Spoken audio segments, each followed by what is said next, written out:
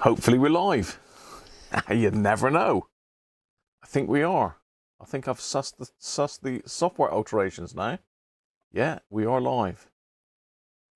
We are live. How about that? Afternoon, everybody. Or good morning, good evening, wherever you are.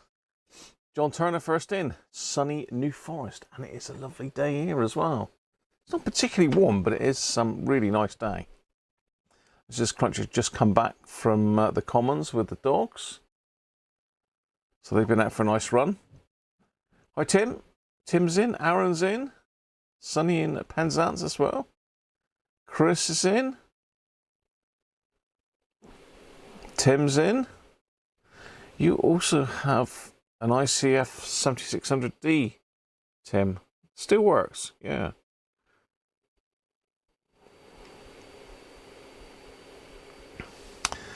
Yeah, not sure about capacitors in this one, Aaron. I really don't know. I can't remember. I can't remember what this has got in it now. I seem to think we took the front off and put it back again quick, didn't we? Because it was leaking. But it did work. It did amazingly work. I don't know how, but... Joe's in, Matambly. How are you, Joe? Coffee's brewing.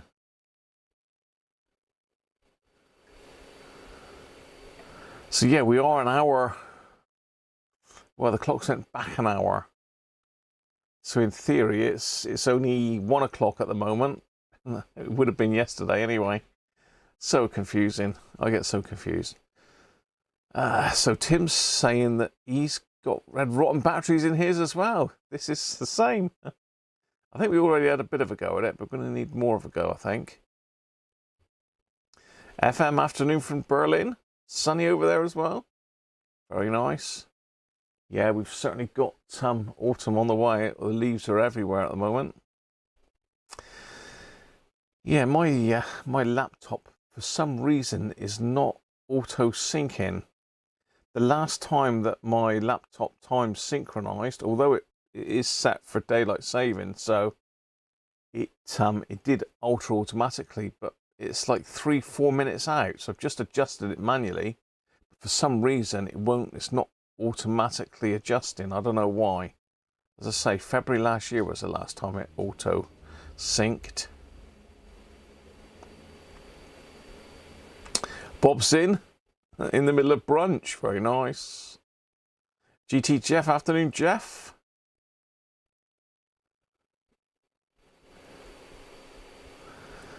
Tom's in. Tom and Susie. Hope Susie's doing well. Nick's in. Hi, Nick. Mike Cass. Hi, Mike.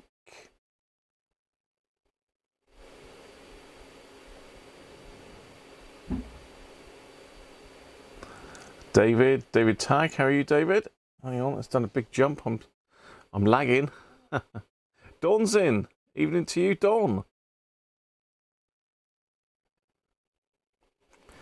Benji's there booting up the TV. Oh, I wonder where you were, Benji. Derek Cooper. Hi, Derek. Danish. Paul's in. Malty's in. Anthony's in. Hope you're doing right, Anthony.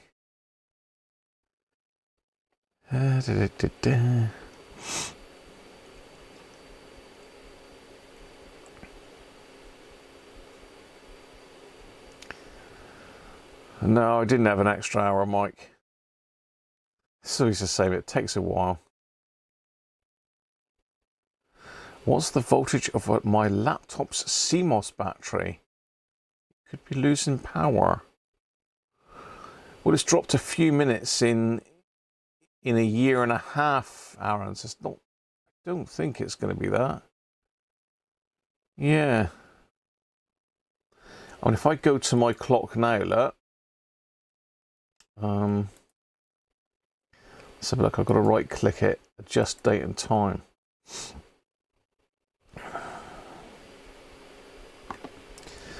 So you can see here, this is my clock settings. Now I've got set time zone automatically, which is on. That seems to be working. Set time automatically. I've had to turn that off. If I turn it on and then go to sync now, you see, last time it synced successfully was February 2023. So if I click on sync now, it instantly comes up with this synchronization failed, check network connectivity and retry. So, you know, I'm connected, I'm hardwired to the internet. So really not sure what's going on with that. Anyway, that's my my time settings situation. Alan, how you doing, mate? You nearly bought a 7600D, but bid on a Texan PL 680. Yeah, not. I've got a Pauly 660 here. I don't know if I've repaired a 680. I've got the 880 here, Alan, which is an amazing radio.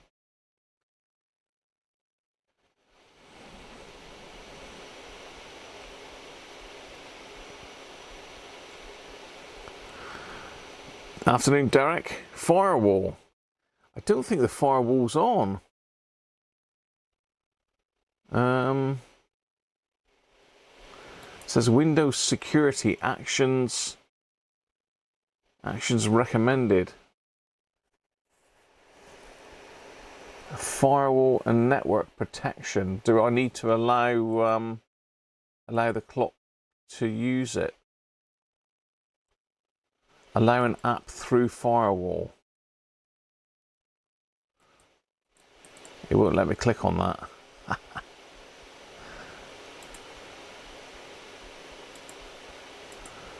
Oh, that's strange. It won't let me touch any of those.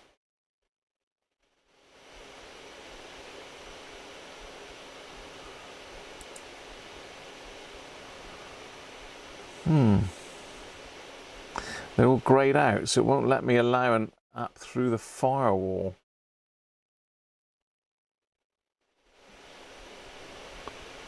Now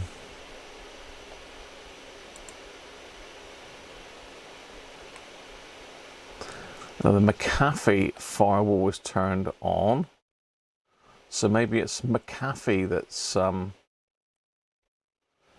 because I got McAfee and the Windows turned on. We're deviating anyway, aren't we, really? It's loading up McAfee now.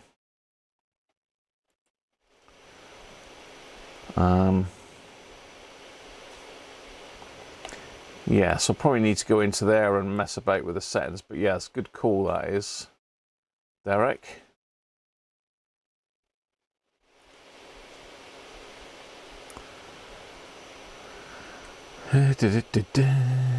Got any third-party virus scan? And McAfee will be it. Yeah, it is McAfee, but I've got two by the looks of it. Found to be McAfee, isn't it? Anyway, let's get back on track, shall we? So the radio is this one. And as I say, the back is off of it because we did find that it has got some nastry bratry. What is going on here? Yes, I should think so, Mr. Goat. You're not sounding too healthy. You've gained some more capacitor legs, haven't you? That's better. Where's your mate gone? Oh yeah, there he is. Well, I think we need them today. Yeah, so we got lots of battery corrosion. So taking out the screws. And I think this is probably about as far as we got, isn't it? Just looking at this, there's lots of, I don't know if you can see the liquid on here. This is all battery. I said, I think I started cleaning up this section. Looks like I've done this bit, but these are really crusty down here. If you can see that or not. Yeah, let's just get you in a bit closer. That is really, really crusty there. Yeah, so we need to get the old vinegar on those. So I think what I'll do to start with is disconnect the FM aerial. At least it is hardwired in on this model, which I prefer. All the other ones are like, what do you call it? Not comfort fit. Comfort fit. All the other ones are like a pressure. They've just got 2 prongs on the back that jab into the circuit board and make contact, which I don't particularly like, but you know, it's one of the reasons why we have problems with the 2001Ds. Right, so just got to remember that that's attached there. Let's get rid of the back panel. Say we've got some crusty battery terminals in that one as well. Go focus. Will you focus? There we go. So that needs decrusting as well. Oh, and they chucked that in the bin then. I'm sure Chris wouldn't have appreciated that. I don't know how close we looked at this. I don't think we took the board out. I think all I did last time was just clean up this section in here. I think we just cleaned that up. We didn't touch this, I don't think. I would suggest that that needs dipping in something, but it does look like this bit might come out. I have got the service manual for this. I downloaded it just now. But we are going to have to have a bit of a play with this, I think. So let's see if we can get the board out. Zoom back out a bit, so you can roughly see what I'm doing, especially if Tim's got to sort his out, because I really want to see how far in this acid has gone. So it looks like we've got the... There's only 2 ferrite connections. I better take a picture of those.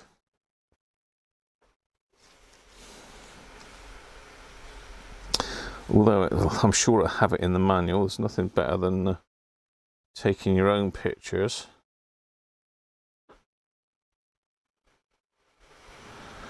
I'll tell you what, I don't like the zoom on this phone. The macro's rubbish.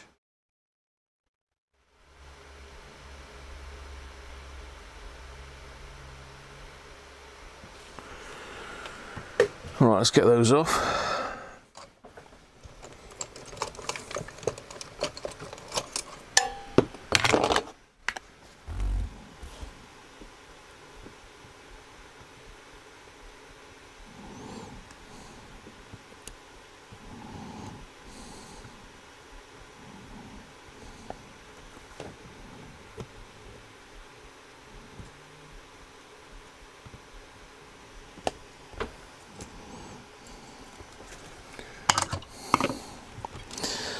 Now, what else have we got? It does look like this whole piece comes out. I can see we've got a screw down there that's looking a bit cruddy.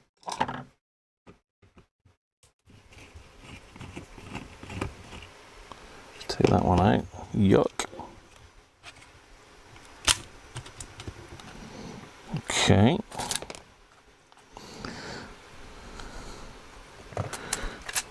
Got a little lever there. That's a piece of the case is broken. Now, where's that come out of? Aha! There's more. So we've got some bits of case inside. It looks like that one has come off of there.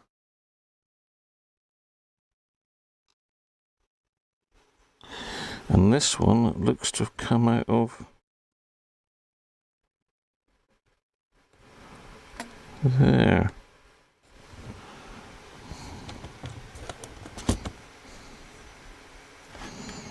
And that's the fixings for the outer case. So I suggest maybe that this has been got out by the postman.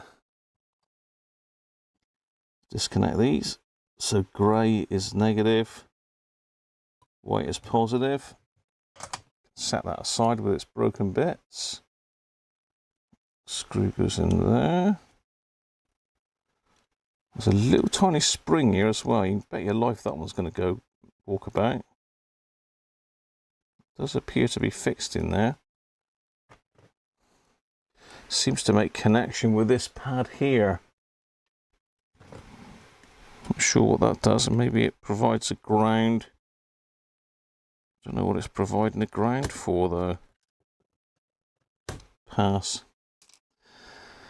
Anyway, that's another bit out of the way.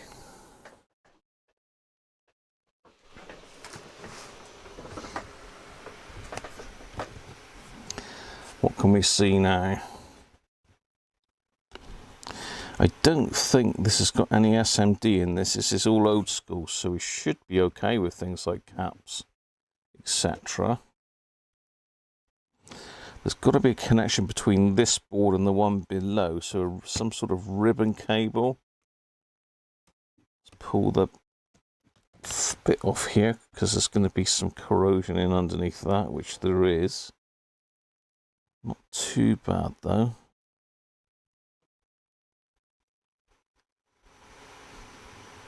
Yeah, not too bad. It hasn't got underneath there, which is good news. A little bit maybe in this corner, but not too bad. So that can come out as well. So how is that fixed?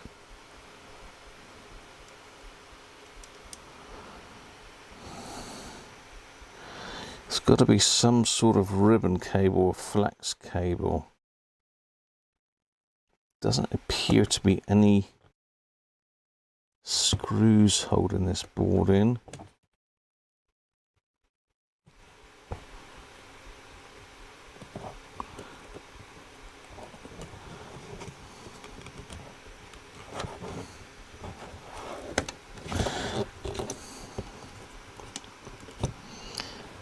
Well, have I missed a screw somewhere? It just looks like it's clipped in.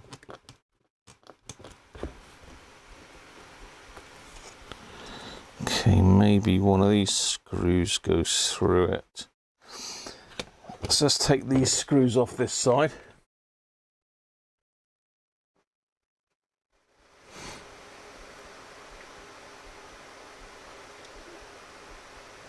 Yummy, yummy, yuck.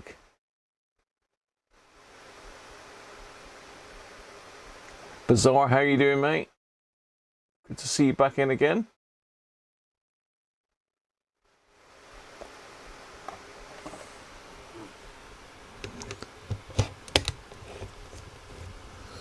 So that one's got a washer. In fact, that one has as well.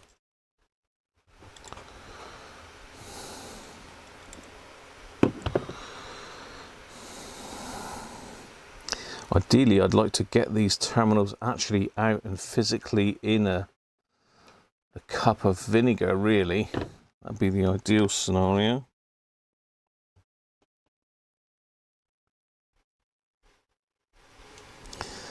That come out now.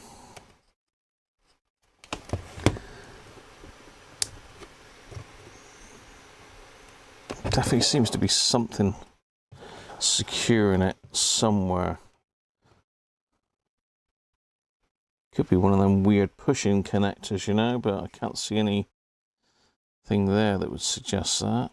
Oh, I'm missing a screw somewhere. Come on, that I can't see.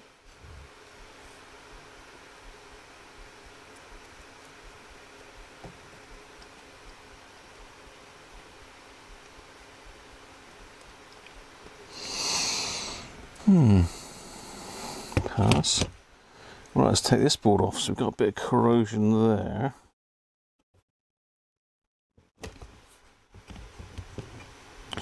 Just plastic claws, which get very brittle in these things. So just try and take them off with my fingers if I can.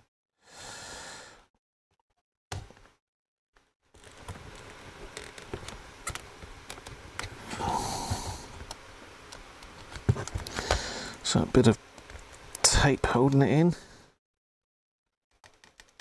God, dear, that's cruddy. Let's cut that off.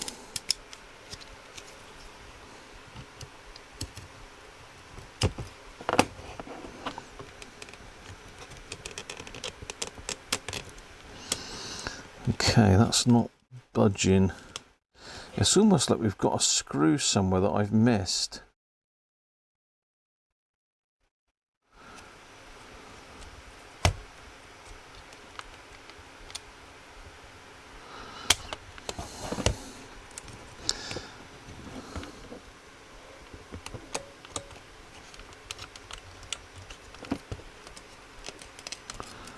Seems to be holding on in the same place.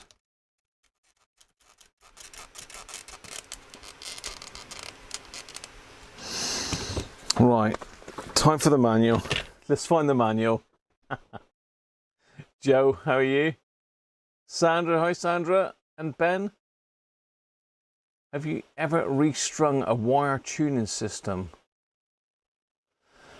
Yeah, dial cords are my thing I hate the most, Alan. I definitely hate those. Right, let's find this service manual then. Here we go.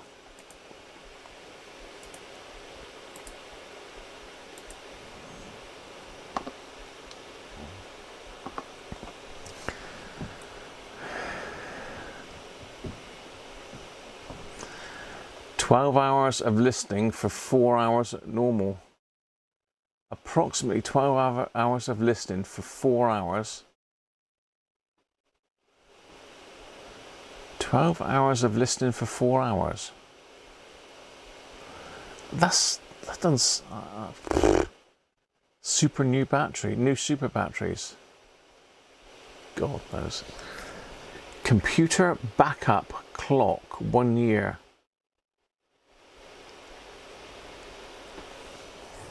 So again, we should be looking at probably putting lithiums in this if it'll take it.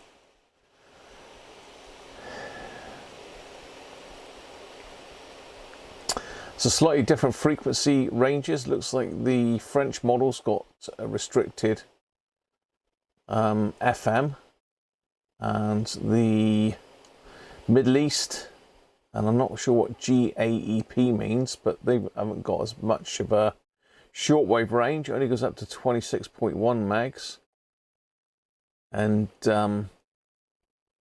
no external antenna for the GAEP model, and no SSB for the ME model.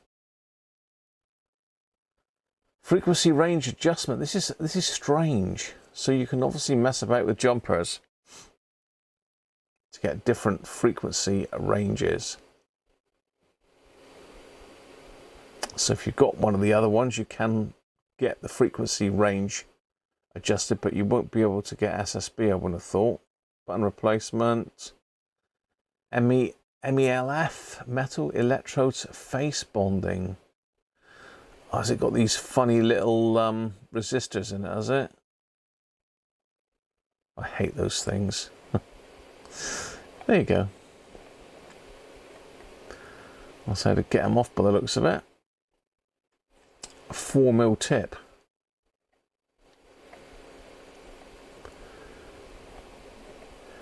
Replacing chip components, yeah. Location and controls. Come on, where's the stuff that we need? Block diagram, always very nice to have a block diagram. Although it's in 2 parts, it'd be nice to have an original manual for this. Which unfortunately I haven't got an original manual for this. I've got a lot of the Sony manuals. Is it going to tell me how to disassemble? Ah, here we go then. Right, okay, we've done that. We've got the back off. Remove claw. Antenna board.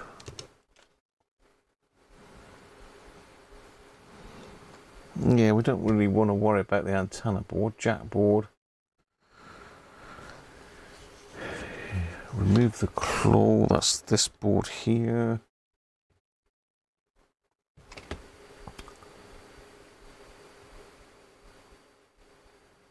The screw and take out the front cabinet. Yeah, we've done that. Ah, stand the switchboard up, and there is a ribbon cable, look. So we're going to stand the switchboard up.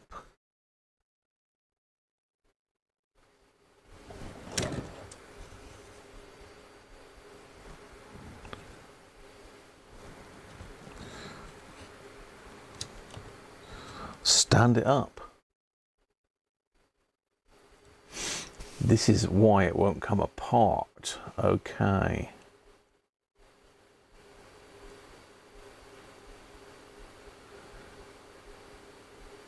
So we've got 2 screws, we've got the claws, so this is what's holding us up.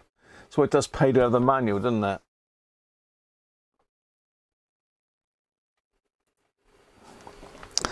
So it says just lift it on up. So we're going to have to pull this claw here by the screen. Stand it up. It wouldn't do that just now, would it?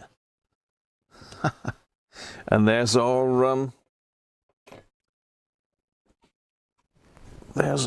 ribbon cable, or flat flex cable. Let's just get the screw pick underneath that and just pick those up. Yay!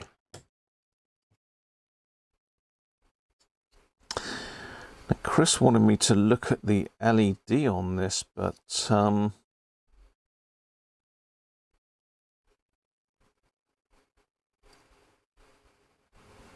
I'm really not sure how that's lit.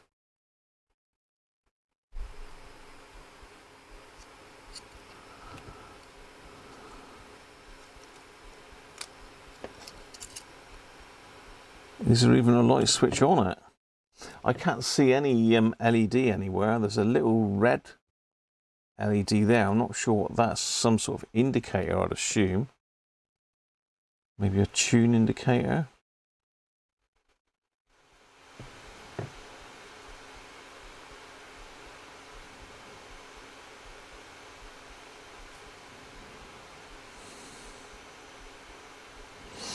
That's a little LED for the clock. LCD even.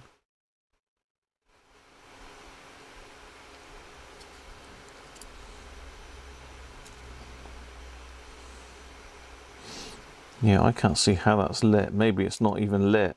I mean, if it is lit, it's nice to have it brighter, but if it's not lit, then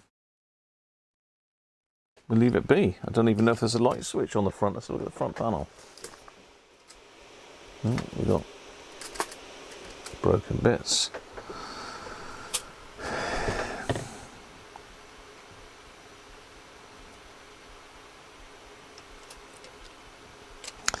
There is no light, Chris. You can't have a light if there isn't one. No light. No lighty. No likey, no lighty. Hey Rob, how are you? Rob's radio channel. Mike Cass, thank you very much for the tip, Mike. It's catching up.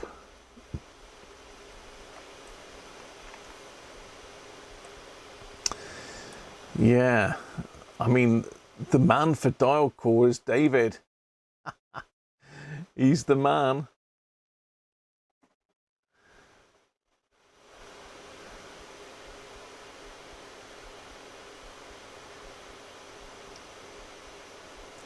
Just catching up.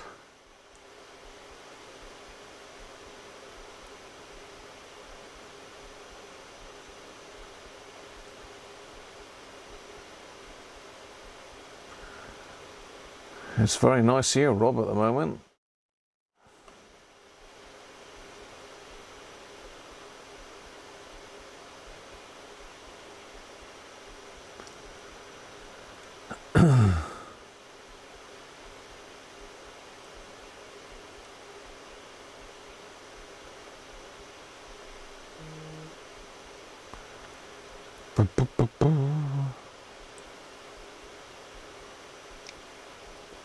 Yeah, no light.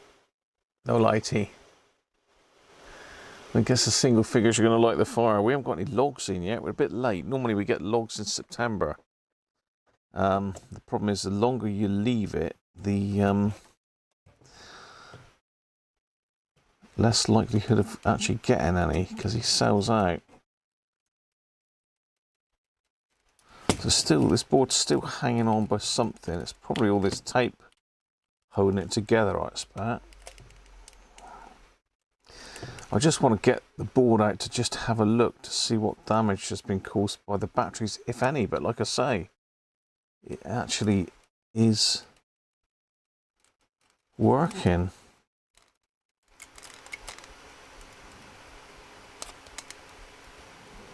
Yeah, it does look like it's this tape maybe holding it together.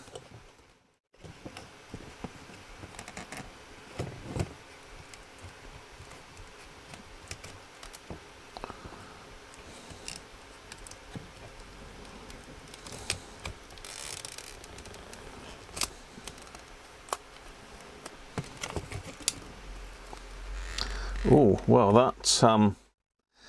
that battery terminal wire has just literally dropped off there. That corroded right through. So that was well worth taking off.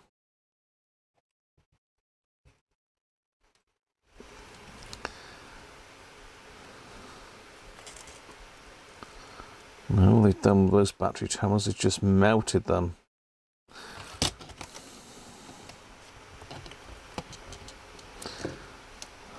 So let's just make a note of where these are with the camera. Well, with the phone. I'd say cameras are a strange thing, aren't they? I mean, I was a photographer, well, still am, I suppose, but I'm not active really anymore. But everybody that was sort of pro or semi-pro had an SLR film camera. Then digital came along. So everybody moved to the little diddy digital cameras, which were great for doing jobs like this. Just snap away, save it to SD card, and away you go. Then, of course, now it's all phone cameras. Right, this is tricky. It's going to be tricky to desolder. Potentially it'd be better for me to pick this off and lift this out. Lift both of those terminals out with the wires on. I don't know if you can see what they've done here on this board, so let me just get you in a bit closer. So I'm trying to remove these wires, but they're very close to all this plastic. It's highly likely I'm going to burn something by desoldering, but all they've done is they've just melted the plastic here to secure these in.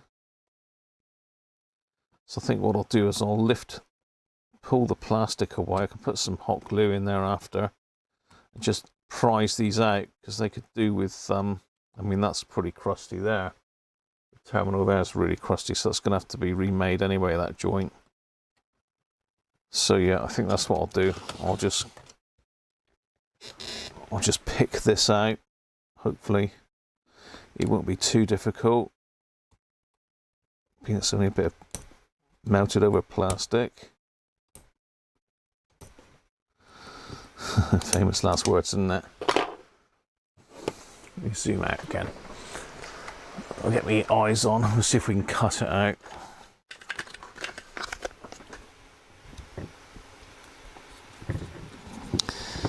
We certainly had a good bit of excess plastic there to melt over.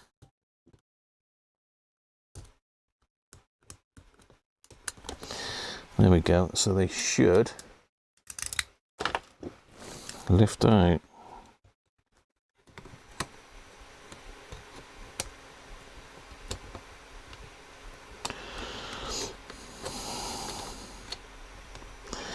There's one.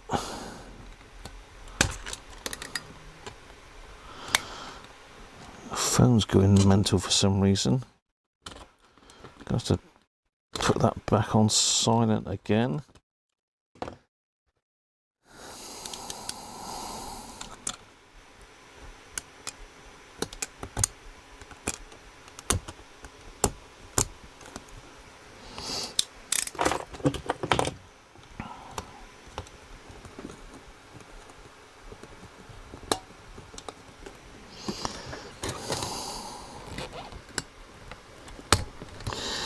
There we go, that's those two terminals out.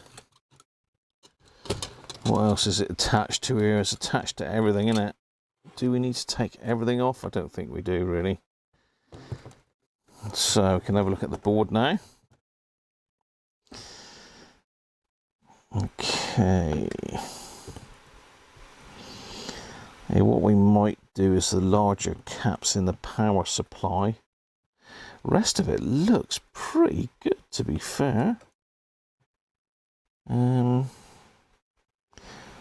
Yeah, I think replacing the caps on this would probably be a waste of time, being it's actually working. Plus, there's a lot of them. They're all miniature. And that would take many, many hours. And would cost way more than the radio's worth.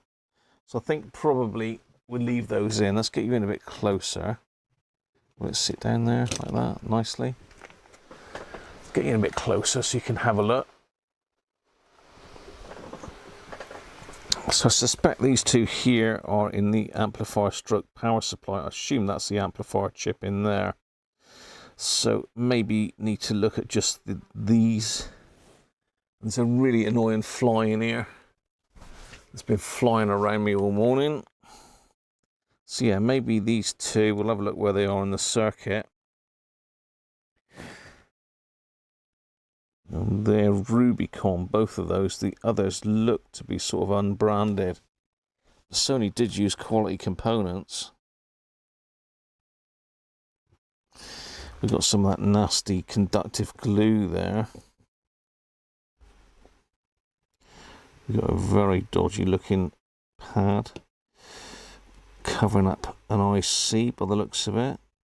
I'm not going to poke that about too much because it's just going to shed everywhere. Yeah, there's an IC under there, so that's probably the IF IC underneath there.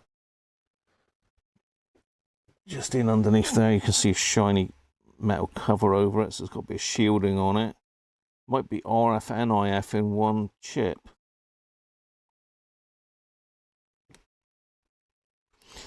Lots of sealed up potentiometers or little trimmers. No touchy. Loads of caps, tantalums. There's a bit of everything in this. So we've got our slider there so we can lubricate that one. Maybe get a shot of those two.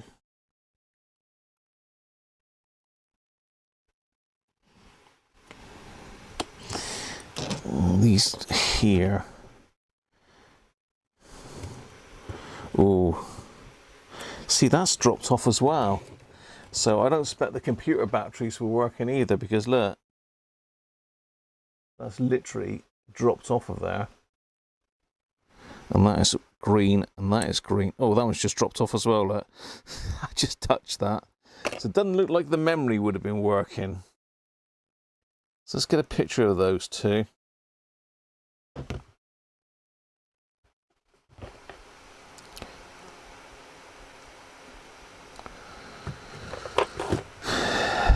So it looks like they're going to have to come out.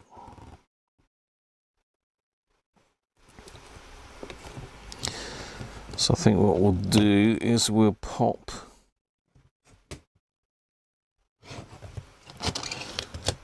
that board just clipped in there.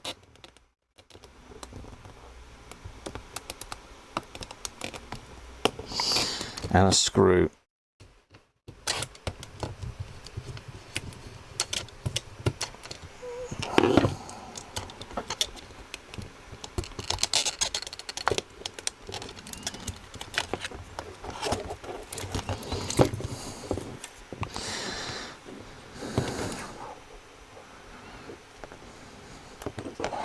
This one looks like it's clipped in as well. Oh, this is going to be fun to get all this lot back in. I can see it.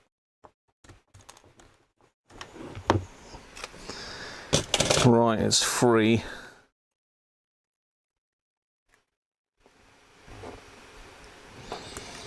So let's have a look at these terminals.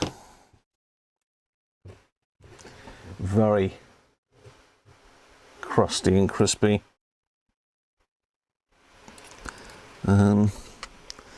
Will they even push through? That is so bad. How am I going to do this then? What have I got that I can stick? Just going to have to use Ideally, I want to bathe them in vinegar. Just some cleared vinegar. Asda, but any other brand will do.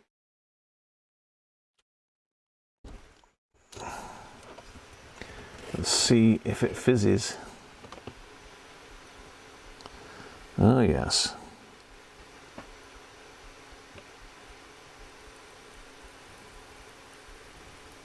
See it bubbling there? It's focusing on my fingers, isn't it? You can actually hear it bubbling. Let's get a bit nastier with it. Look at that.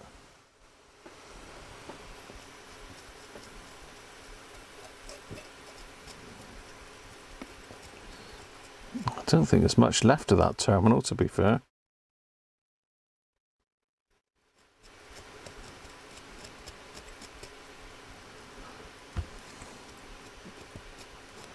Yeah, there's not much left of that terminal.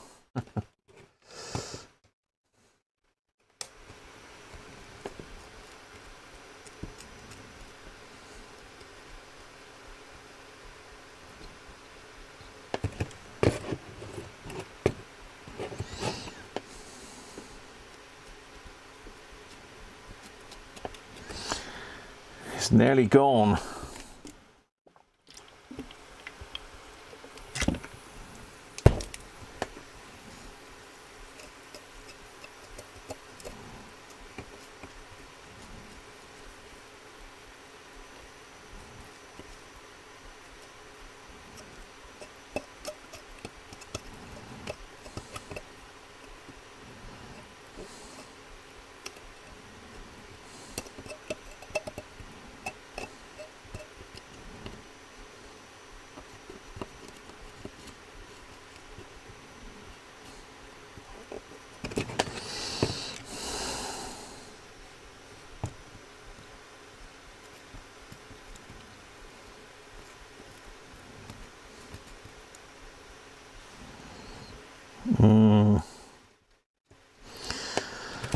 Yes, what we're going to do with that then? I mean, it's only the other side of the terminal,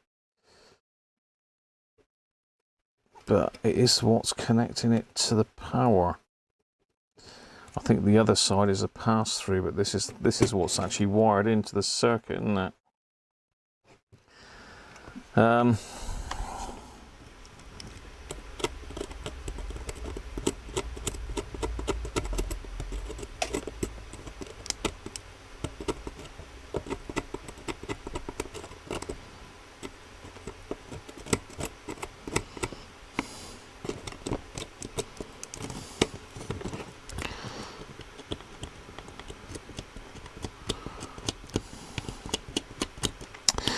I've got some AA battery connectors somewhere,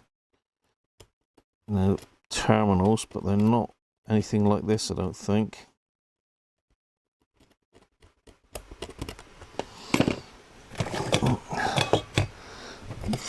I've got a swimming pool of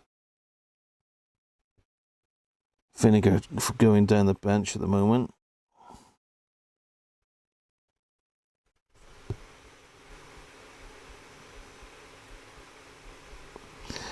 Just trying to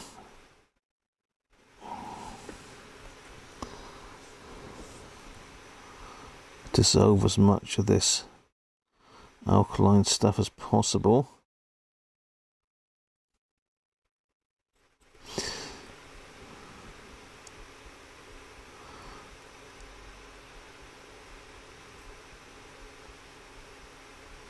Still fizzing away like mad.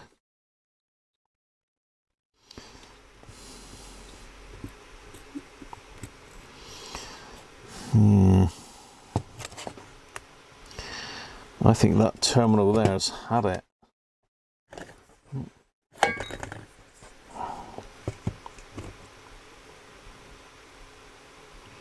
Still fizzing.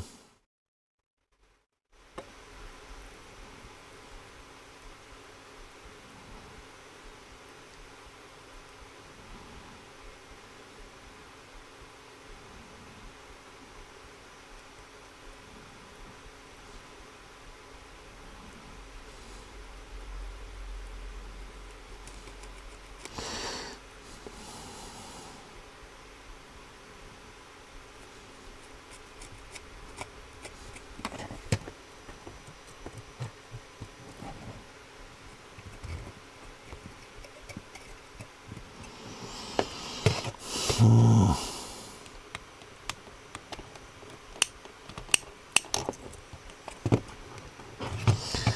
wonder if this one will come out.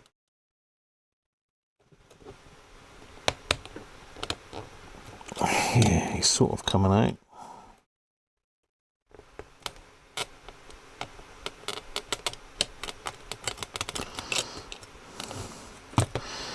That one's out.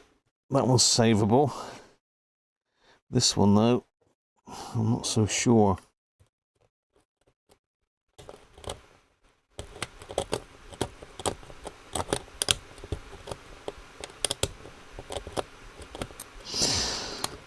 So these batteries are for the clock and the processor.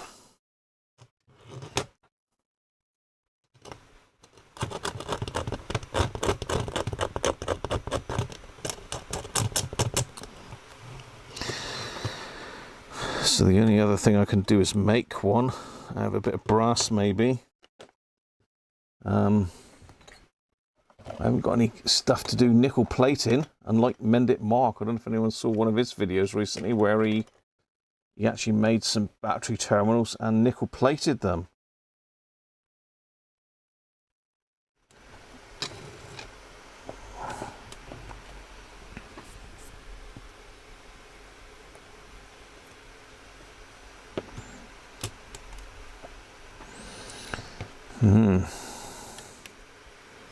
That is pretty knackered, that one.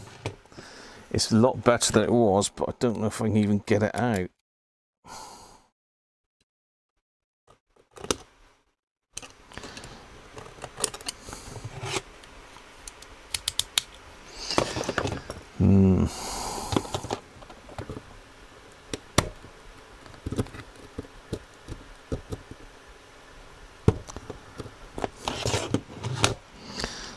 He's coming. He's coming out. Get some pliers and persuade it a bit more.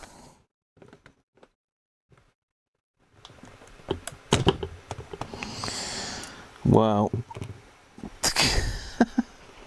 I think see the state of that. That's the two terminals there. Look. They're going to have to go in a cup of vinegar. We'll see what's left of them, if anything.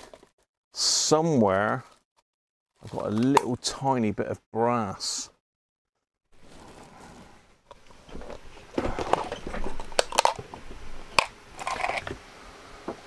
So stick them in there, and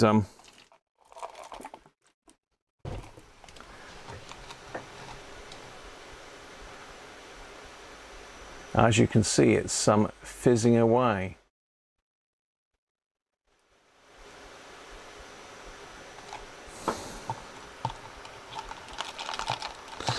Right, we'll leave that in there for a minute. Get rid of all this vinegar all over the place and get a beer underway.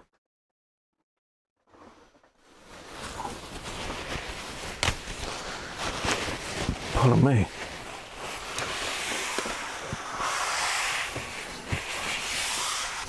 Smells like a chippy in here again now. There is all sorts of battery acid everywhere else as well. So that one there was also corroded, wasn't it? This one corroded on the end, so we need to get that one out maybe.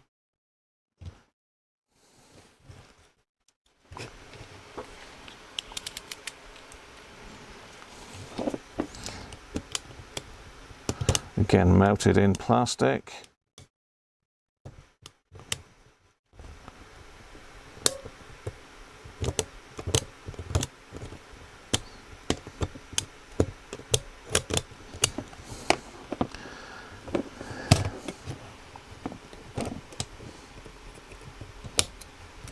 Sort of like clips in underneath.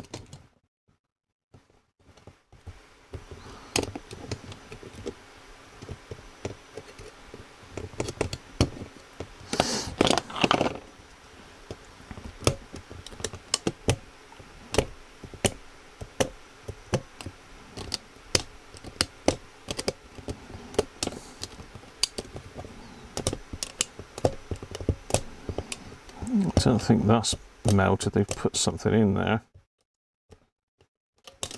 Probably that conductive glue stuff, I expect. Is it going to come out of there? You going to come out of there?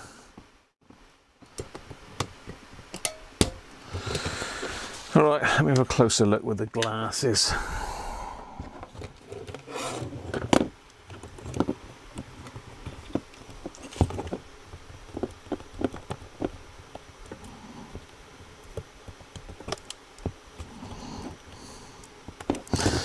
Okay, there's a little tiny pit pin underneath there that it's hooked on.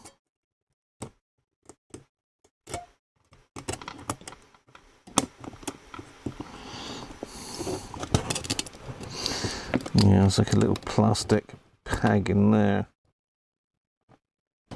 There he is. Got him.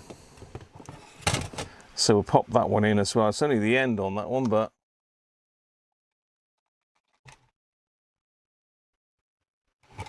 should get rid of the corrosion.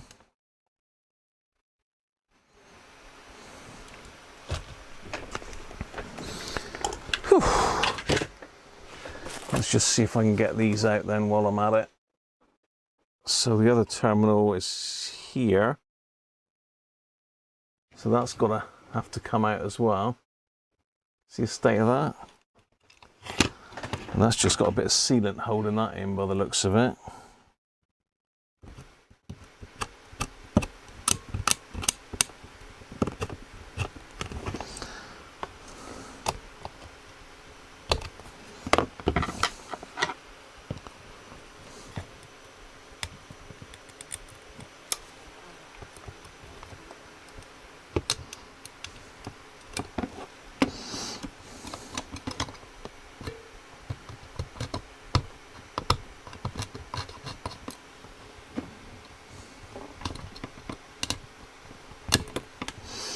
It's moving.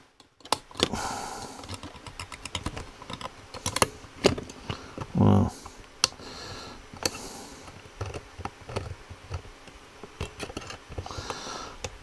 Cool.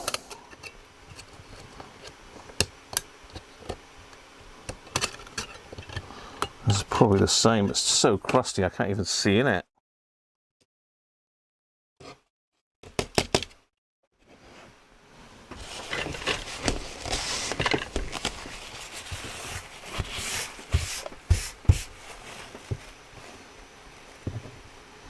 Yeah, there's another little tiny clip again. Just holding it in.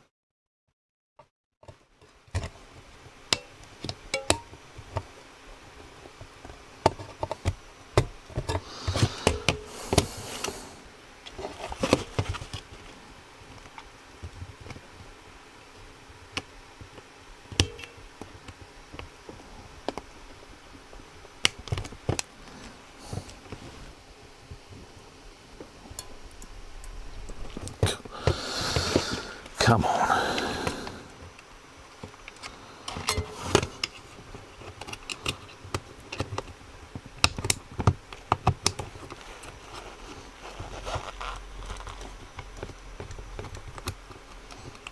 Come on.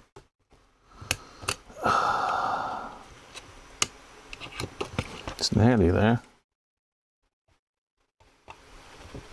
I can see the back of the spring here, so I can sort of push it over. There he goes.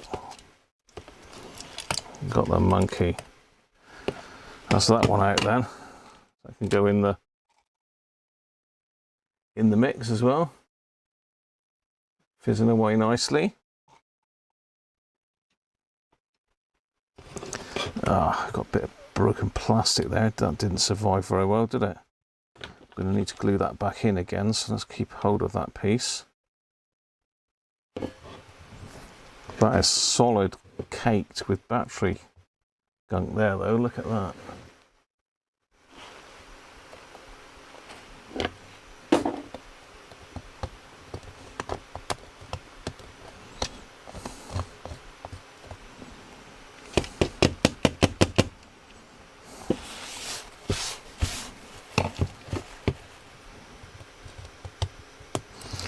So you need to either buy lithium batteries or take the batteries out of the thing. This is actually the radio batteries.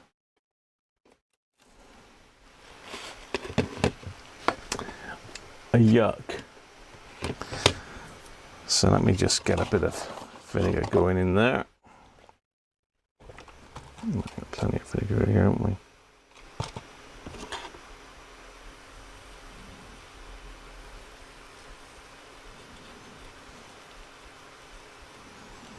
Soon got rid of that on the plastic.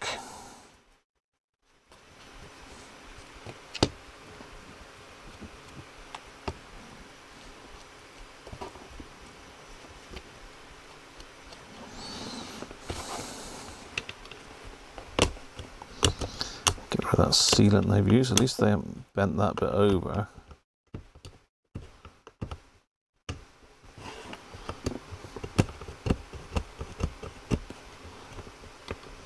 Use some cruddy sealant in that.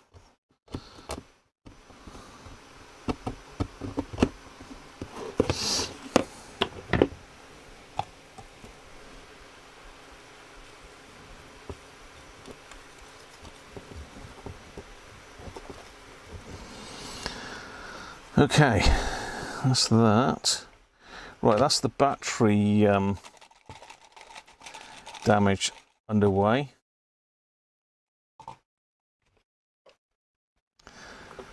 So let's get that back out of the way.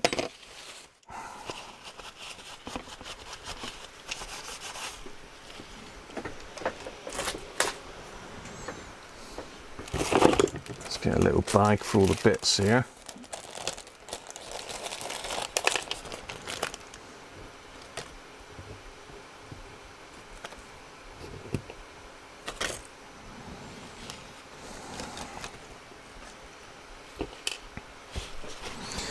Get rid of all the other crud on the bench, and then we'll get the microscope out and have a look at the other bits just to make sure that we've got no corrosion on the board. I don't think it is. So the design's quite clever there, really, because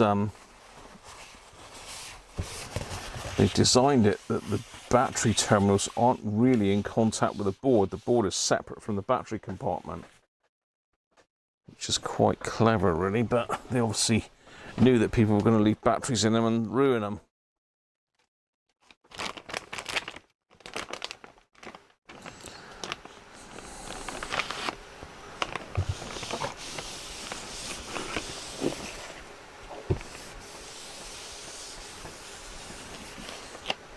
Right, bit of a clean-up situation.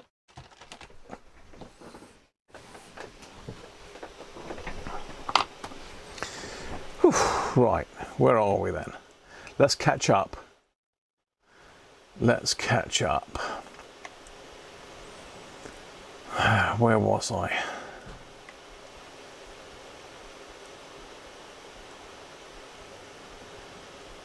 I'm way behind.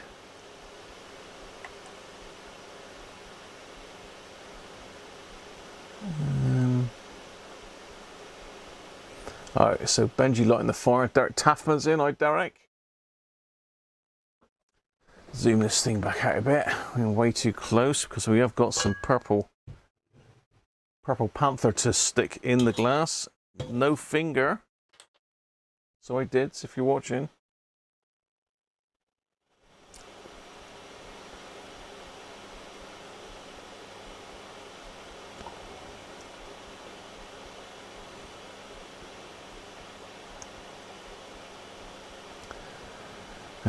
Can we drink a carbonated pineapple and grapefruit drink? Forecast is snow.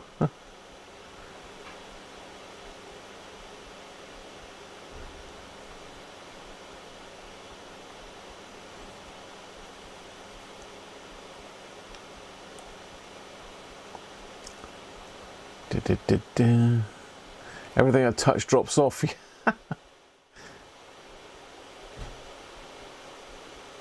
Snowplow, we don't see those very often.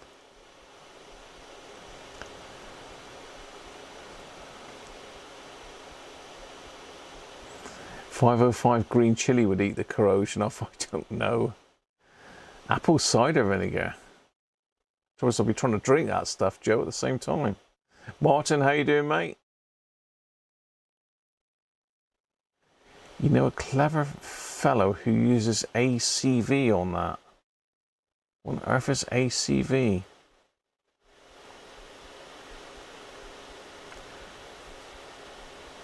You have a spring kit, do you? Oh, apple cider vinegar. Okay. Mac Vision, how are you?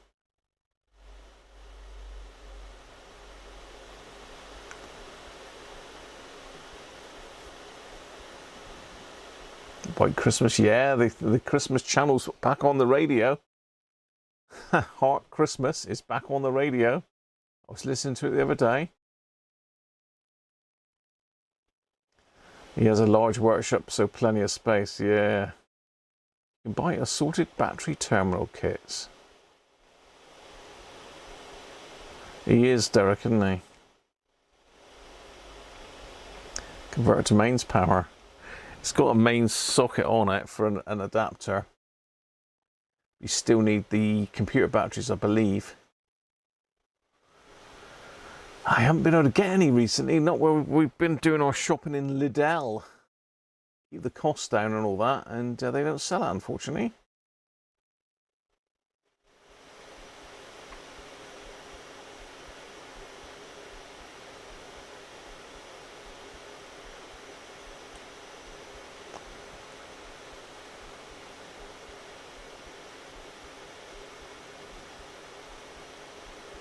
Welcome back, Rob. Where have you been again? You keep going, doesn't he?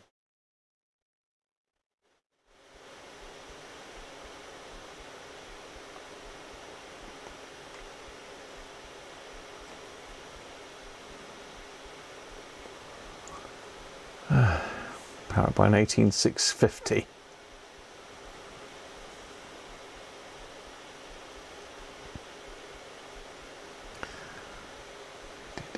Right, I think I'm up. Noddy says not yet.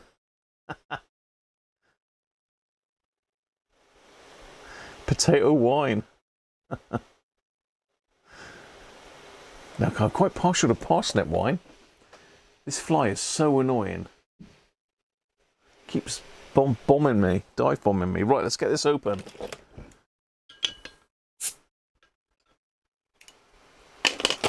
I keep getting bitten. I get bit by everything that them in flies.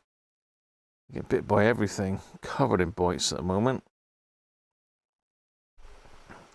The odd one gets into the bedroom overnight, I think, and attacks me when I'm asleep. Okay. I don't think there's any corrosion on this board, but I don't know. So let's get the microscope out. Do you want to watch along? See if I can get you in as well.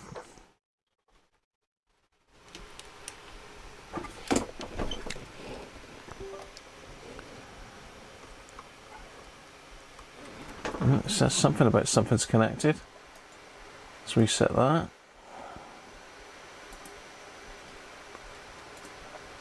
Well, you can sort of see. I want to zoom right out, don't we?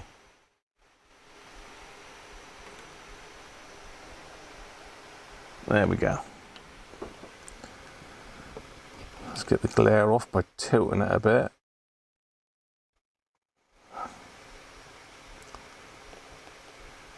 Looks like a little bit of corrosion just there. On that. Yeah, a bit of corrosion there. I didn't see with the naked eye.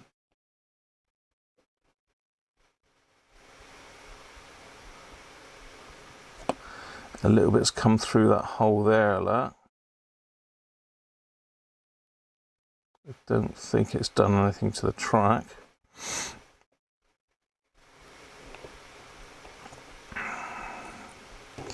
Bit of corrosion sort of on this plate you can see around the edge. So it looks like that plate's got, I can smell it actually. On the back side. Yeah, there's a little bit up here. A bit corrosion around here, so I'm going to have to reflow those. There's a bit on that top trace, but it looks okay. So I think a bit of vinegar on there and then reflow those. I think that's where the ferrite connects, isn't it? On there. Again, a little bit's come through that hole. We've got corrosion on this plate as well. Oh, that's the same plate. I've got it on the top half. A little bit around here. That's just flux.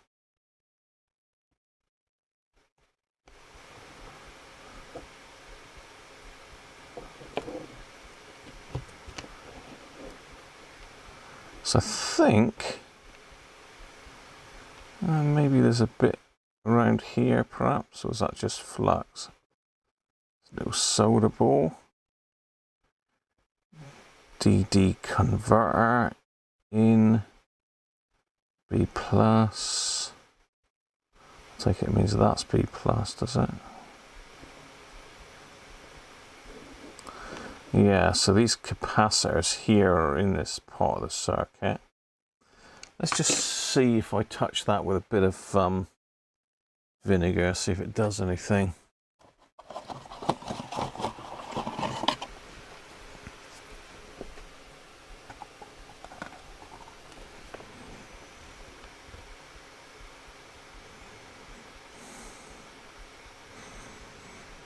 No, it's not fizzing. Where else was it? Here, wasn't it?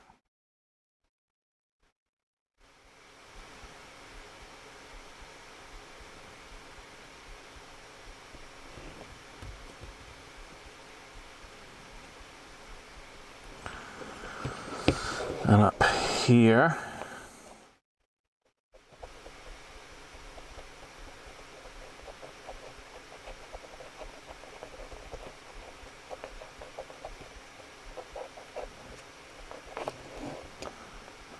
In there.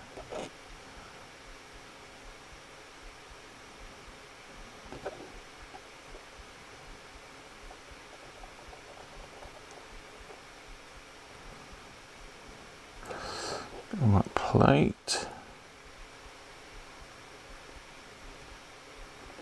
A little bit there.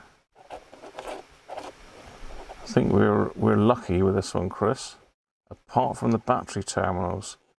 So we might need to get hold of one of these kits maybe, because I think one of those is not savable.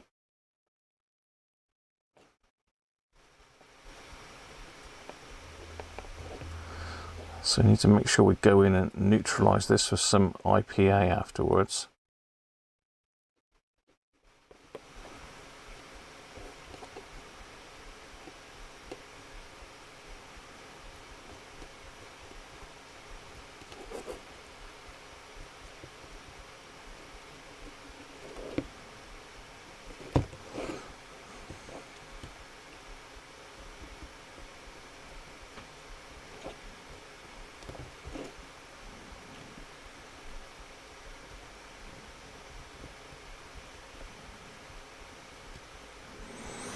Okay.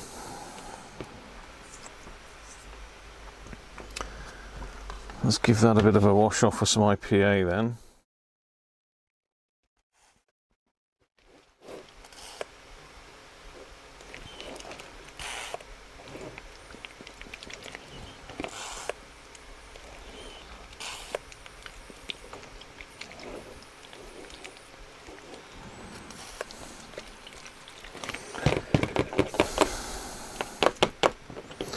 That should stop it corroding anymore.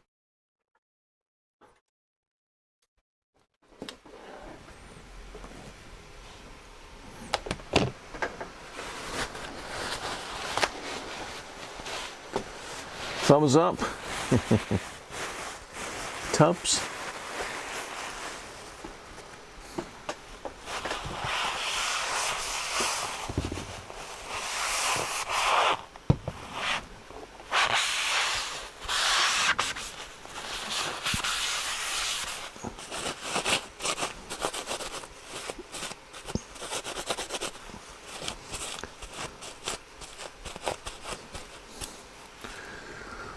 Just blow any stuff out from underneath the shields.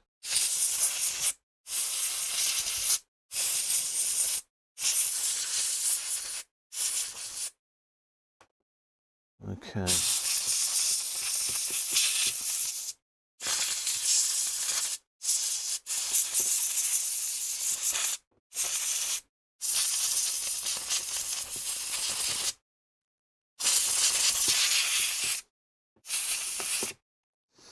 Right.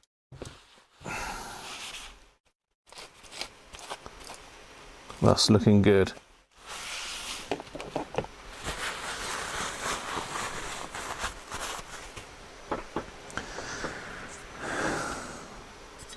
Let's get the rest of the pamphlet in.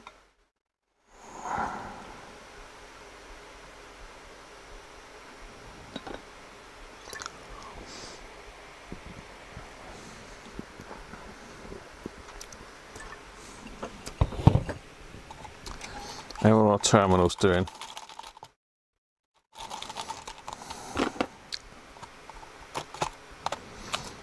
Yeah, the springs are all looking fine. It's just that post there that's not looking great.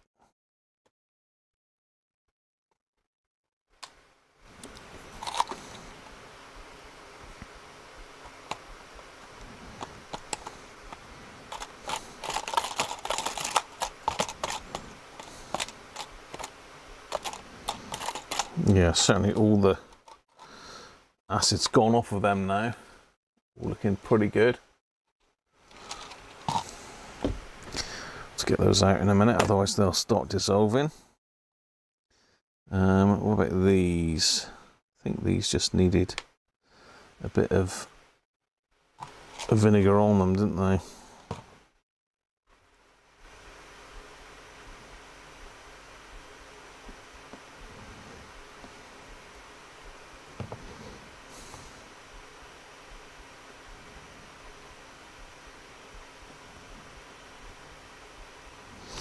Yeah, not too bad. Just caught it a little bit on the terminals, that's all. Get off.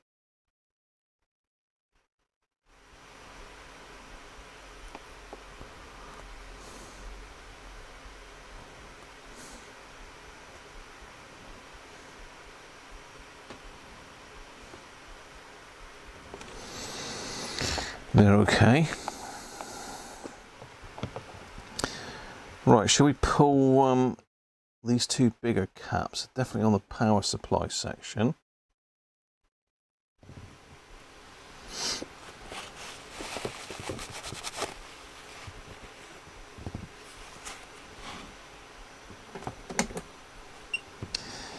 So a 10 at 220, sorry, 220 at 10, a 330 at 10.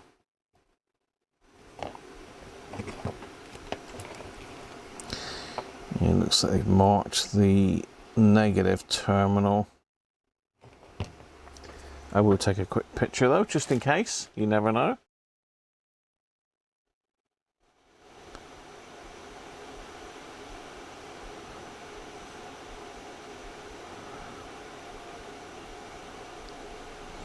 Anthony.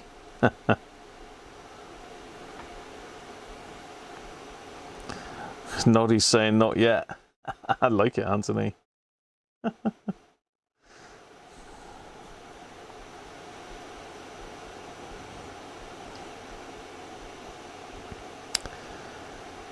Right.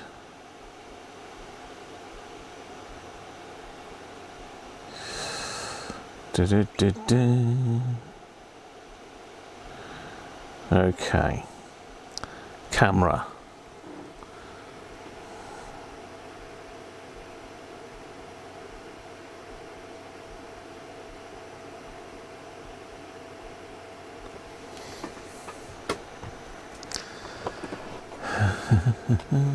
Camera, Purple Panther.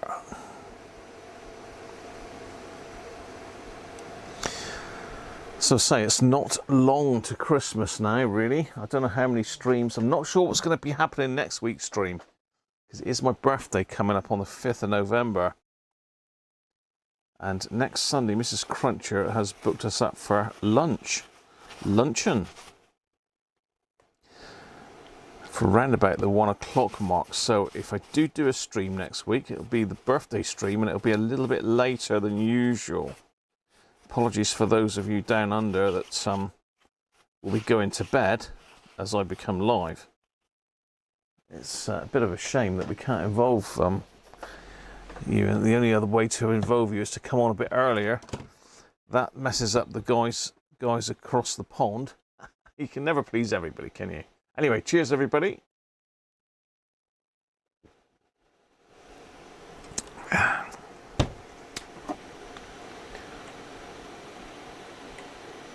Dave Rhodes, how are you, mate?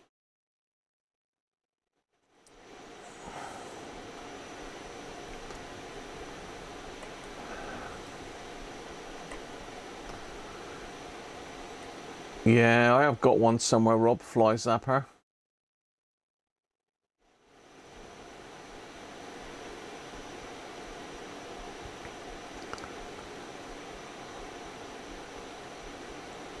Don, how you doing, mate? Way past your bedtime. Thanks for dropping in. I'll get those connectors off to you soon as well, mate. I've got your address now. I did put it all into Royal Mail, but that's about as far as I got, Don. I think I fell asleep then. But I will dig some out. I've got a load of them here somewhere that I've 3D printed and made up. I can't remember if I sent a load to Rob. I can't remember now.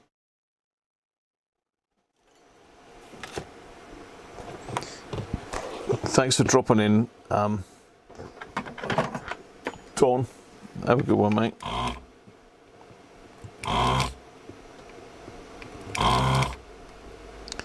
So I'm just going to have a look at these two.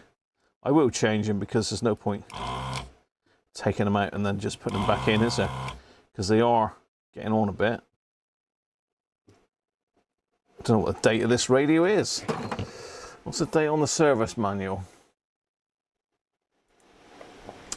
What is the date on the service manual? Oh, it says on the first page.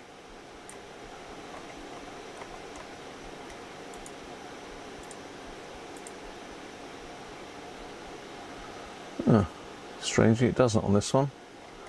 I wonder if it says it on the last page.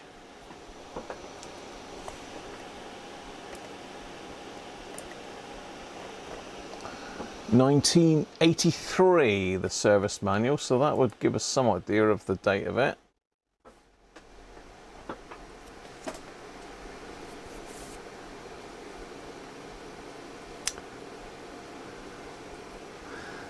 You don't think you would cavil? What does that mean, Bob? Well, it's not my birthday. My birthday is on the Tuesday, so there's not really any excuse, is there? So we've got a bit of capacitor bingo, look. It's got a little bit of juice coming through, but I think that might be just from where I cleaned the board just now. So what do we think then? Let's have a look. 330. Let's do some capacitor bingo. Let's get back into the swing of it.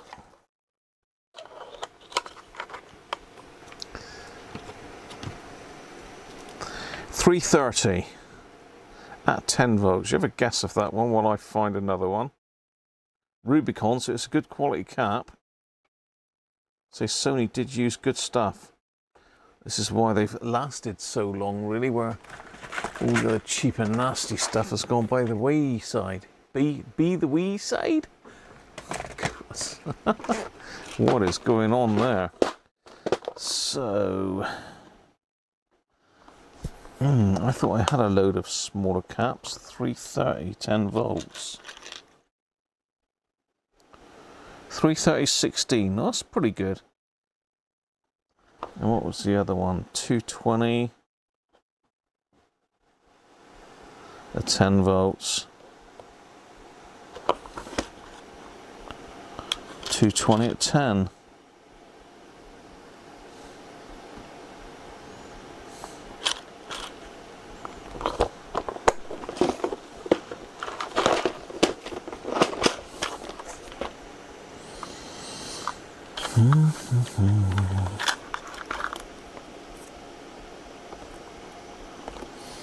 What size is that?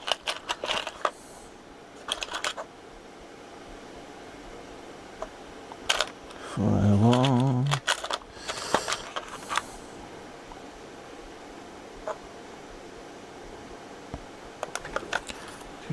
25. I'll tell you what, the 25 is virtually exactly the same as that one.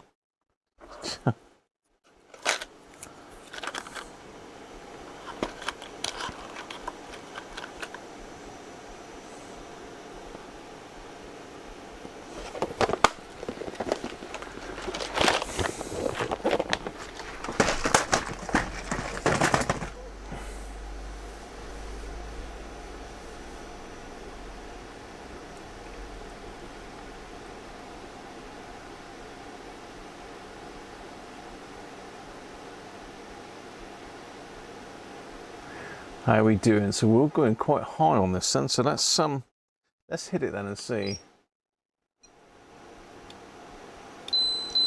349. So to be fair, that's a pretty good cap. Was it supposed to be 330? That is pretty good. So who had 349 then? 346 for Tim. 349 Danish on the nose.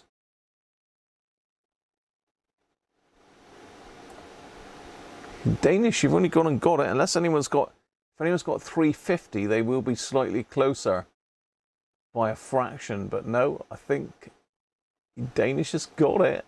Absolutely bang on. So nothing wrong with that cap.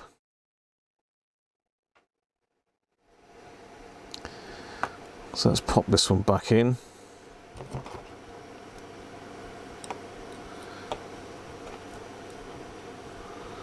At least we know it's got a nice new one now, and it will last for another God knows how many years, because these are the two that will get stressed the most. And this next one then is a 220 at 10 volts.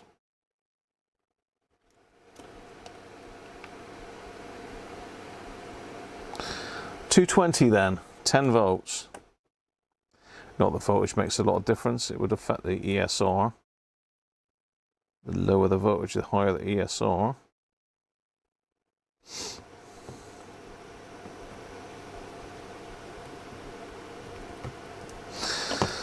So you have a guess at that while I solder these two back in. I'm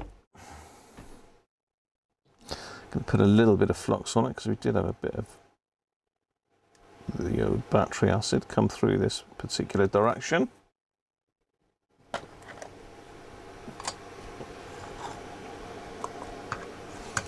Soldering iron's turned off, been so long.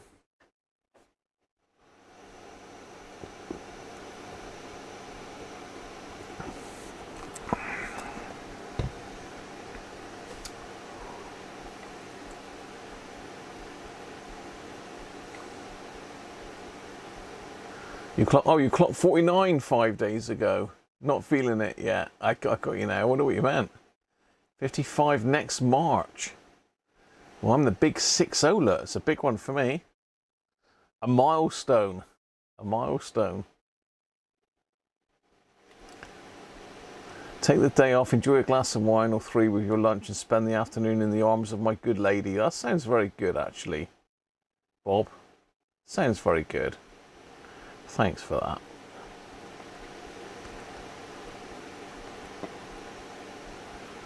No worries, Aaron. We'll let you know if you've won it. Right, let's hit the button then.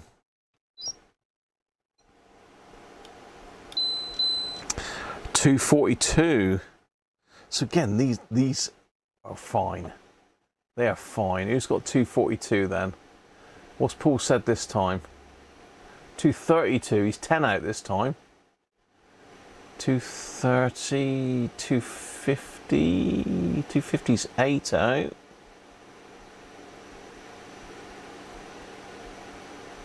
241 is only 1 out from Mike. 242, Martin. Martin, on the nose. Well done, mate.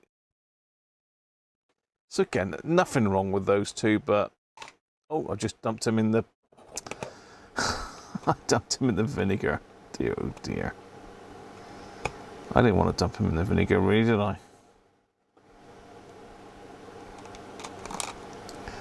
I didn't want to dump him in the vinegar with my little battery components all nicely disintegrating. Right, let's put that to one side then. Let's get that. So that gives you a good indication that the rest of the radio's highly likely to be fine. It was working okay, there was no issues with it. I'm surprised, but then I don't think I ran it up on batteries, I ran it up on the mains. I think it probably, if I'd done it on batteries, it wouldn't have worked. Well, it wouldn't have, because there was leads hanging off of it. And we didn't connect the clock batteries in either, did we? So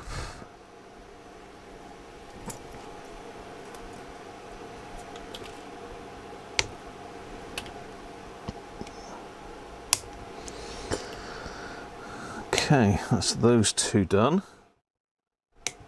Nice Nichicon's gone back in there. Nice and new, so should last another 30-40 years. Those are okay.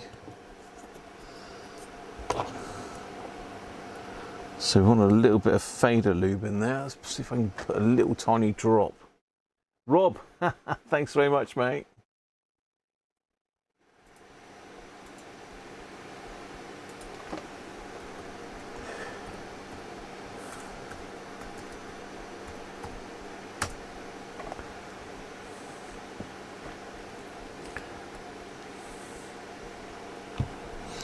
So I'm just going to put a little tiny bit of this on each track and just move that up and down.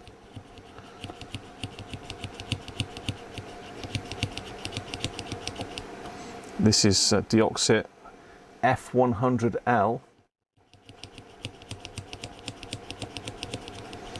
I think it was Tony. Was it Tony that Anthony that recommended that website to me?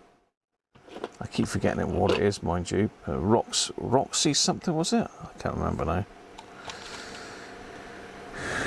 Right, we need to get these out of here now and get them in just some normal water.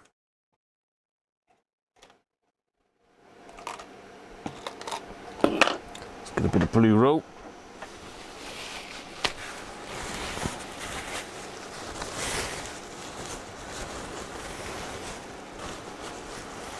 Oh, nice, Bob. Yeah, he usually is. I thought it was you, Anthony. Yeah. Good little site, that. They do all the range of deoxits. As I say, very expensive, but if you're doing this sort of stuff all the time, it sort of will pay for itself. If you're just a hobbyist, then it's not going to pay for itself, really, is it? Unless you're doing work for other people.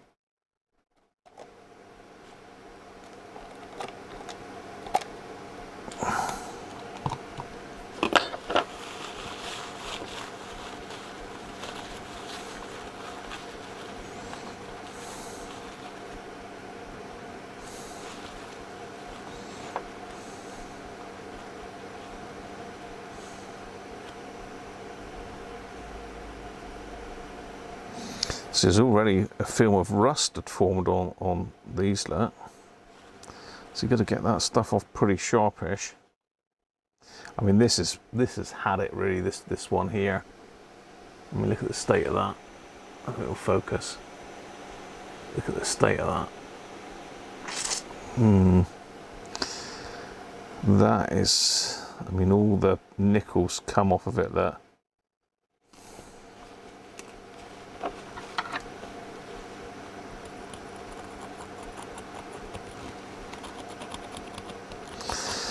It does appear to be fairly solid underneath, actually.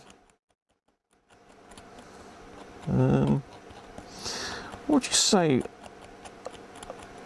I'm just trying to thinking aloud here. If I was to clean that up with the Dremel and maybe solder over it, I don't know if it'll come up clean enough to take solder though, to be fair. It actually does look solid. As long as it'll take... Yeah, so what I'm going to do, I'm just going to go and tip this away, wash this out, and then I'm going to fill it up with a bit of water and just soak those in a bit of water for a minute. And then we'll have to squirt them with a bit of WD to get rid of the little bit of rust that's on them.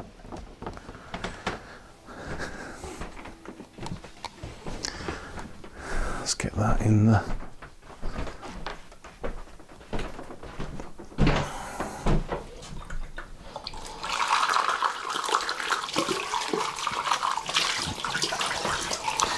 I decided to have a go at changing the oil in the car yesterday, which took me a fair while. So I got some decent oil filter and some decent oil. I think I've got Castrol Professional Synthetic Oil, which was quite nice, expensive, but when you look at the cost of a service these days, it sort of pays for itself, although these modern things are a pain in the neck to do any servicing work on if you haven't got a ramp. I thought I'd have a go, you know, see if I could do it. I don't know what would have happened if I couldn't. I'd have been in trouble, wouldn't I? I'd have been ringing at me mechanic saying, "Oh, sorry, shouldn't have done it. Help." Yeah, you carry on, Rob. You'll kill that, mate. You ain't going to fix that yourself. You just haven't got the kit to do it. We might have the kit, but I wouldn't touch it personally. But you carry on. It's your radio. If you want to give it a go, have a go hero and all that, go for it. What's the worst that can happen? You can never get it back together again. Right, so they're just in the water now, just neutralising. Let's give them a bit of a shake up.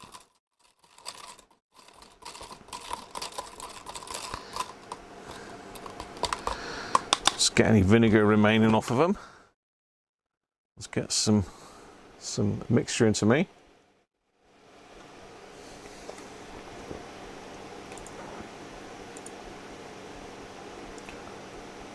Nickel plating involves using cyanide. Better to grease them, Anthony. What would you grease them with, though?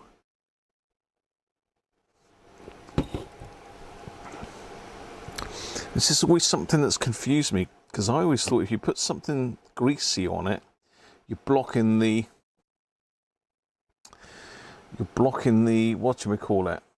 The conductivity of it. You're putting a barrier between the terminal and the battery.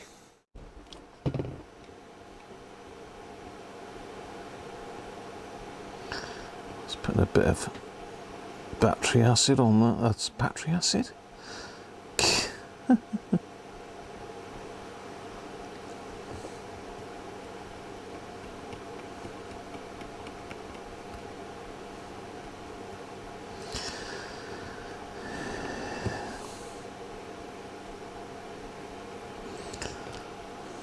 Right.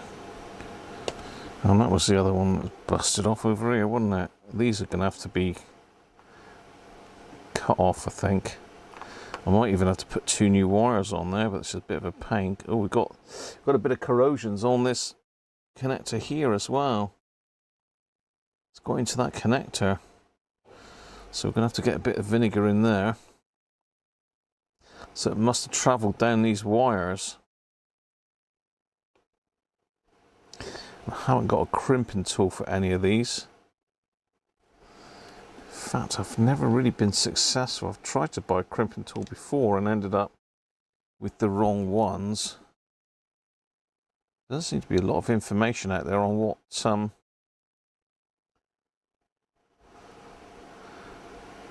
how to use a crimping tool properly for these little tiny connectors. There's so many different types of standards of them as well.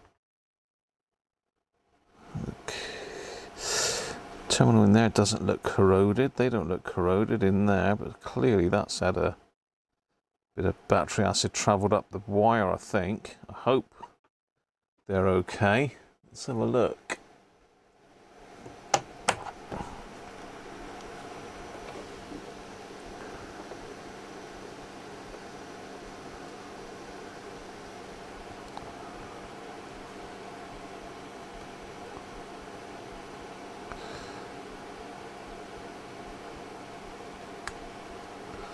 Oh yeah, that's black.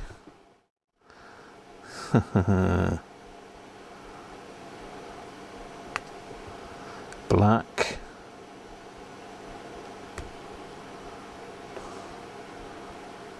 Getting better. I'm gonna have to cut these back and splice another piece of wire in these.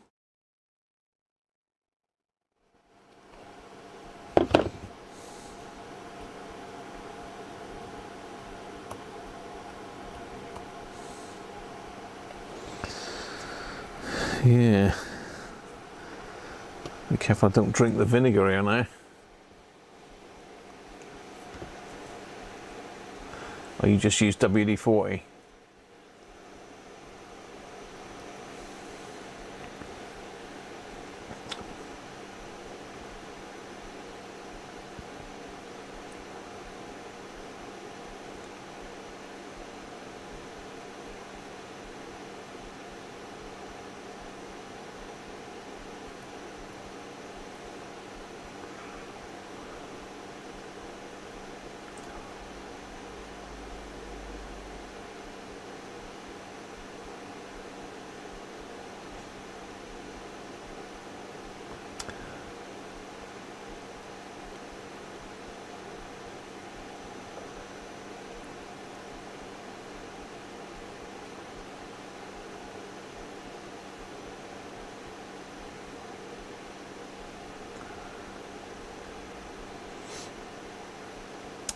I have got some silver solder here.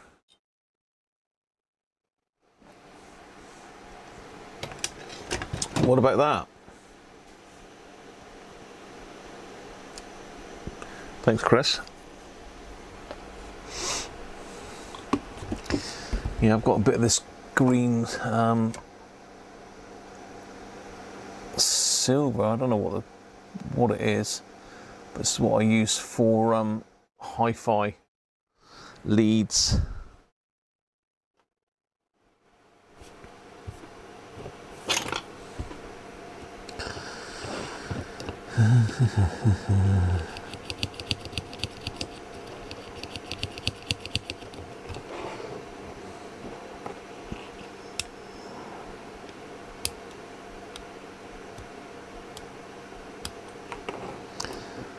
I'm just trying to see if I can get anything in these switches, because again, they might have got a bit of corrosion in those.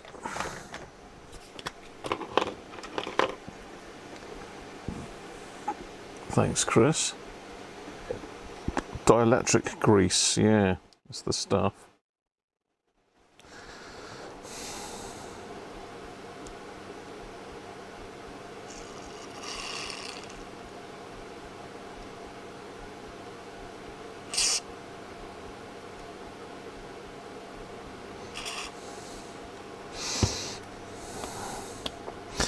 See, that should be able to work its way into the switch.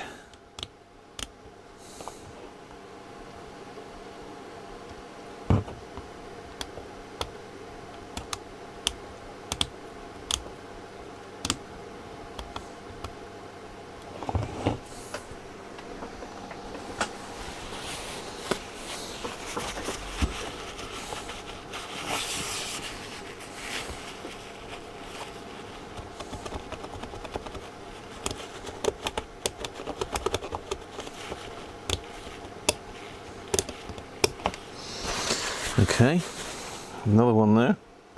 Let's put a bit in there. Squirt in all the jacks, plugs.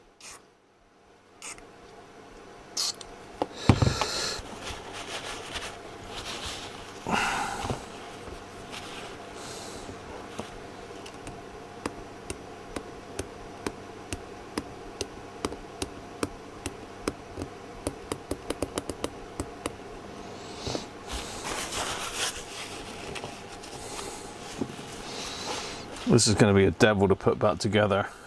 It might not look much, but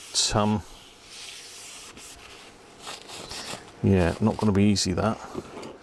Right, let's get our dodgy terminal out.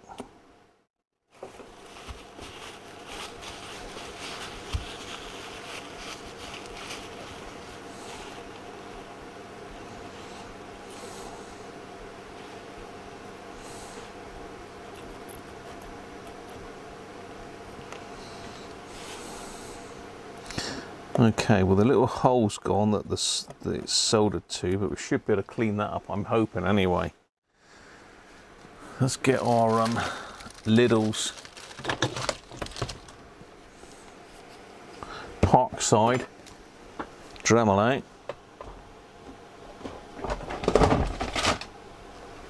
And a little thing of cleaning up the stuff. I think probably going to need to use a grinding wheel or something on that.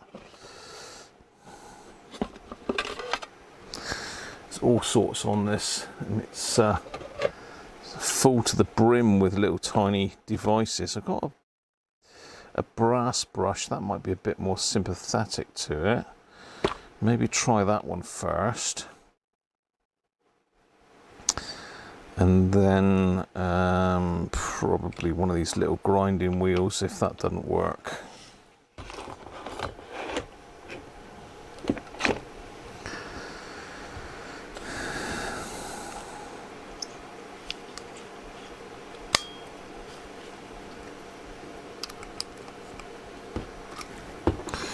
I was going to get a cordless Dremel, but they are like cost a fortune, and this came up really reasonably priced, so I went for it.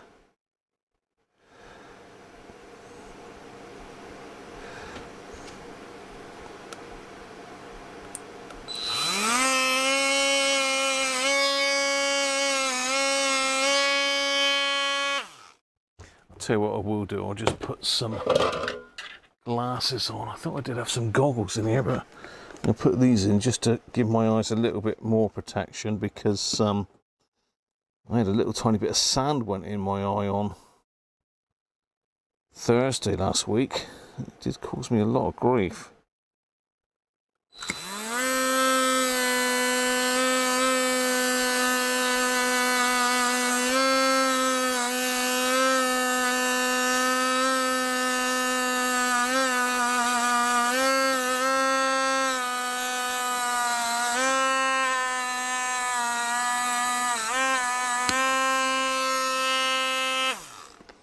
Okay, that pinged off somewhere.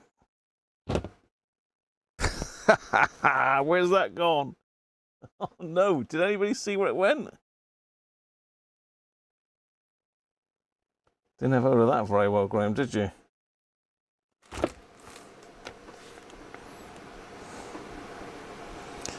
Where on earth has that gone?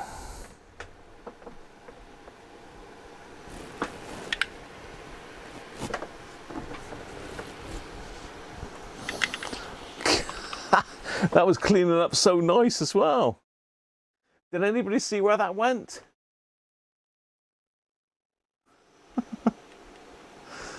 Oh dear, it's going to be here somewhere, isn't it?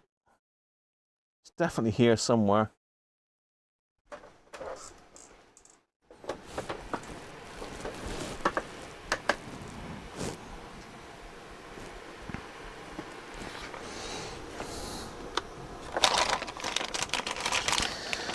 This is a needle in a haystack job now.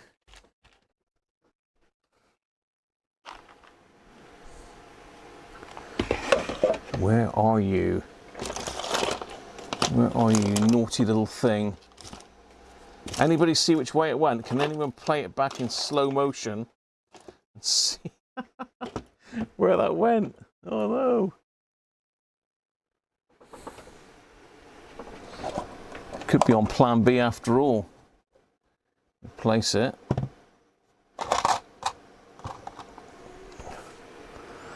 Trying to think which way this goes.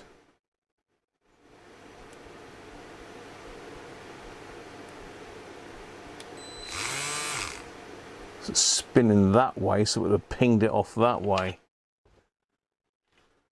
It would have pinged it off over there somewhere, potentially. 3 weeks. You're waiting for that to happen. You should have warned me, Anthony. Oh no.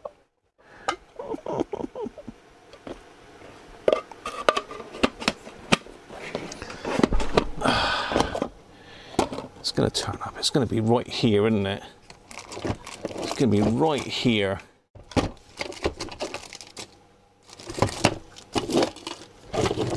Oh, it's another bench tidy up job, isn't it?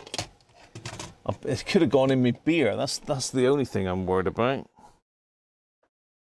Maybe the first time something's pinged off and ended up in my beer, would it?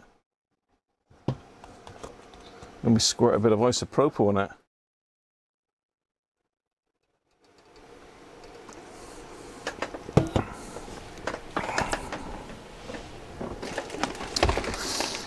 Let's have a quick look to see what terminals I've actually got here.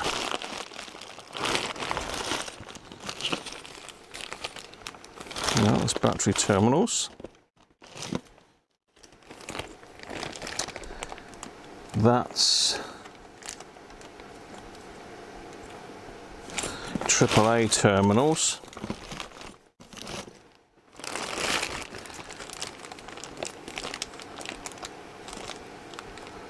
It's a different type of AAA, and that won't be any good.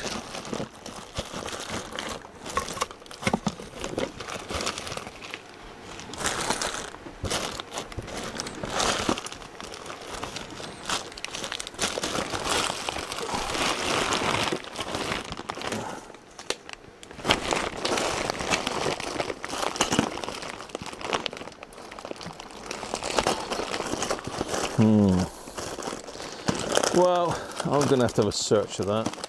I got these, which are quite useful. You know, if push come to shove, I was going to stick those in, but they haven't got the terminals on it for attaching the wires.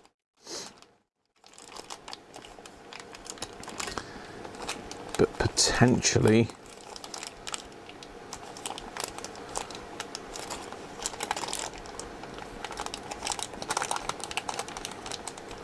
that might work. I might be able to cut one of those off, but that's a possibility. I have got some double ones there. I'll have to have a look at these kits.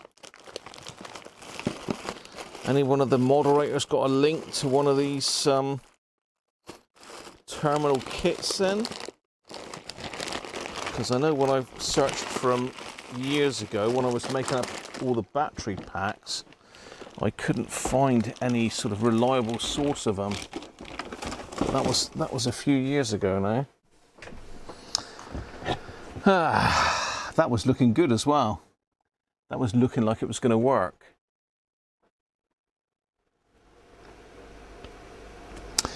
I don't know whether it was the pinging of the force I was gripping it with that pinged it off.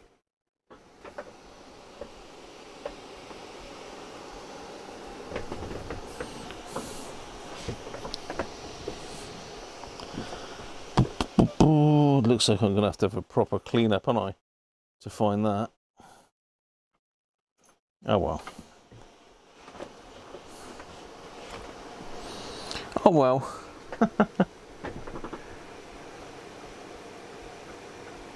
You don't see it go on the video. You'd have to have a fast camera, wouldn't you?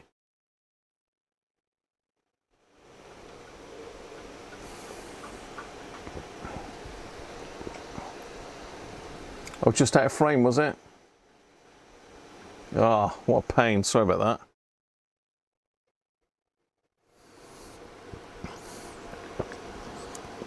It's not in my beer, I've just checked.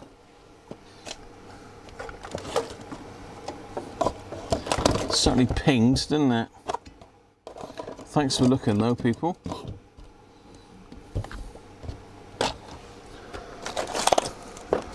I don't know how far it would have gone. If it's on the bench, it's findable, but if it's gone on the floor, well, it could have gone halfway across the room, couldn't it? It could be that I'm back to my original idea of making it with a bit of brass. Let me see if I can find my little bit of brass a minute. A little tiny piece of brass here somewhere. Oh, excuse me.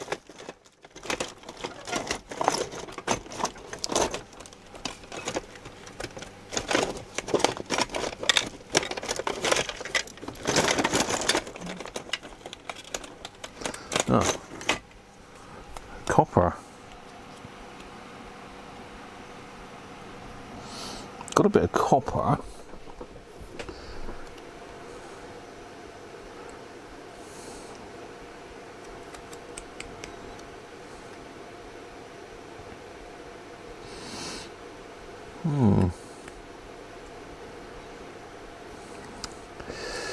It's not particularly thick, this, so I'd have to fold it over to make it usable, I think.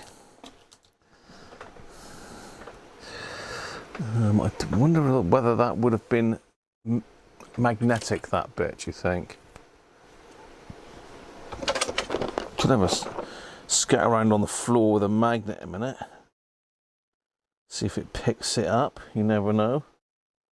Usually picks up loads of legs.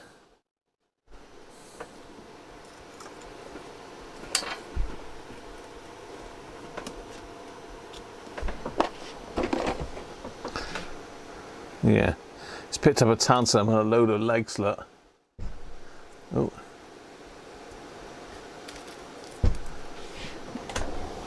Sourcing map, Aaron.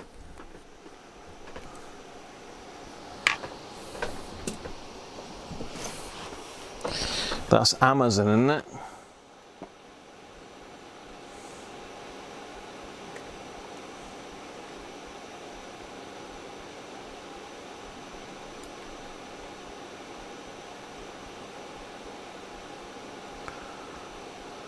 Let's have a look then.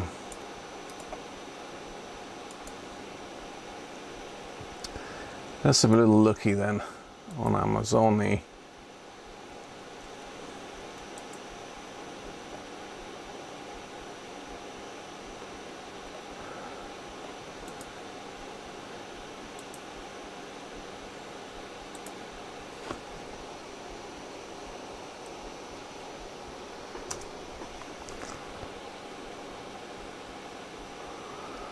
Ah, there we go. That would do it, that one. Almost certainly. It's even got the little terminal on it, that. Well done, Aaron. This is what I've got. I've got these, you see. But that would do it.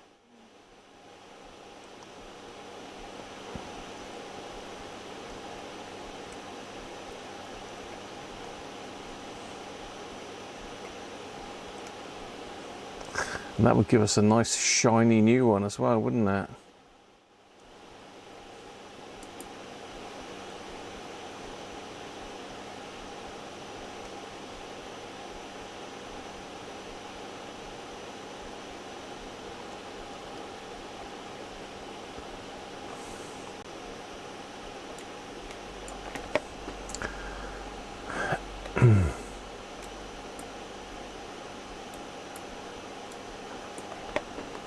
I'll tell you what, this has been a pain.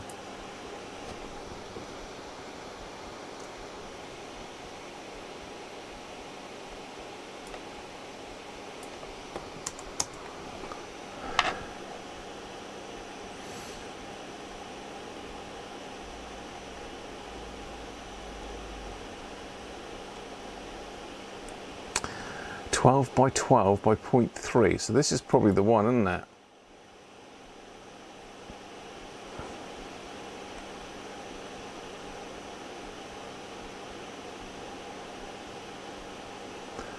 "12mm square." See if that'll fit in the connector.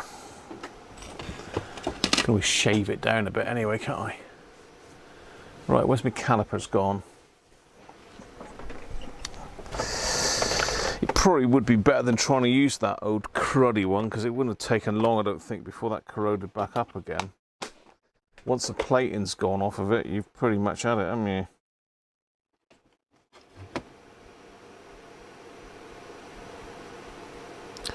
Now, was it on this one? It was, wasn't it? No, it wasn't. Well, it was this one, wasn't it? It was on here. It's this one here.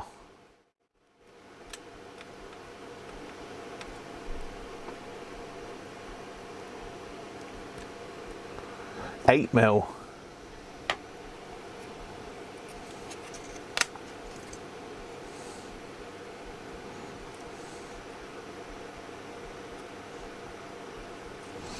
I think that was the one. Where's my eyes gone?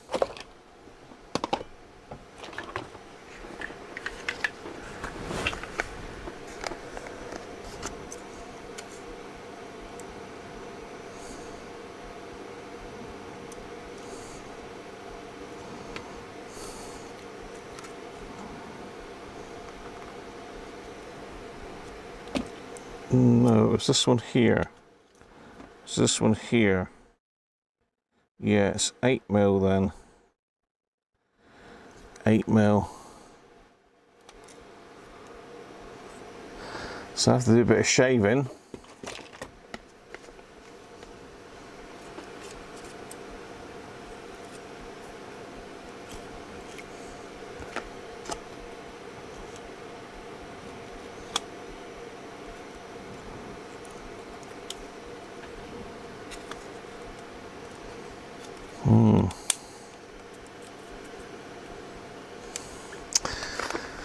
That's a bit of a pain, isn't it? So what size is this one here though? Is this 8 mil as well?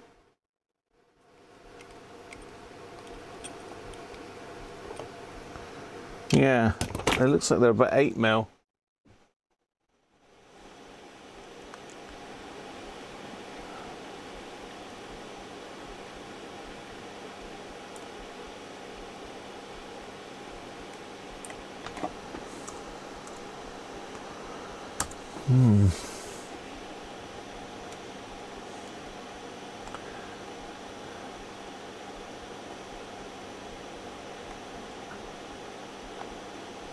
Yeah, there may be some different sizes. I'll have to have a look through them. Yeah, they seem to be 12 mil.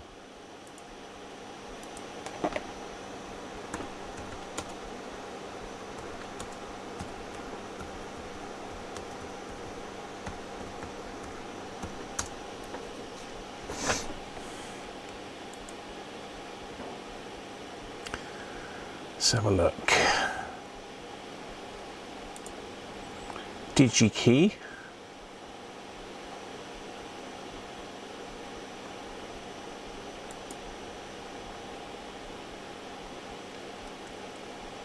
$10.5 mil.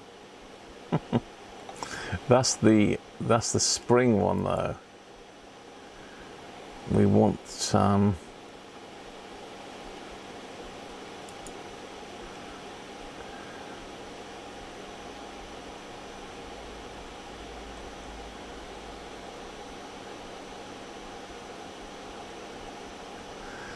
I'm on DigiKey's website now.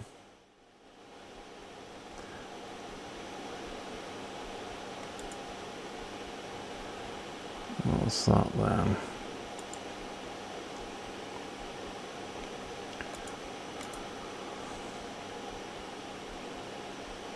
That one's 8 by 8 there. 9.2. That's 8, but there's no solder terminal.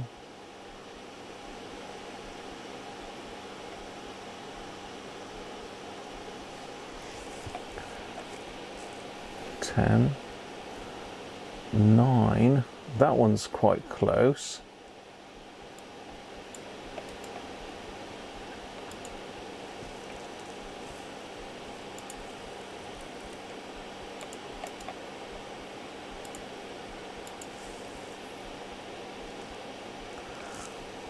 $2.6.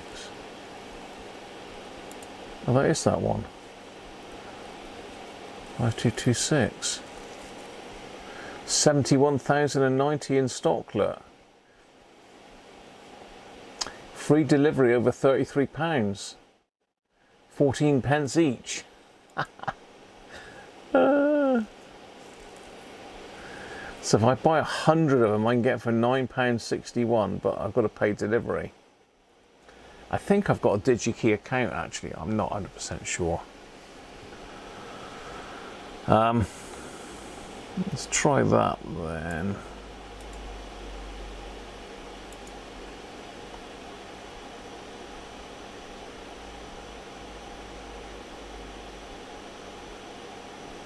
No, nothing there.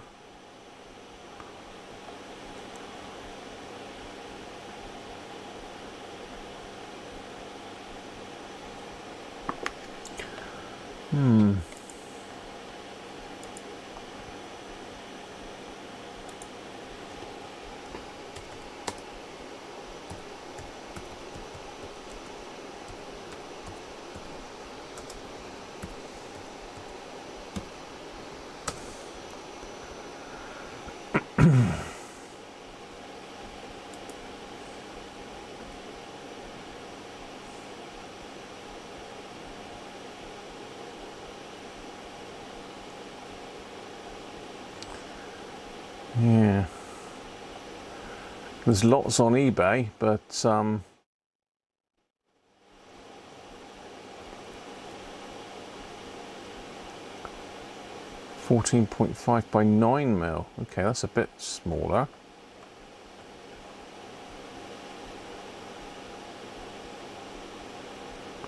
That'll be a bit easier to shave to fit.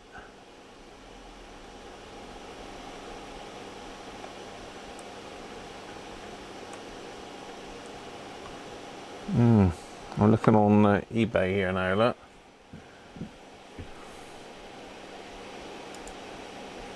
According to the Gump, they are 9 mil by 14.5.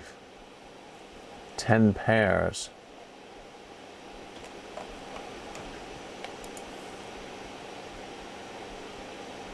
They look bigger. From China. We don't want them from China. It'll take forever to get here.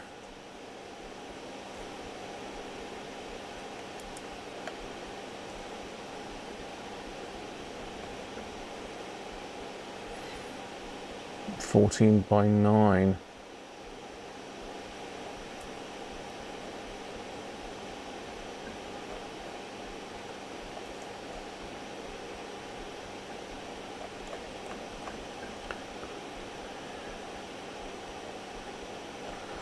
Yeah, that's China. Yeah, you gotta change your filters to UK only.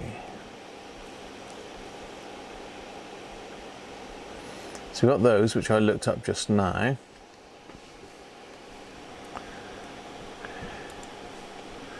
I think that's the ones that were, yeah, 14.5 by 9. So I'll add that to the basket.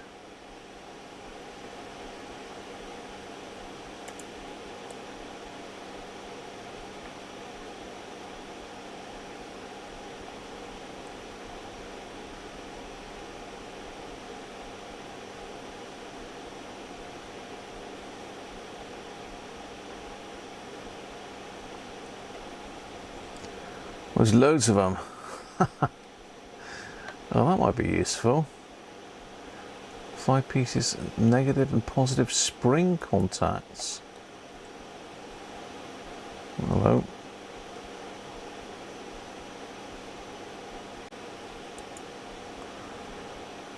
So you could potentially unbend these, couldn't you, to make new terminals?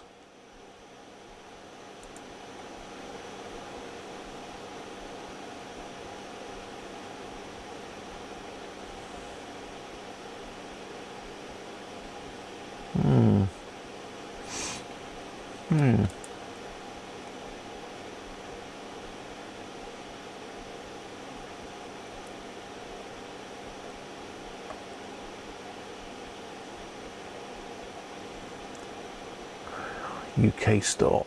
That looks like bigger ones again. 12 again.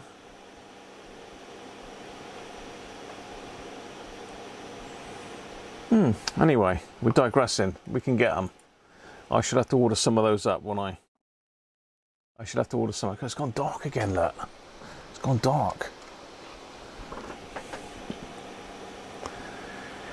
Right.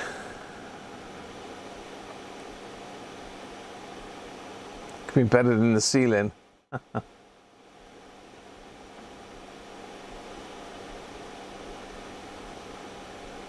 Yeah, Cajun, how you doing, mate? Could be stuck in my shirt. It could be. I thought it might have been on my trousers, but no such luck. I didn't feel it ping off my glasses, Steve.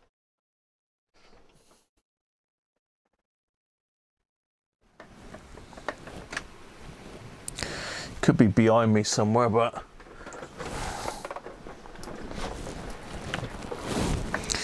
it is a bit of a needle in a haystack, unfortunately.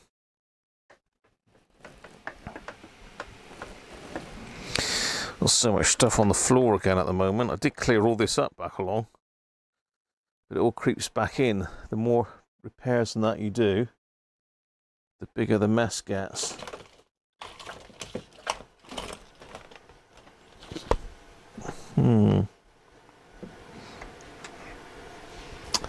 Oh well, I'll have to order some of those up, won't I?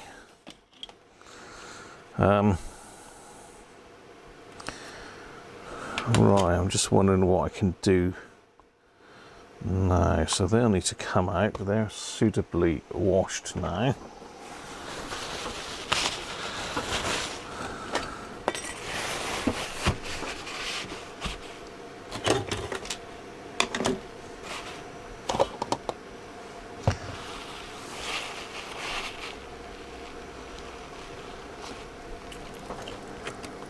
Stuff goes missing here so often.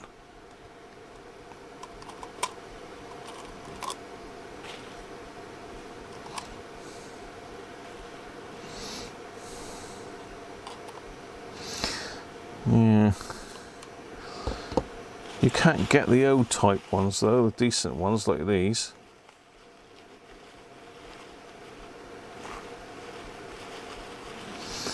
So that's have another go with this, but I'm going to hold this in my hands this time.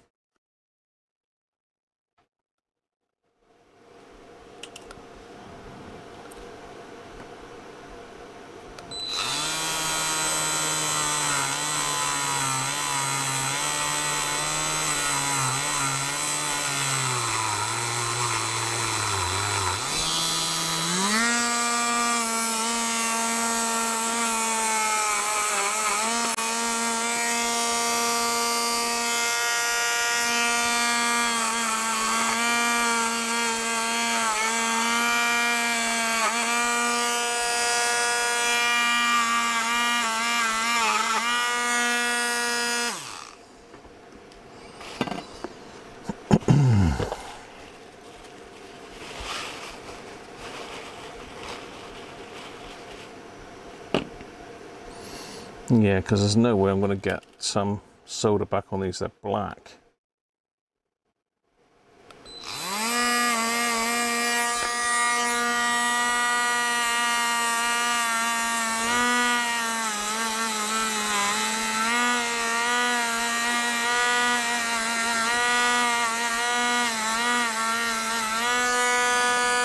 This should be okay now.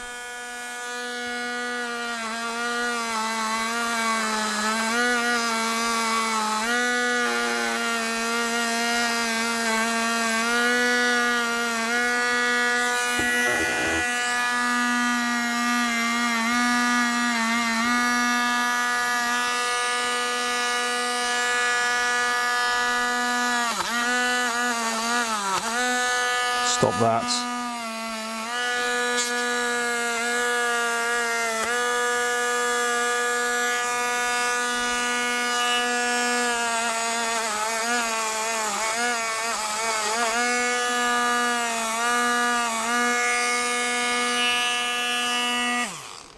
Well, they're all right. Let's give them a hit with a bit of WD.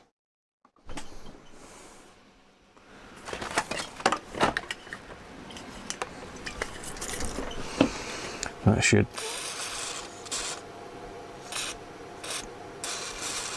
stop them corroding anymore.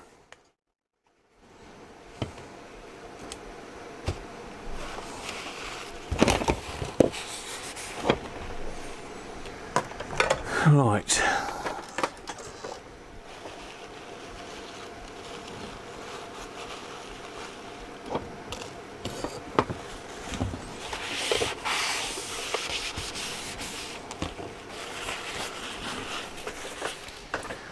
What else can we do then? Say there is no LED. Seems a bit strange, but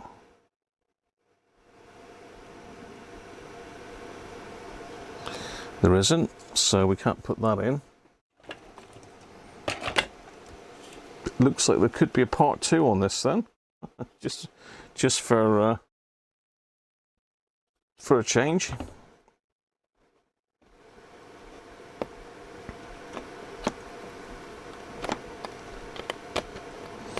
I have got some more jobs to do on that.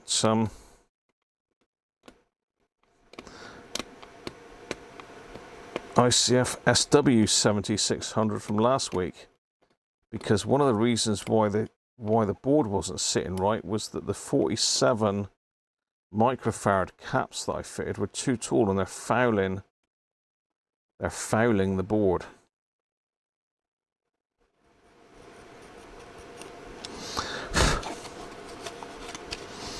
Let's put now, which is the one with the little peggy bit on. It's this one here, that goes back in there. This is the one that needs gluing in as well.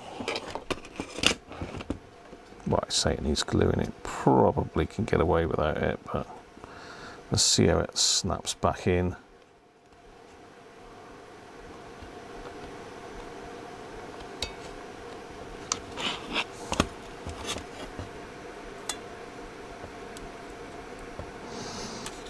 I think that one will be okay. We'll put a little bit of hot snot across there and down there. That one will be fine. That's okay.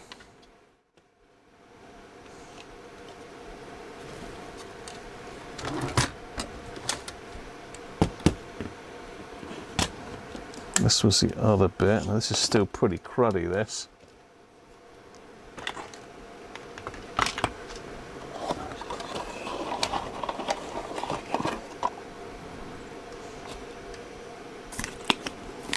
I've got some water on the bench there just waiting to drop off and get everywhere. God, look at that fizzing up.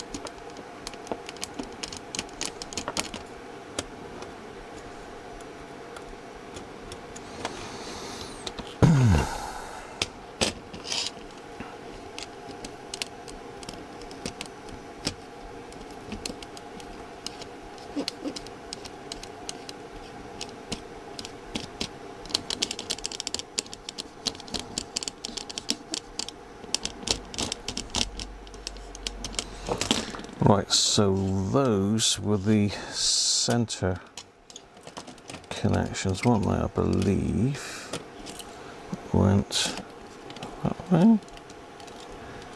Yeah, they were the center connections, so that one went over there.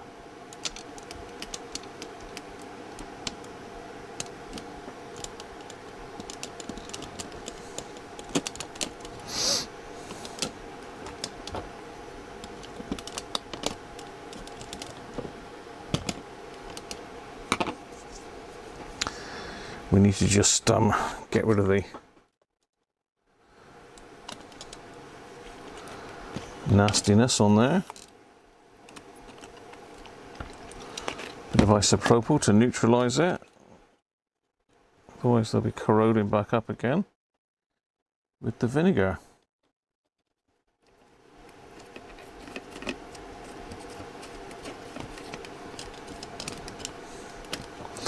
So that was in there,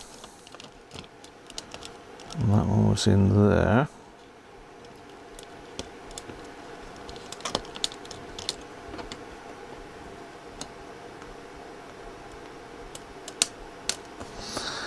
That's got to go over that little clip.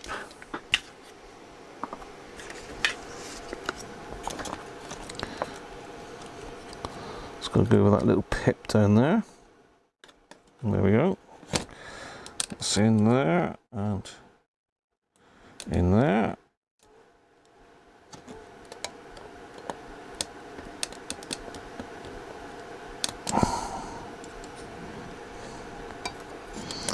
Sure that one's right in there as far as you'll go. Yep, that's that. So we've got two others. We've got this is a real long one and a shorter one. I believe the shorter one was that one.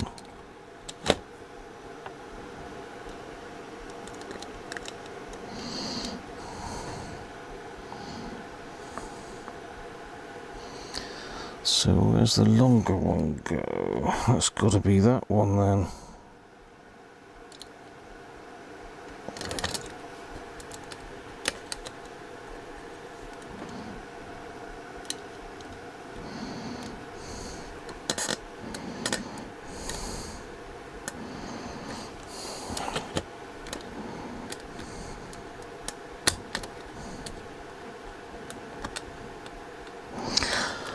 So it looks like we're all good apart from the one that pinged across the room.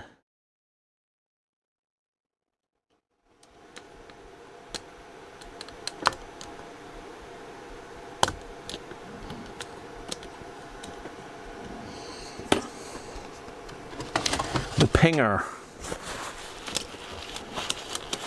which to be fair was pretty ropey. I would have probably tried to get another one anyway, so I don't think we've done it too much harm. I just need to make sure I got that the right way around. So where's the other part? So that goes in there. That's that way. Yeah, the spring's on that one.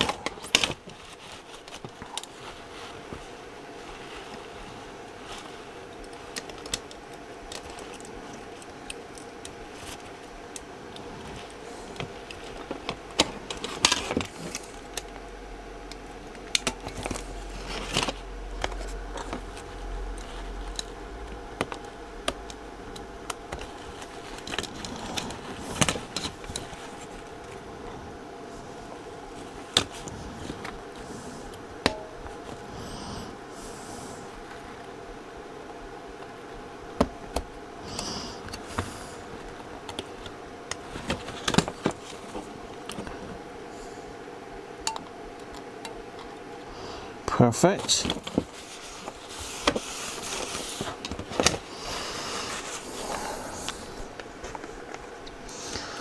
So if I stick these boards back in, that one's got to go out through there, I believe. We need to sort these wires out, don't we? Let's do that in a minute. I forgot about the corroded wires. You didn't tell me about those, did you?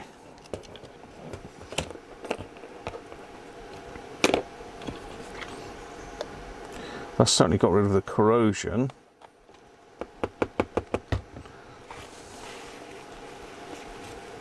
Which is good, but the red and the black need extending because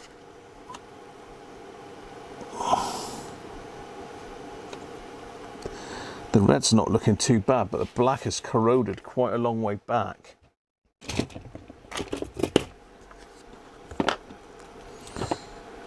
Somehow, for some reason, I deviated then, didn't I? And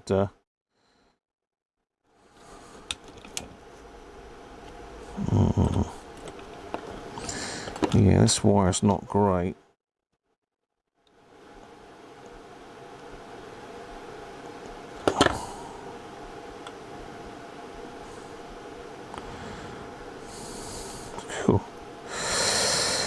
Yeah, we're going to have to join these wires.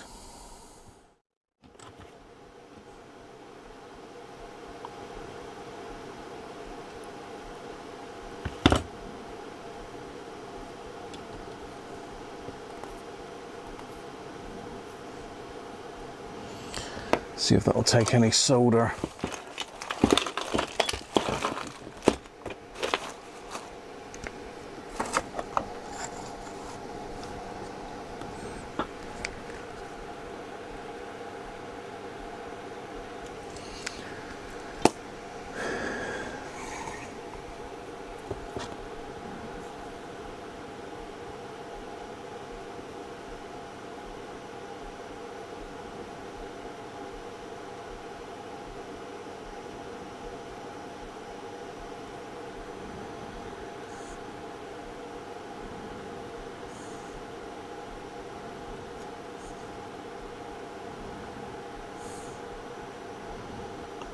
Not very well. Oh dear. What are we going to do there then? I can't repin it because I haven't got it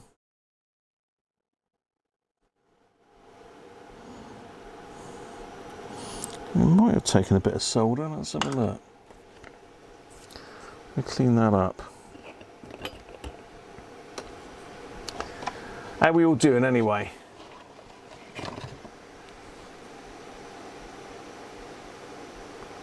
You've sent some on Messenger. Hang on.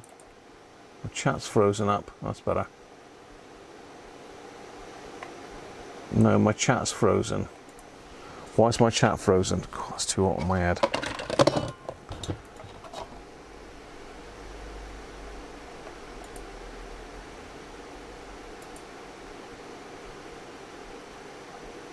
Ah, right, we're back. We're back. Okay.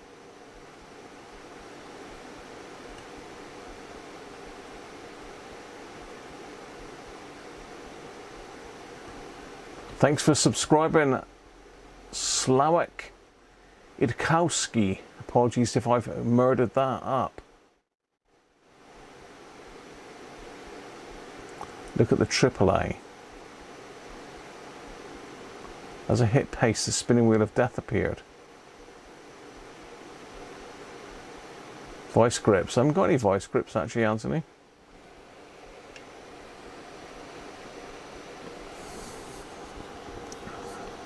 Definitely not in the bottom of my pint pot. Definitely not in that one.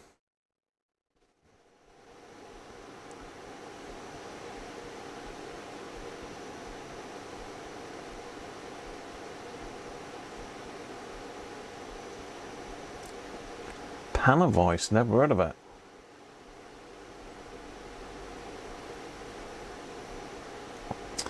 A fishing magnet. You're gonna go fishing, Bob? Yeah, I used to watch those magnet fishing videos actually. The stuff they pull up's phenomenal, isn't it?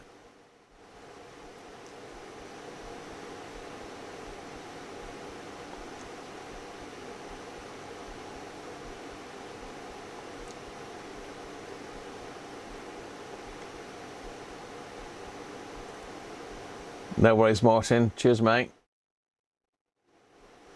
Yeah, you did.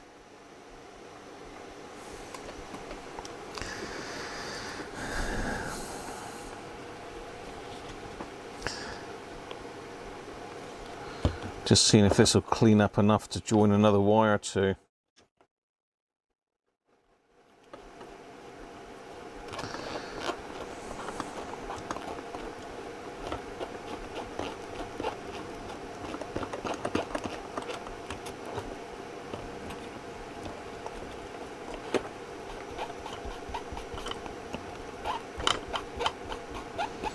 Yeah, might be lucky there with that. That's tinned back to there. Let's pull this one back the same sort of length, because this black one is even worse, even blacker, the black one. Actually, let's do it in sections. Cool. No, that is black all the way through.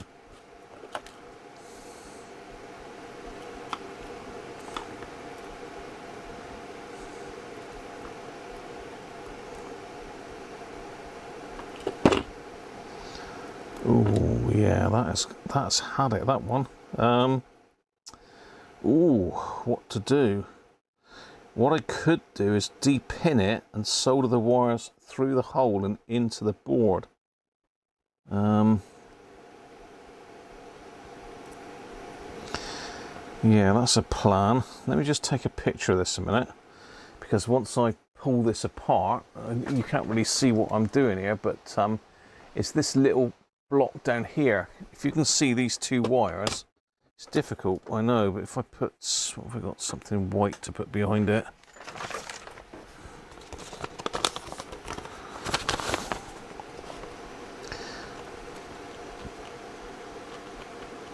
It's these two wires here.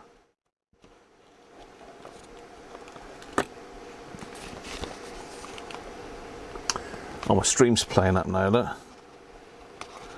Yeah, can you see that? Absolutely black. I mean, this one has taken a bit of solder, but this is too far gone. I mean, it's got corrosion right the way through it. So the only thing I can think of doing is to take this connector right out,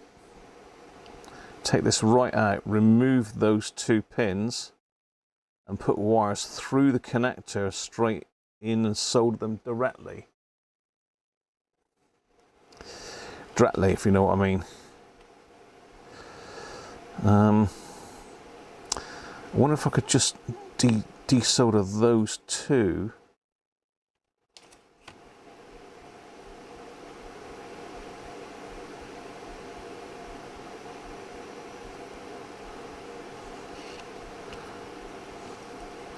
I could even solder them potentially to the bottom of the board, couldn't I?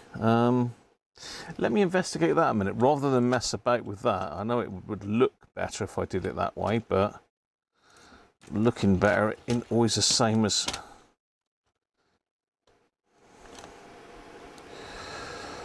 I think that goes...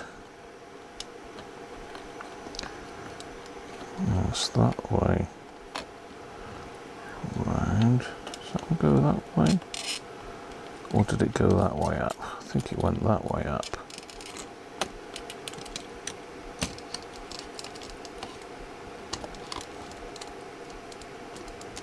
Yeah. So I need to connect to the two battery terminals.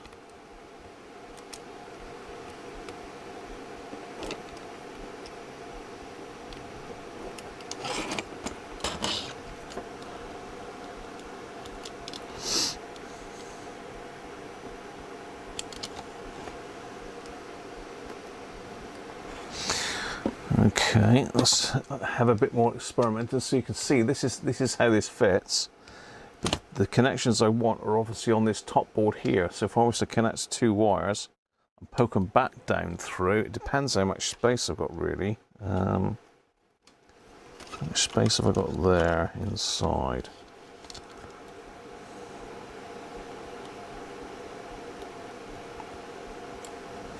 God, look at the crud inside this, look. Battery acid in there. Well, that's all going to have to come out. That's what's caused all this to discolour, look. Come on, focus. Yeah, that's what's caused all that to discolour, the battery acid.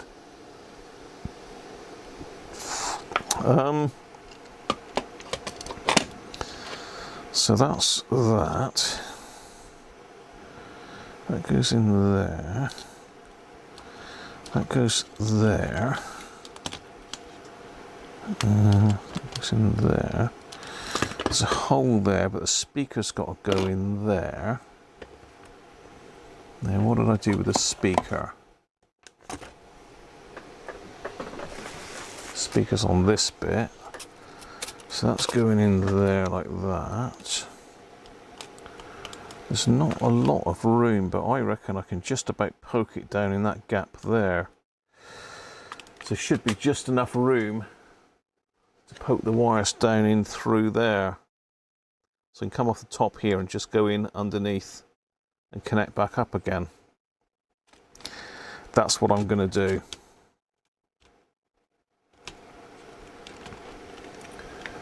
Apologies, I'm in quite close because I was trying to show you what I was doing there, but let's zoom out a bit more. So that's going to come back out, and it is the second and third. So the second one is red, the third one is black. So it looks like they're connected up to these two bigger ones.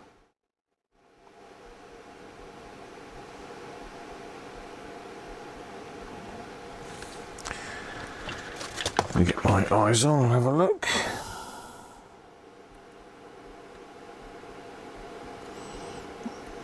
Yeah, that one's connected to that one for sure. There's a bit of corrosion on there actually.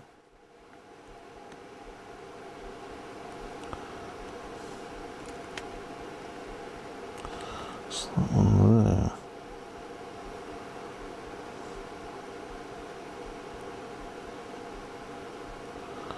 I'm not sure. I need to get the microscope on that. I can't really see.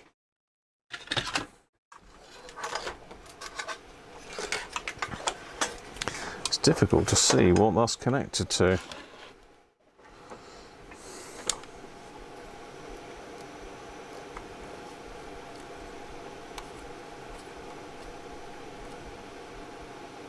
Ooh, that is nasty. It's just as well I looked at that.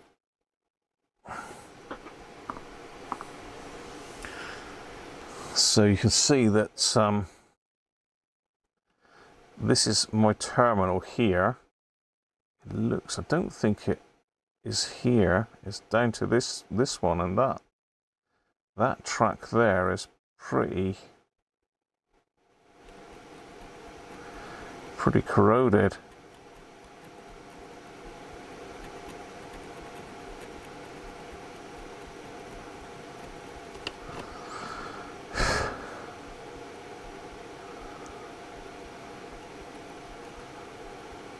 Yeah, a lot of corrosion around there. Let's get the old vinegar on that a minute.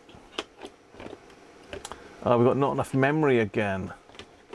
What goes on? Something is eating my memory up here. Looks like I've got to probably close up Microsoft Edge. That should help it. Let's close some of these. Too many windows open again, let's see.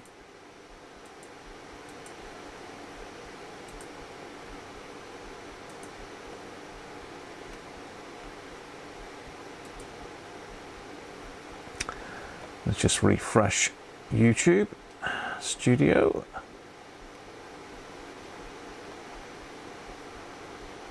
Let's pop my chat back out again. Hi from Romania, Gabriel. Welcome. Gabriel. Right, let's sort my chat back out again. Yeah, my computer's struggling with memory again. Some strange stuff going on with this computer, isn't there? I want to run it from my MacBook Pro really, but this software won't run on that. Right, how are we doing? So we're in a bit close really. We need to be out further and up higher like that. That's probably better for you. So you can see where I've just scraped that track off.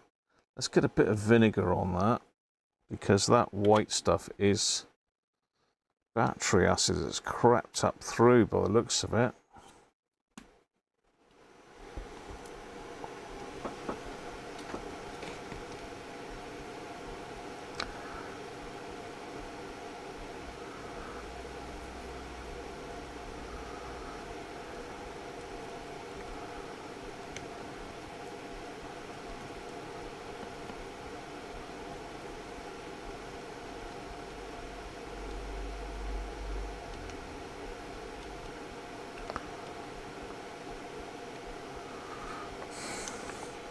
Let's give it a squirt of isopropyl. Give it a going over with a brush.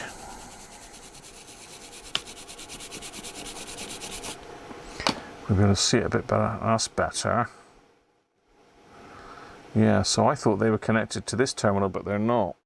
They are connected together, but this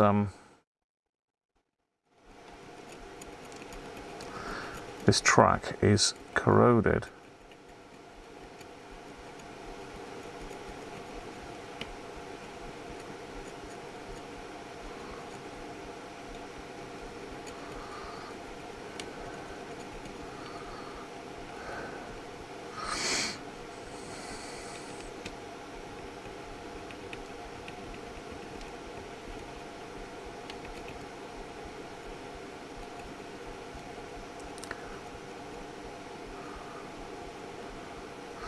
It's not eaten through it, but I think I will lay down a wire on that.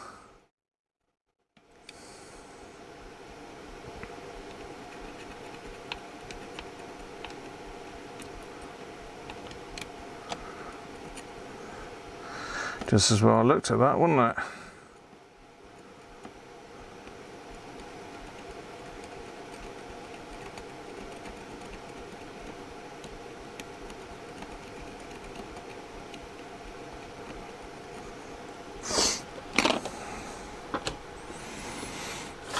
I'll probably give that a little going over with my thingamajigger.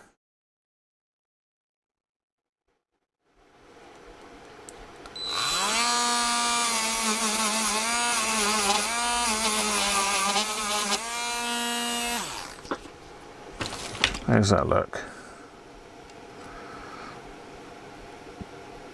Yeah, you can see how corroded it is.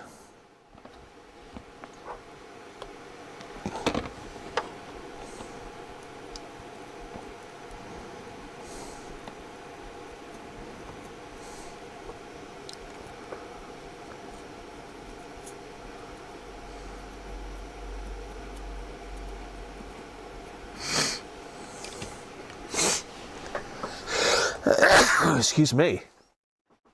Hopefully that didn't make you jump too much. Do we need to be that way or that way? That way a bit.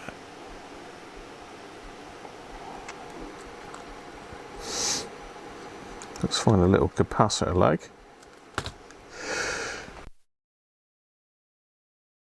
Excuse me.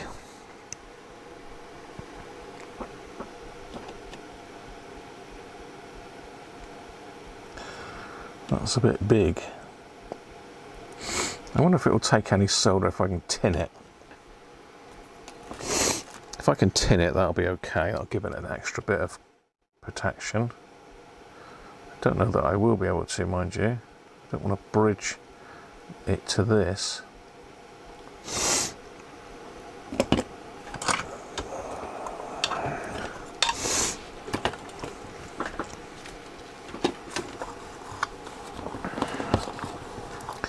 So on that, I've got to put a little thin solder leg on it. Little dicky one, little diddy one. Let's see if I take some solder first.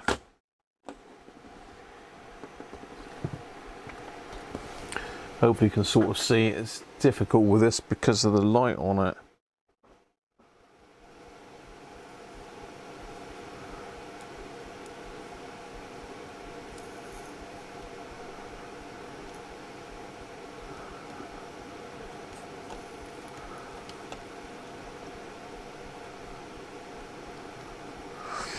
I've sort of taken a bit, not at the top here though. Jam it back in there, I suppose it'd be easier, wouldn't it?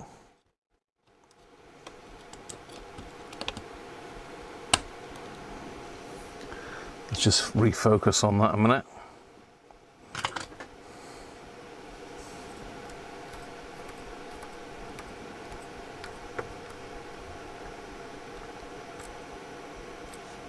Bit there.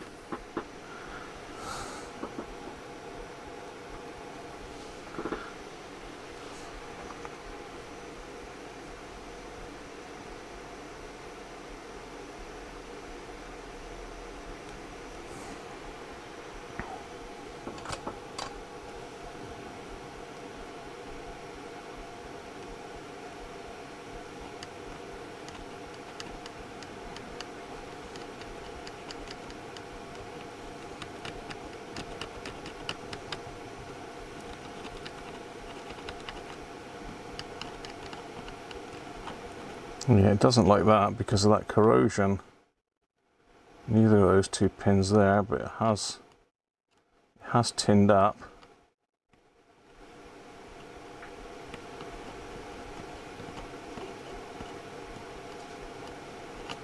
Sort of. Let's have a look. Let's clean it off.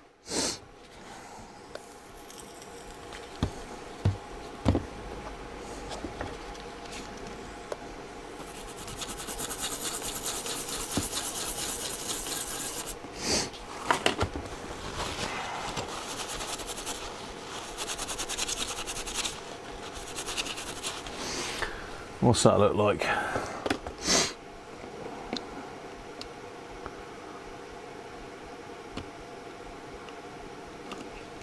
See if I can get it so it doesn't, it's not glaring so much.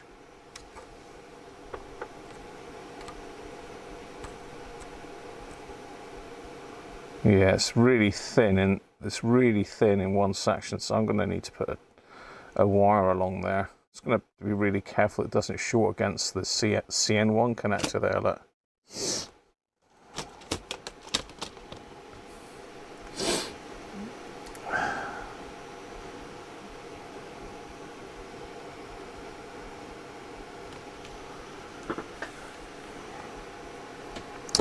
Right, let's find a little tiny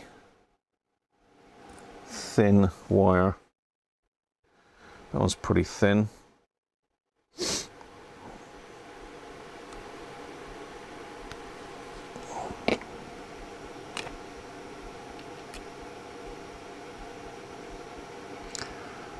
Not very straight though, but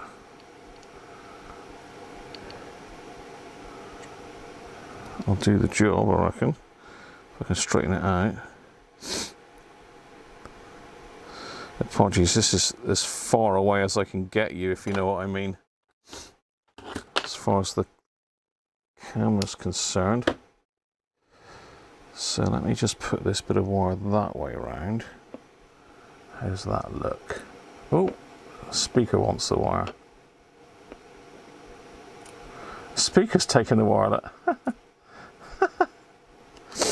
Okay.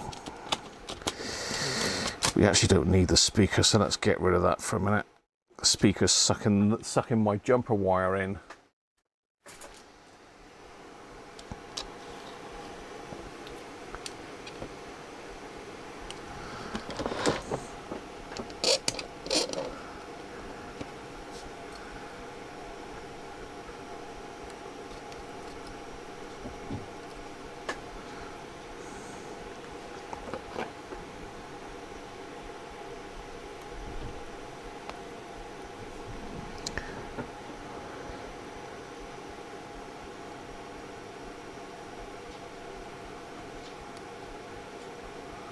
So I want it to sort of go in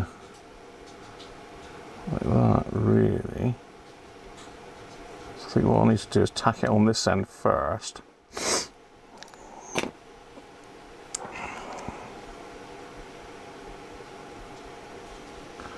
And tack it on that end and then work it around, if you know what I mean. Trouble is it's attracted to the soldering iron, that's the problem. If I can do it maybe from this direction.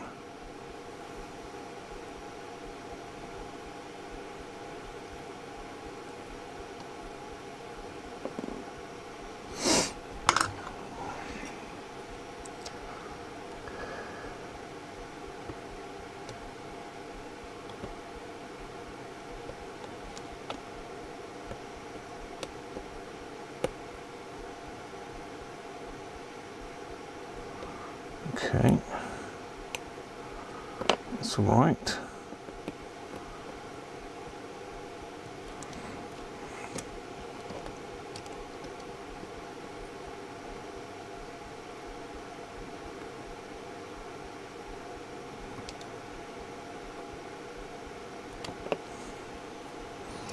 That should do it. If I can get it caught down here. Microsurgery time. Can't quite see it. Let's just pull that down this way a little bit. It's difficult to see, I know, apologies. You have to turn your screen contrast up a minute.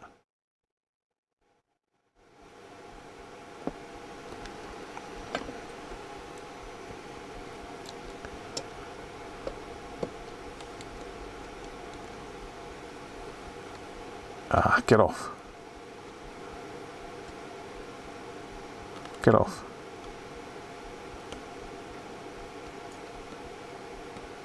Get off.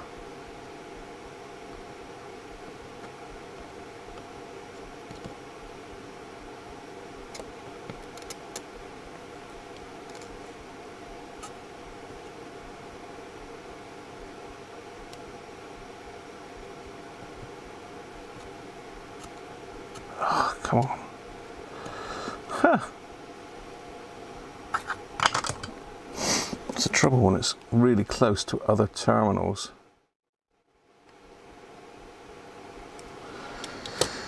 Difficult to get off. Let's chop that little bit of wire off of there then.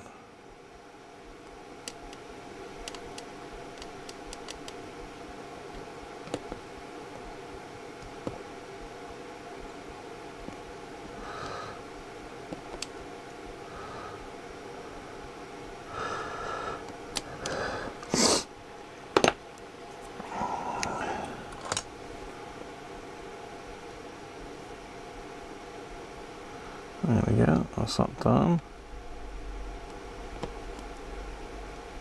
That's that done. It needs to go over that way a little bit.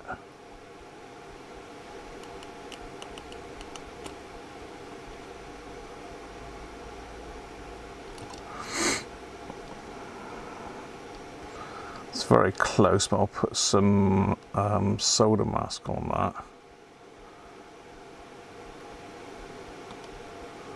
Okay.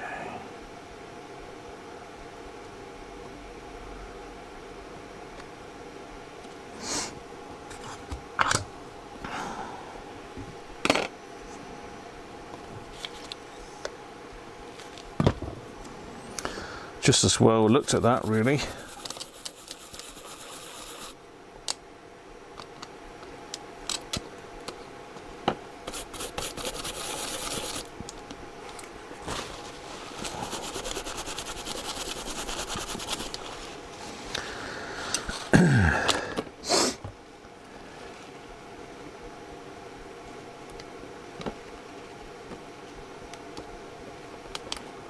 Yeah, okay.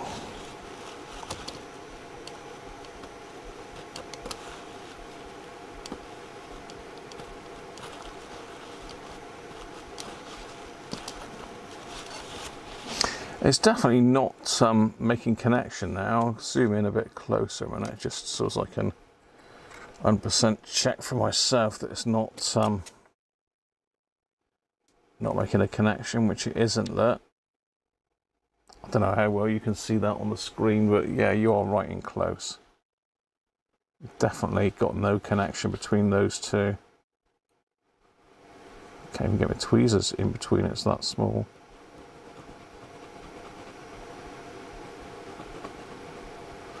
Yeah, no connection there. Okay. Let's get you back in the room. Can't be a bit of micro. Hi Cam, how are you? Yeah, they do leak quite bad, Cam. Good to see you in here, mate, as well.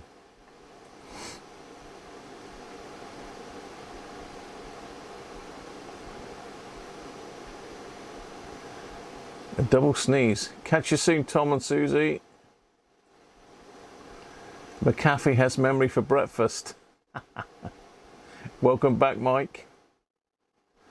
Yeah, you want lithium, really. Dearer, but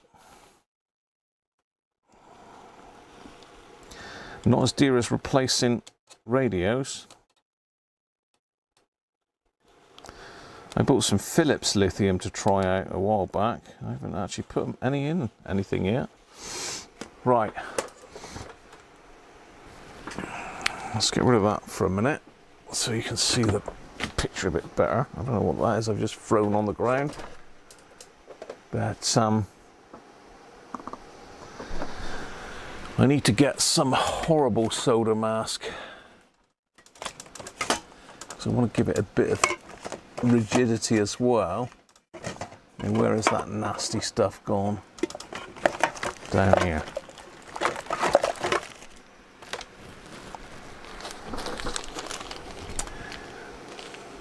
This gloopy mess is UV Cure solder mask.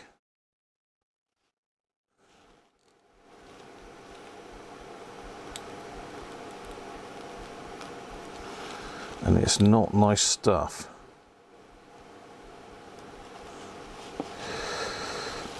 Right, it gets everywhere. There's no way that I'm not going to get any of this on me. So I'm just going to put a little tiny bit on my bench. He says putting a massive great splodge of it on there.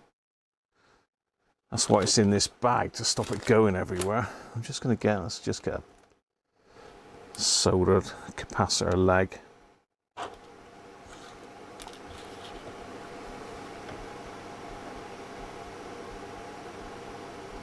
Just going to use that to paint it on.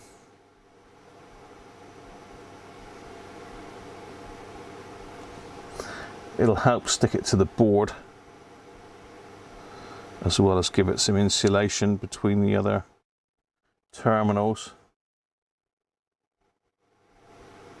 Just using this little capacitor leg to paint it on with. So you've got to be careful, because the thicker you do this, the less likely it is that it'll ever set. I'm not a fan of it really, but in this case it'll work quite well. Right, UV lights. That one is a weak.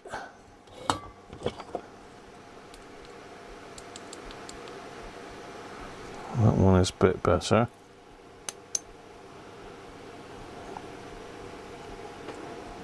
Let's rest that one on there for a minute. Let's get some more batteries in this one. I think it takes AAAs, this one. Yes, it does. These are obviously had it. But I don't think this one here is the right wavelength. You need a specific wavelength to cure the solder mask. And the thicker you do it, the longer it takes to cure. And I've had some of it's taken like days to cure up. Craziness.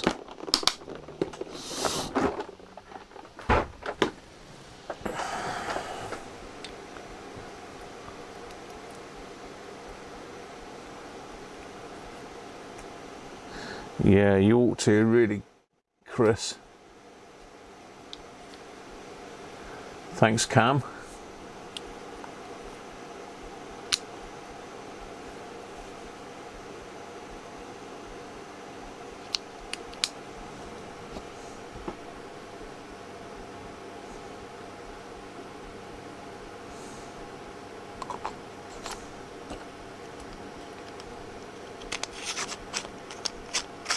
So say I've used that mechanic UV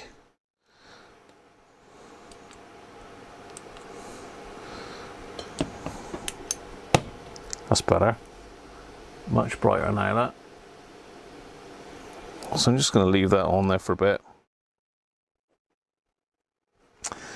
This one's very nice, it's rechargeable, but I don't know, neither of them really cure it very well. I keep trying to find another one. I've got to get this off the bench before I put my hand in it. So it comes off with isopropyl until it's cured.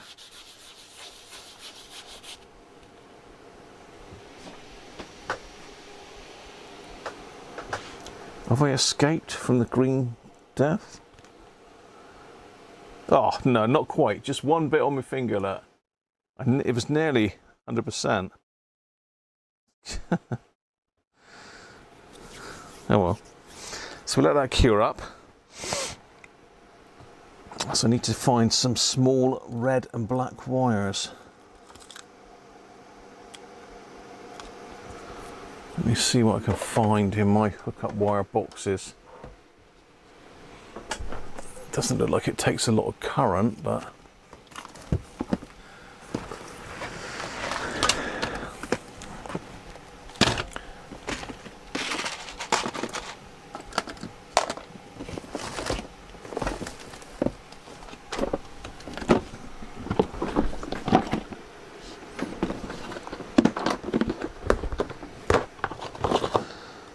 okay. What have we got then? We've got black.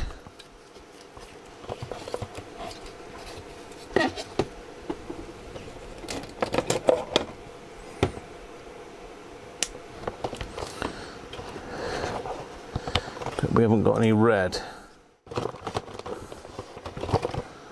Is that solid core?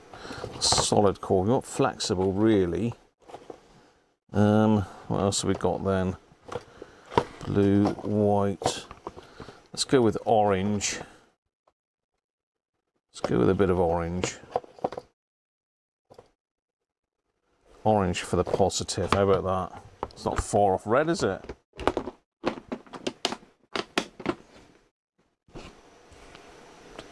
Black and orange.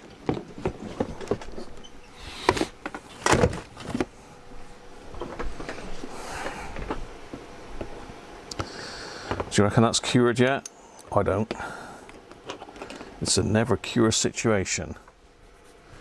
Let's get my microscope back out a minute. Let's have a quick look under this.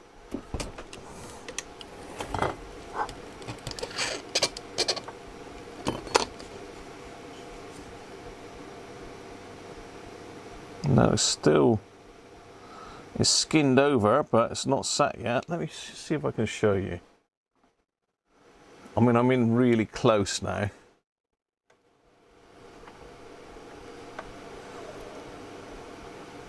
So you can see my repair there, but if I push it, let's see if I can take the glare off a minute for you.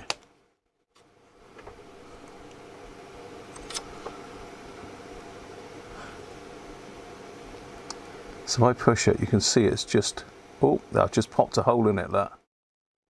See that? It's still not set. It's skinned up in over the top, but it's not set underneath. I don't like it at all, this stuff.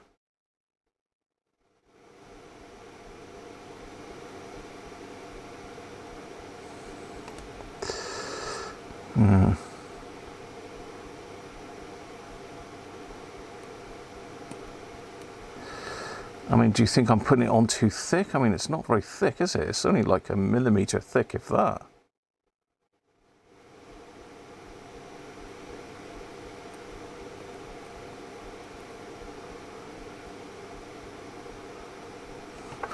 Now, I know they've said try heat with it.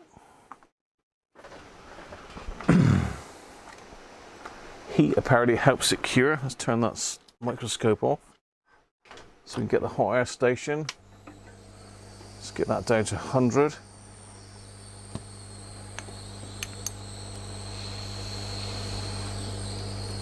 See if that's going to help.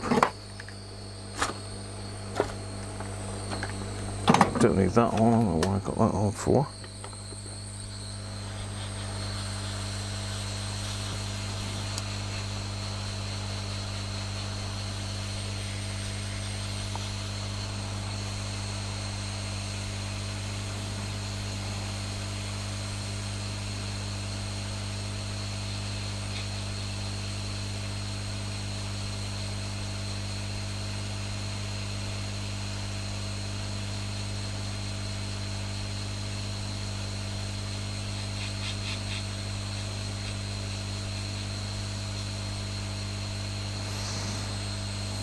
I don't know, maybe it's never been good though from when I got it.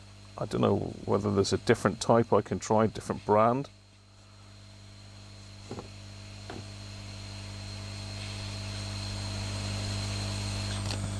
Well, let's leave that on there for a bit longer. Set a bit of heat assistance now, look. UV soda mask, no worries, Cam.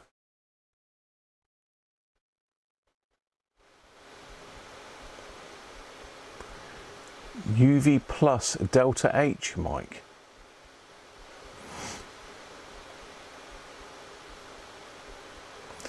I mean, this torch here actually came with the solder mask. I bought it as a package. So that mechanic, it'll focus on it. So I'm gonna have to get my hand closer to it, aren't I? Yeah, that's what I've got. Look, mechanic UV curing. So it's what a lot of the console repair guys use. So should be okay, but for some reason I've never had much success with it.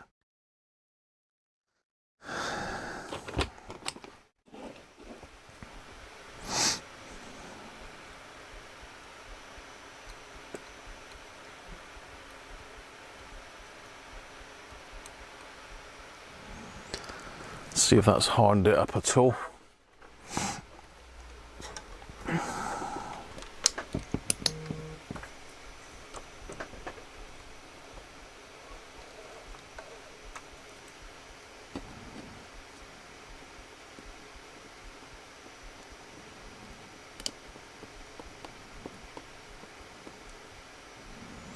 No, it's still soft in underneath. It's better. That's nice and hard now. Oh, you can't see it because I got the... Yeah, it's better. It's just where it's really thick. It doesn't like it.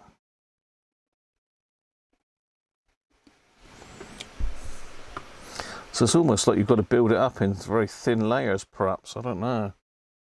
Perhaps I'm not using it right, but...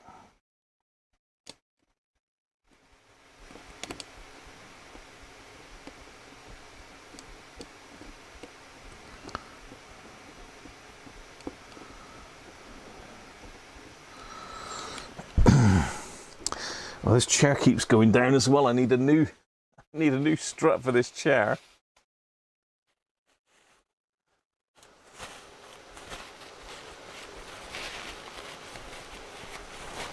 Yes, it is. You're not supposed to look at it and all the rest of it.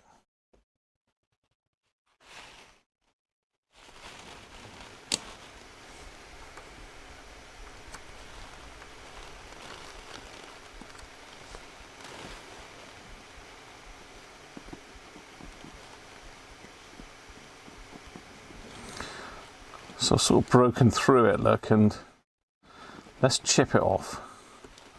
Seems to have cured on one side now, which is annoying.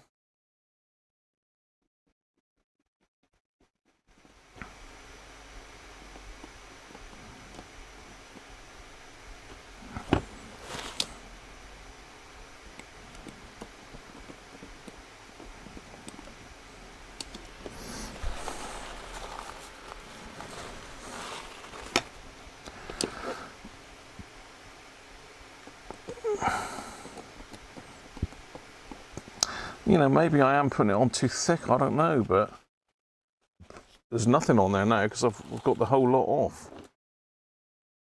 I don't think you'll be able to see a lot. No, you can't really see it through the microscope. It's just getting too dark now. Okay, so let's put a little tiny bit on the bench again. I mean, it might be that it's just going off, you know, and it's out of date. Can't see a use by date on it. No, there's no date code on it at all. So I'm just going to get a much thinner bit than this time because I only need to go in a couple places really.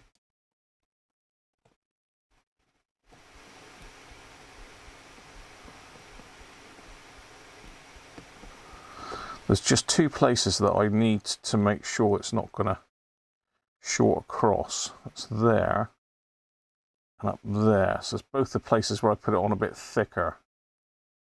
Maybe that's the issue. So I'm just putting it on with the tweezers at the moment.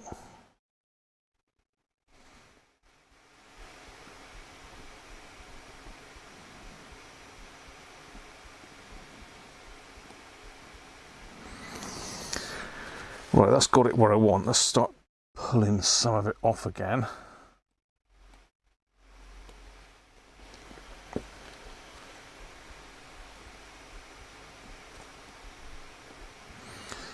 So it did look like the heat did help it a bit, because certainly one side of it has gone off.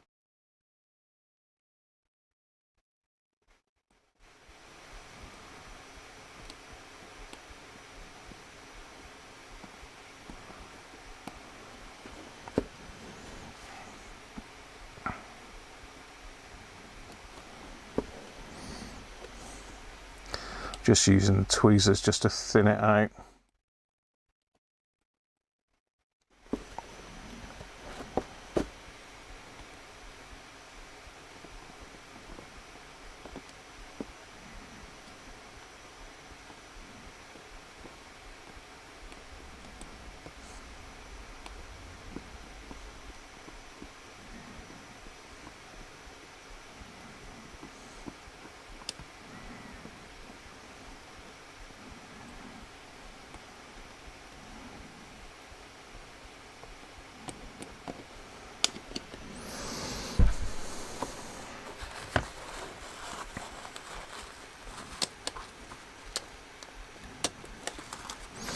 Right, let's try that again. I'm going to hit it with some more heat.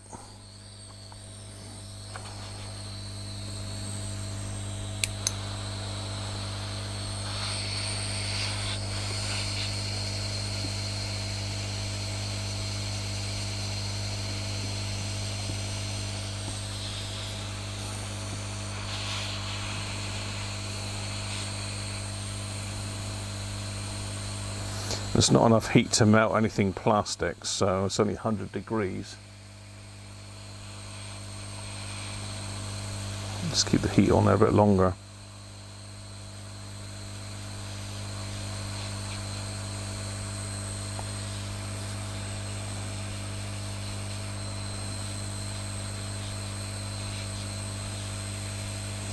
I suppose if you're patient and you want to walk away from it for 10 minutes and just leave the light on it, it probably would go off. So I'm just going to leave that there for a minute. Well, I adjust my chair again, because you see I've gone down about a foot. How's that? That's better, isn't it? How are we doing for time?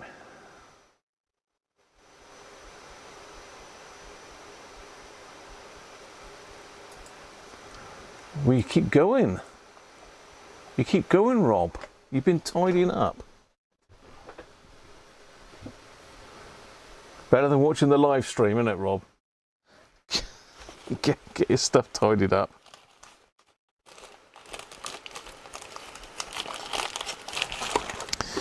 Right. So let's have a play about with these wires then. Let's say we're not going to get it finished this week, unfortunately, because I need another battery terminal, but we can... Have we got time to get some power back on it? I don't know.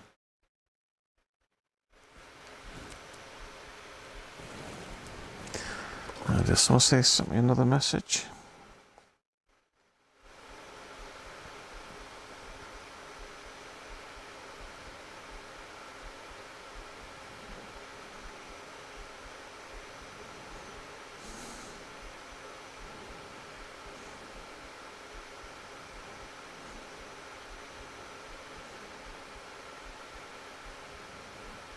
Well, they might do it.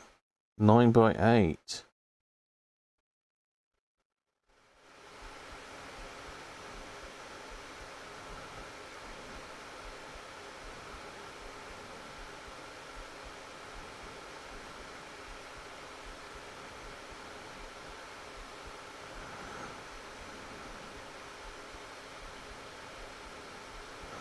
Well, thanks for that, Anthony.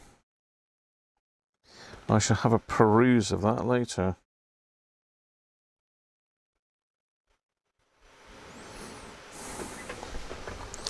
I think I chucked my wires on there. My wire strippers even.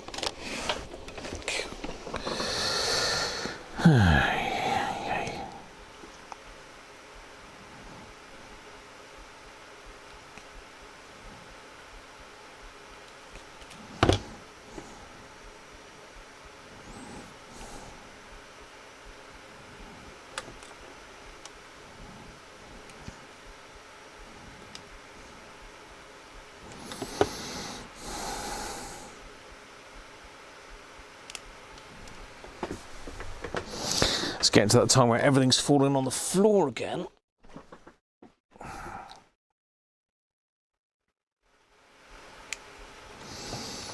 I'm just going to tin these up while that's cooking. I might just be not patient enough, you know. Maybe it just needs that little bit extra time to cure.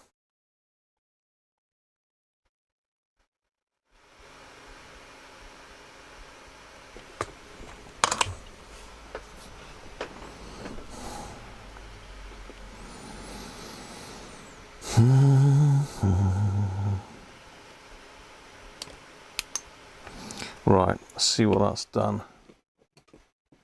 Oh, that looks better. Ah, now we're cured. Yes. Now we are cured. Yeah, so thinner and longer.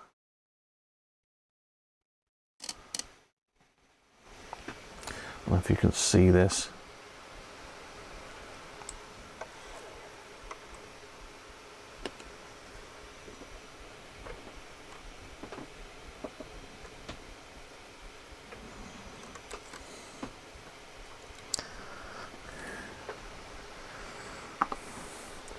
Yeah, I don't know how well you're going to be able to see this because it's camera sort of like blowing it out, isn't it?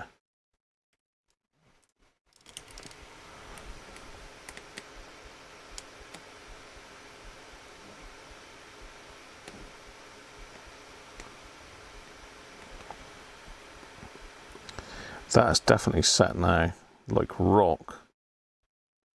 So no issues with that now.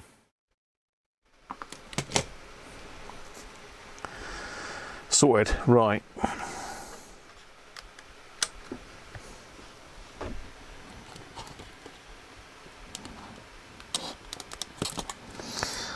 So it is the second and third wires that we've got to join on.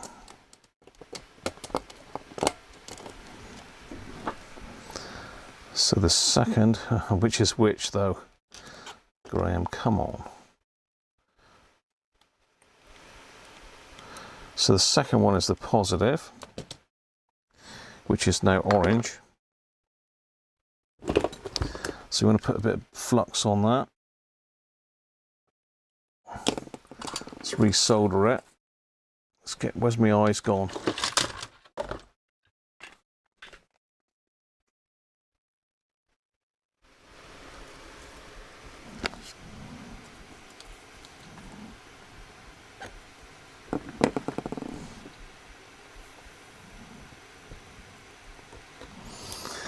Let's connect our orange wire to that.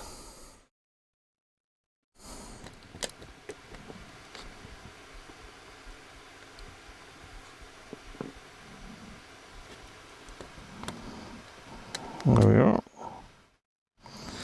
You've got a, what are you trying to say, Graham? You've got a screw to go through there, so got to make sure we're clear of that actually.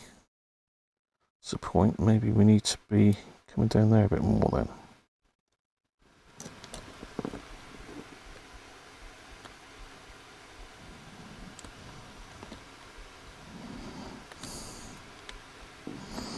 So we want to go down through there. Screws through there. Is that? It's just the screw that holds that board in, isn't it?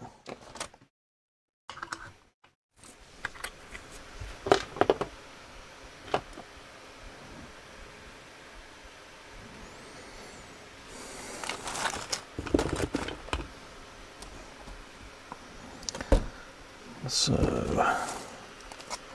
what have you done with that little bag of bits, Graham? There. Just that one there. Let's screw the screw in and then we can't get confused then, can we?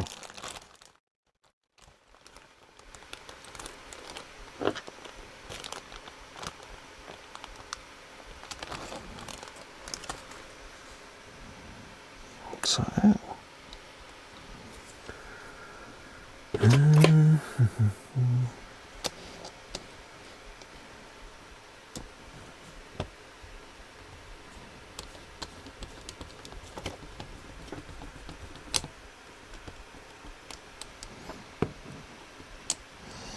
That was alright, it's not touching that screw, no.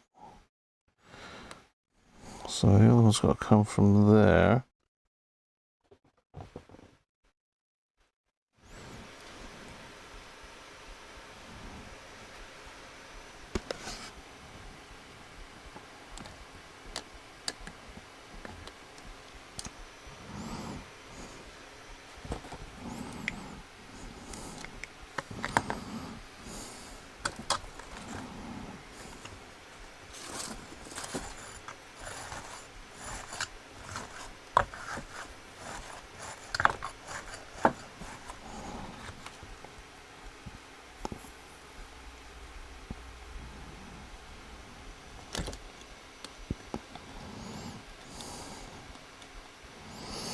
That's really close. Let me have a look under here.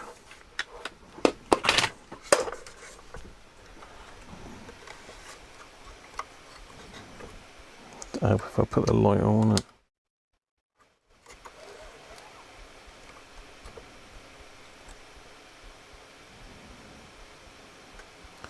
Yeah, that's a bit too close for comfort. Just pull that one out a bit.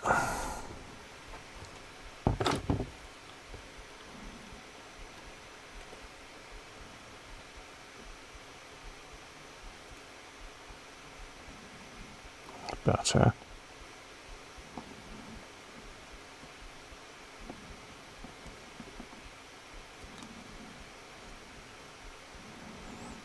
That's better. Let's move that one in a bit and around a bit.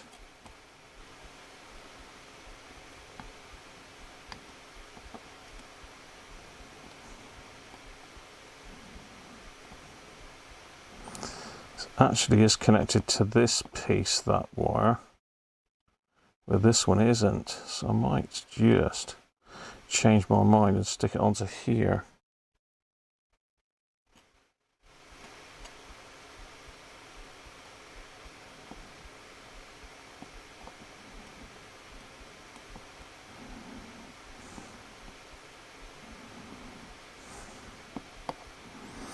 So the problem is plastic blimmin' sleeving, isn't it?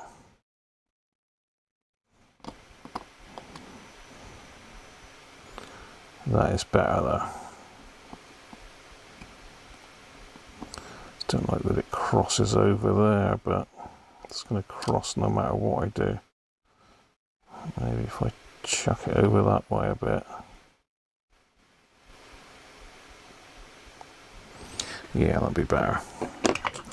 Right, let's get this cleaned up a minute and I'll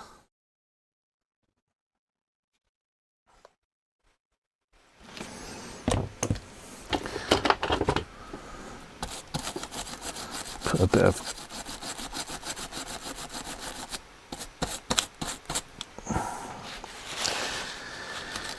I don't know whether to put a bit of hot glue on that just to keep those wires from pulling off, but then that's no different than any other wire pulling off, I don't suppose, is it? Really? So they've got to go in there.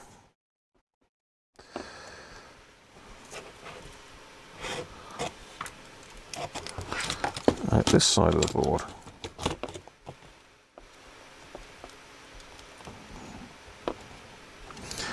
So it's a little bit of a modification, but it's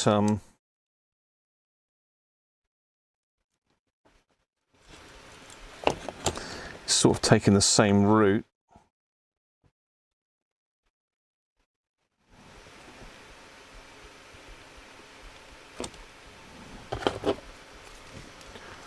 And you can't see very well now. Let me just sort the microscope out. Let's get that out of the way. Zoom the camera out. Not that far, Graham. We didn't get that far out, did we? So It's got to connect to this one. Obviously, we haven't got a positive terminal because that's gone walkabout. So a little anecdote for our Australian friends.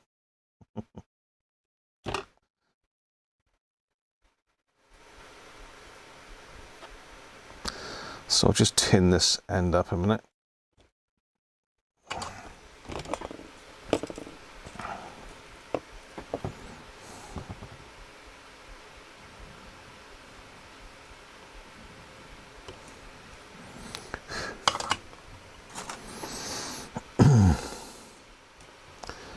I should go in and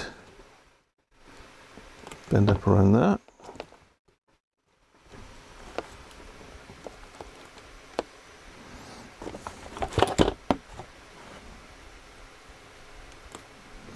So you like to send me challenges, Chris, don't you? You're still there? He's probably too nervous about it all. I'm going to put a bit of flux on this because it is a dirty terminal. Dirty.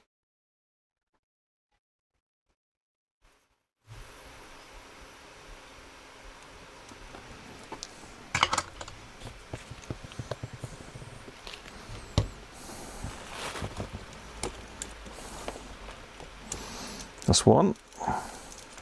So the other one is not connected yet.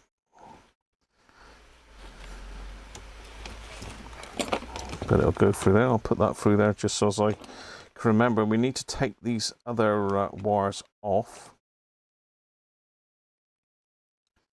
How are we going to do that? It would probably be easier just to leave them in and put a bit of heat shrink over just to seal them. I think that's the best bet.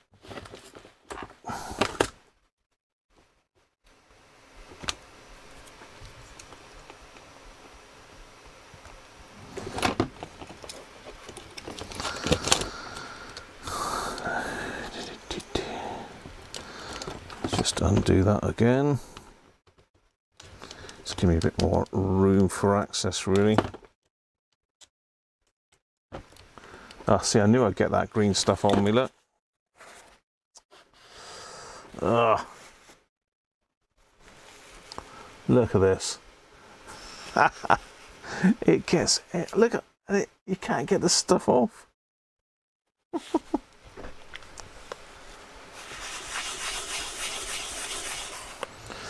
Got a lime green workbench now.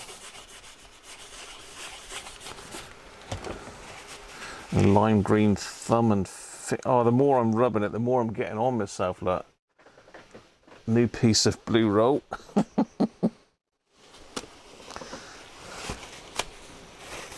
You're chewing your nails, Chris, are you?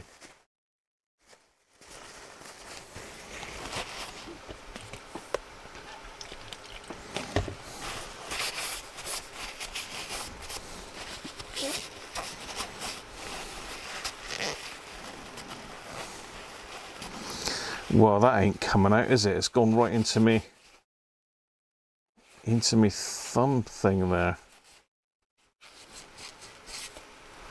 Look at that, I've got a green bit of my fingernail.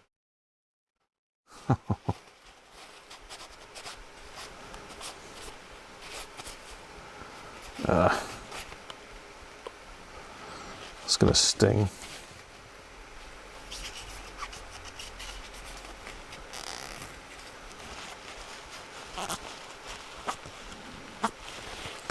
Well, I can't get it off my fingers now. Oh well. This is Cruncher. I think I'm turning into the Hulk, won't she? Yeah, I know.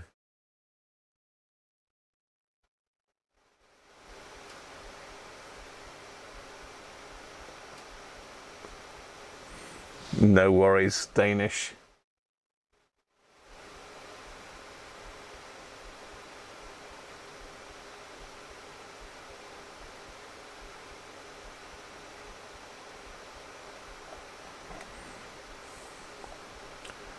No, I'm well insulated now, Mike.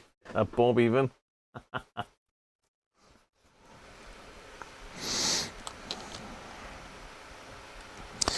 Right, so what we want to do is just somehow fold those over just like that.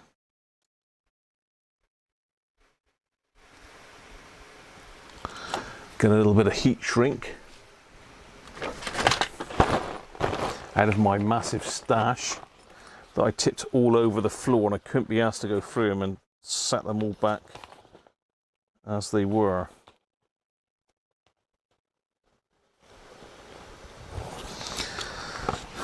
Is that too thin?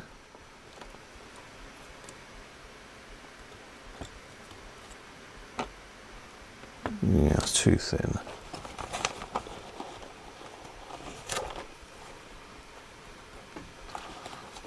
How about that? That's all right.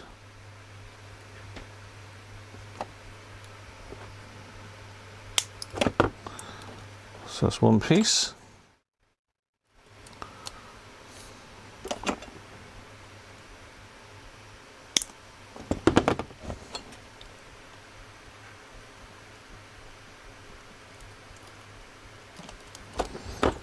Two pieces.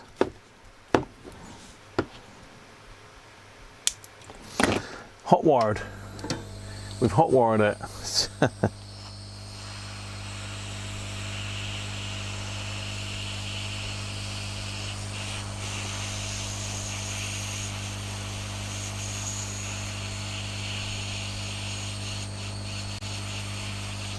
There, that'll stop them being able to short out on anything, look.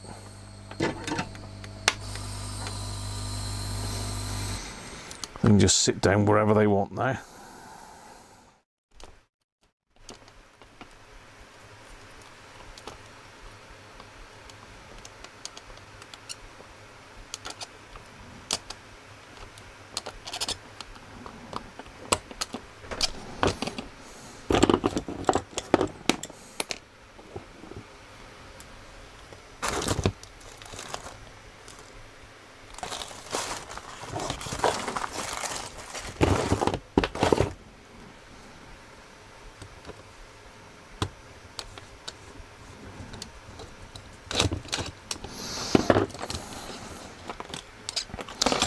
That's that. So this one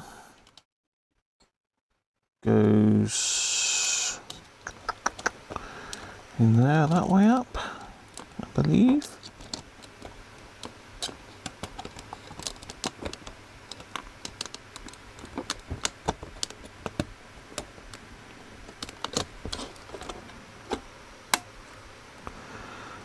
That's that one. That's our speaker wires there.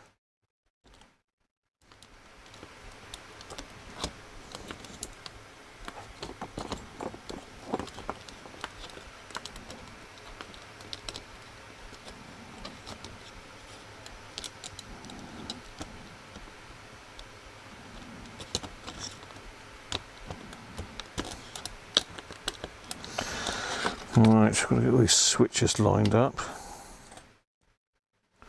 And the potentiometer.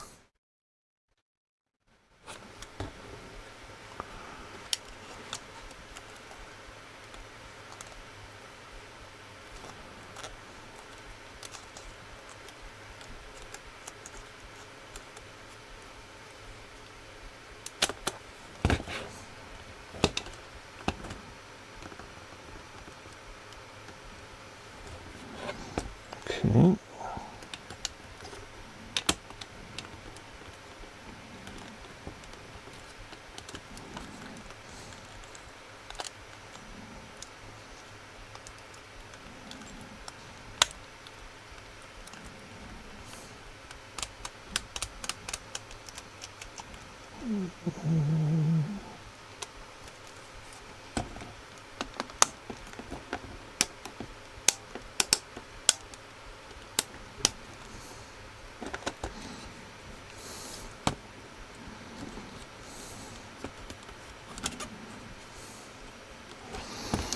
Okay, now there's another little switcheroony there, wasn't there? That's got to go on.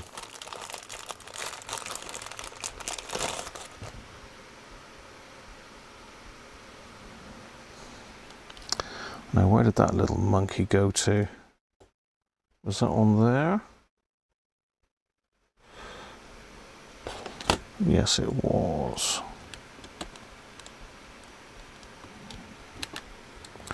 So that had to go on first, Graham, didn't it? Before you put that board in.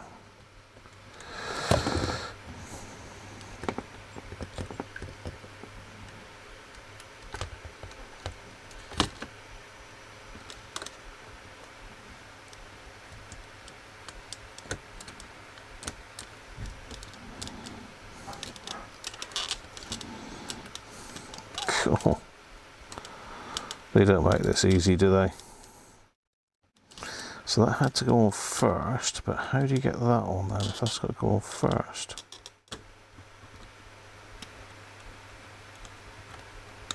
It's got to go on like that, that's why.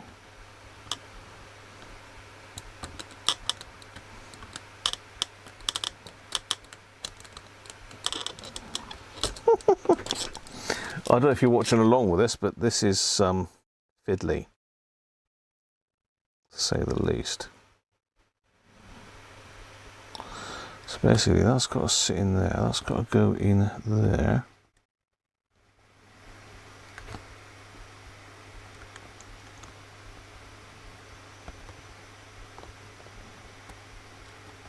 It went in so easy when I didn't have that switch cover on. No, it won't go in at all.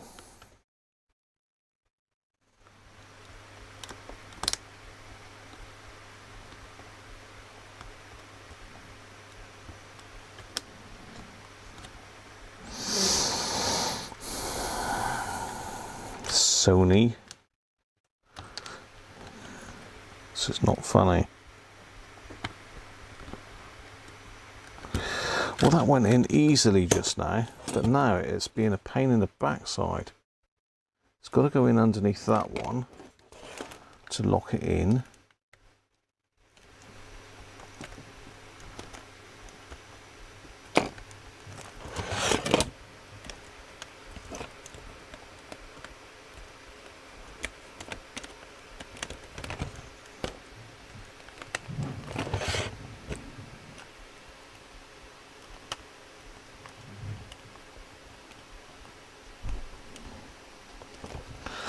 Okay, that's where it's got to go. Now we've got to get this diddly little switch in as well.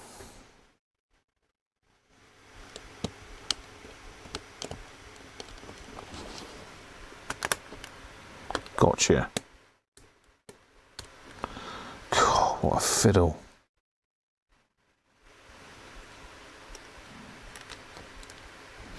Of course, all the wires have got to be dressed right, otherwise the case won't go on properly. I think I ought to put a little bit of something on there. Let's just fire up the hot glue gun a minute. I think I need to just put something on the board there, just a smudge of hot glue, just to hold those wires in place. I don't really want them yanking out. Not that they will, but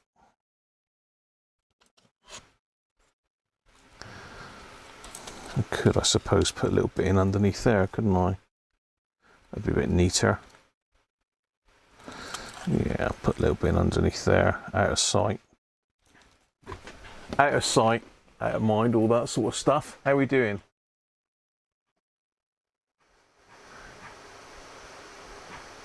Hot glue has still got a scar there, look. See a scar on my finger? That's from that hot glue. So yeah, beware people. Hot glue is hot.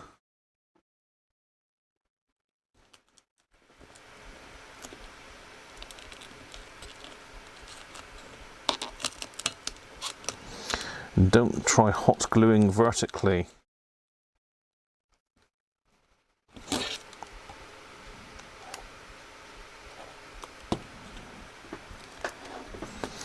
We've got to do this terminal down here as well. That's going to be fun to solder up, isn't it?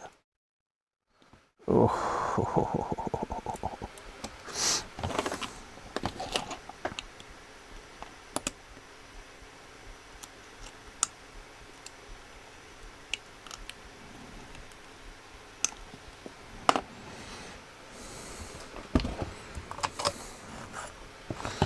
Just remembered I've got another wire to put on here, or another battery terminal.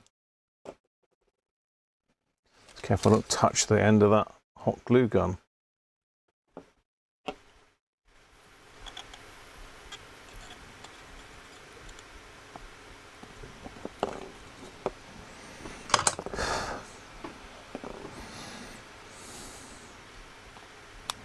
Oh, that didn't take at all.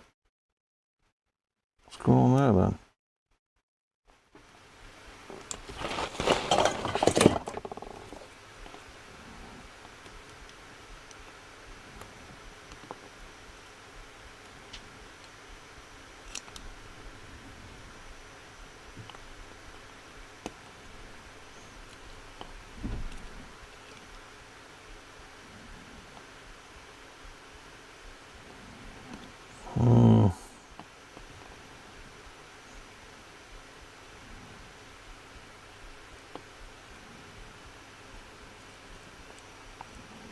I think we've got another wire with issues.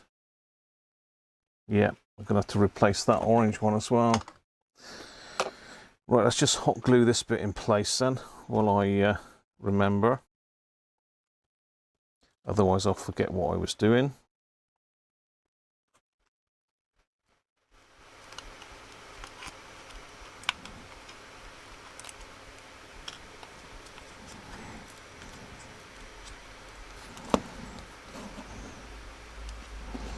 So I just want to hold them down there.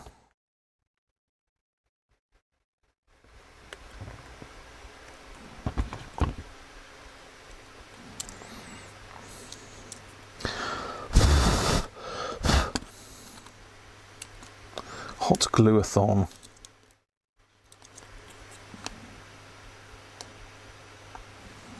I think I may have glued the screwdriver, the tweezers to it as well. Yes, I did. Right, that'll stop those pulling off. Now, where else was it I needed to hot glue? I needed to hot glue here, where they done the plastic last time. Just to keep those two in. A little bit on there to keep that one in. And a little bit there to keep that one in.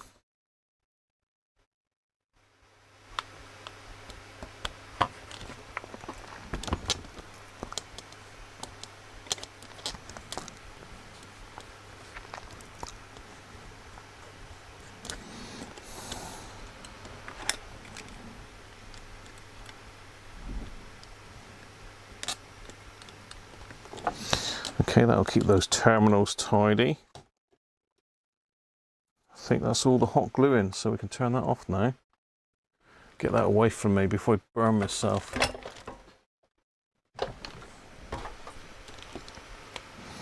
Okay, looking good. That's our wire for our positive terminal. They're all connected back up again now. Nice and tight. So we just got to deal with this orange wire. Now, where does that go to? That goes through there. So we've got three-legged.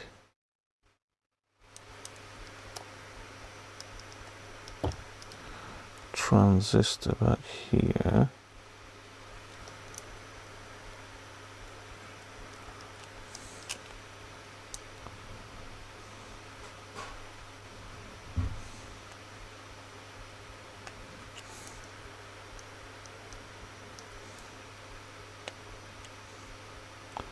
Could be that wire there. But that orange wire is black all the way through again. I'm just going to turn the desoldering tool back on again. As I say, this orange wire here, it won't solder to the terminal at all. You know, trying to solder it to this terminal, it's not having any of it.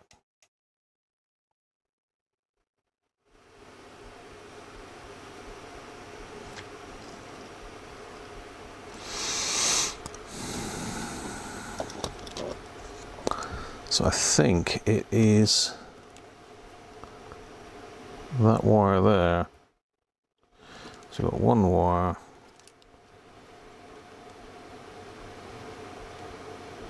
Was it that one there?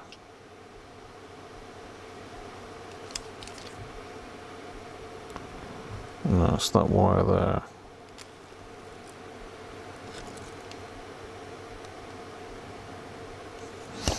Okay.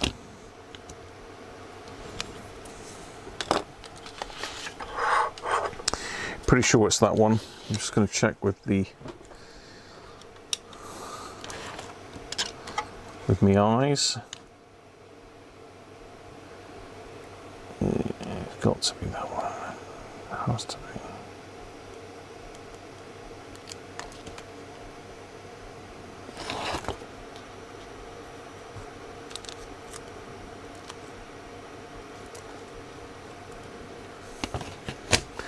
Yeah, so just got to solder a new wire in there, so I need my orange wire back out again.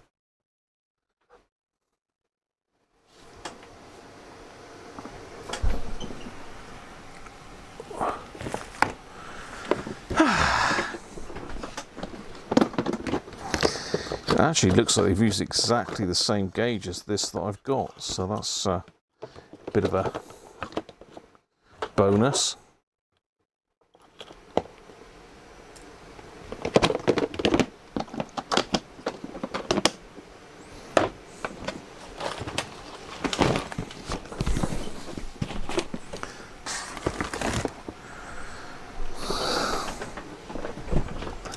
So, what's the chances of this being the wire that I want first hit?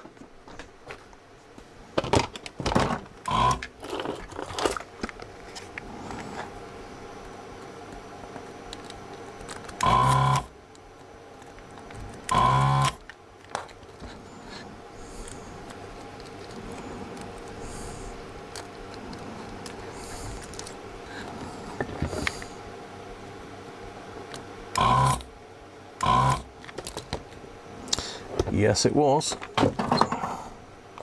So it's got some weird sort of connector that just goes through the board. So we're just going to wire it directly to the board.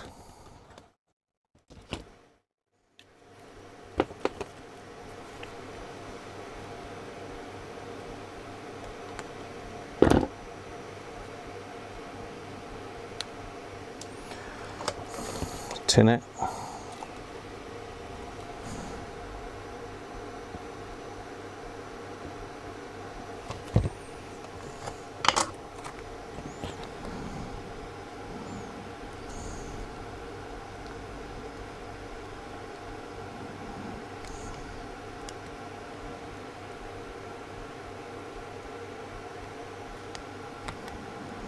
Cool, I'll tell you what.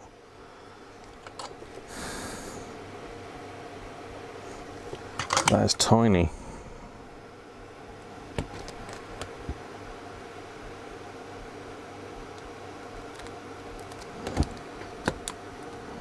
There he is.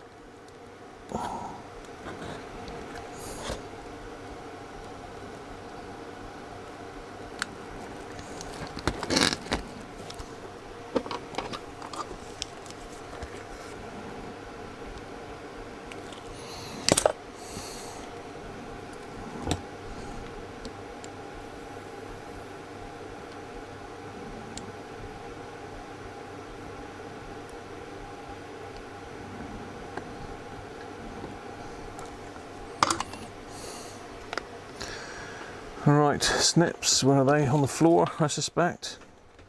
Yep. Everything's always on the floor. Everything's always on the floor. Right, so that wire's done. So we'll snip the end off of it.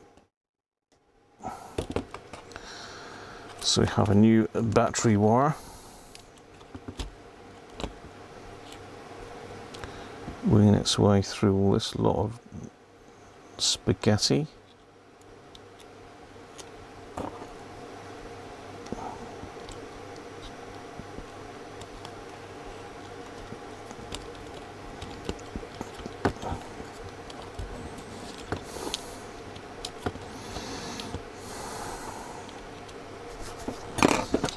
try again.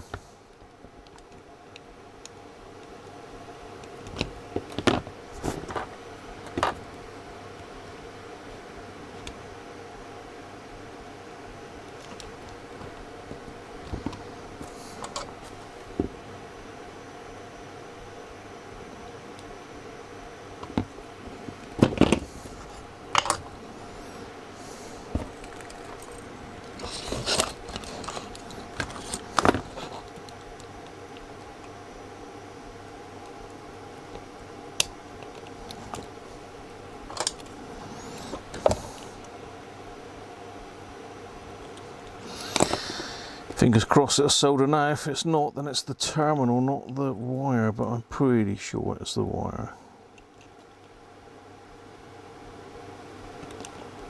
Oh!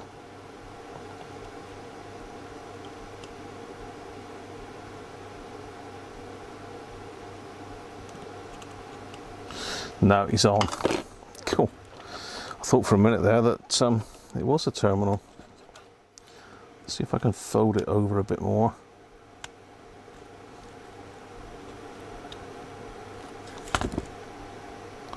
Make a proper old wrap up job of it.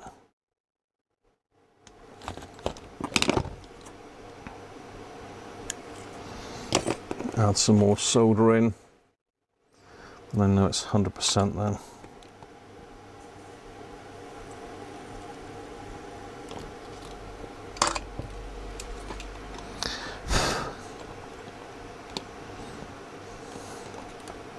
There she is.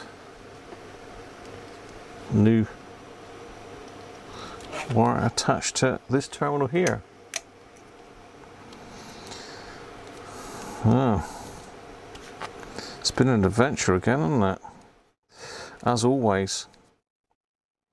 So we're one terminal short. One terminal short of a picnic.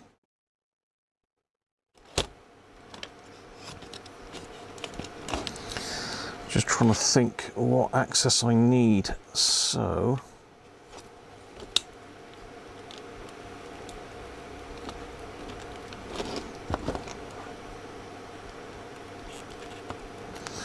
they were down there. I think they were up around here.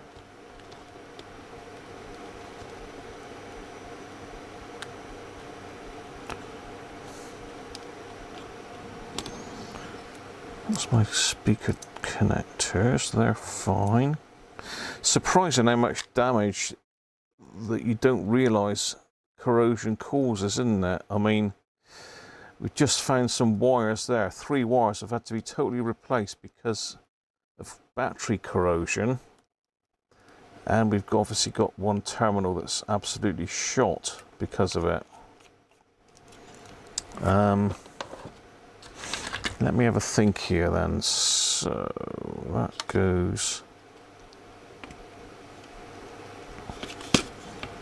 basically like that, doesn't it? That's our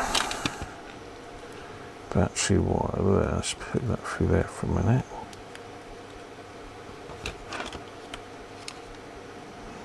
That's that. We need to get rid of this crustiness inside here.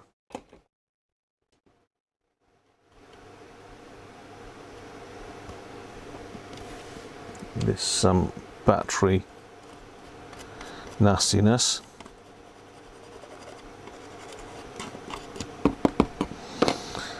So let's get a bit of the old vinegar.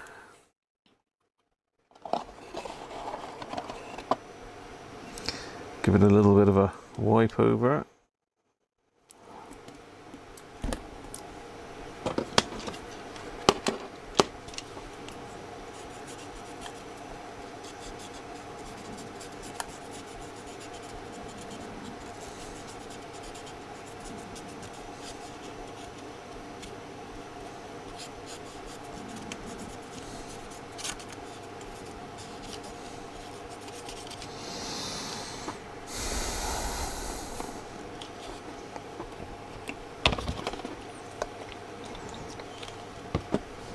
Isopropyl.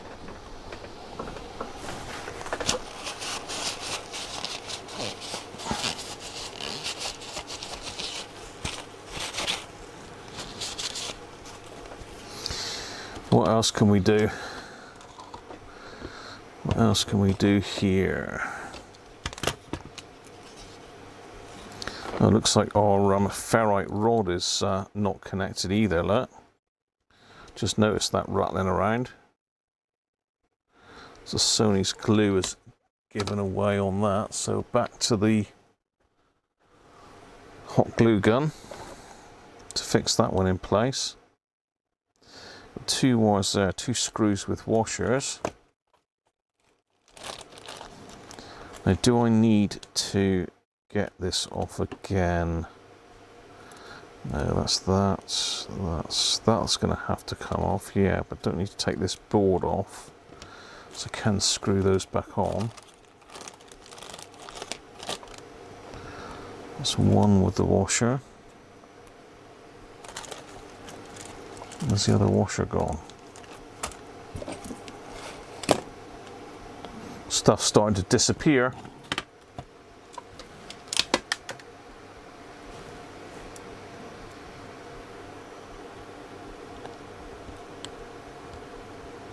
Was it there?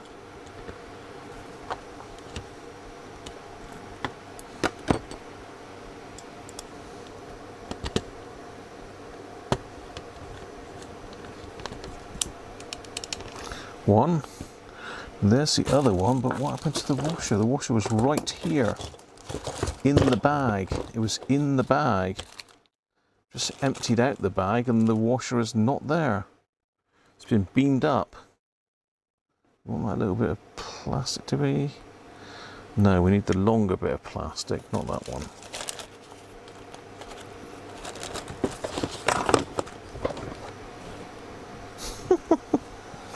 So our little fibre washer has just gone. Ah, there he is. I've got him. Just gone walkabout over there. Right. Is there anything else we needed to do?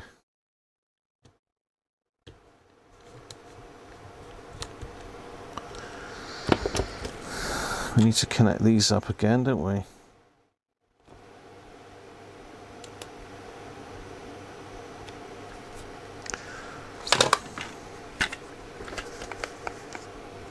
I did take a nice photo of where they connected, so I'll just put my phone out the way. Derek's off, catch you soon, mate. Cheers, Derek.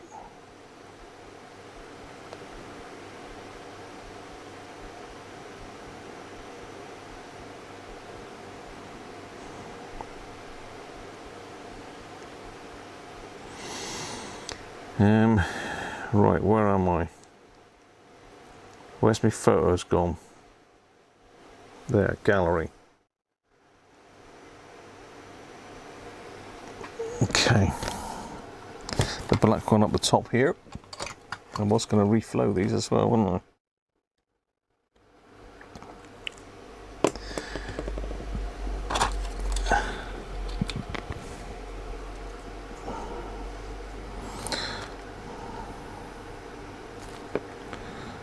And the other one was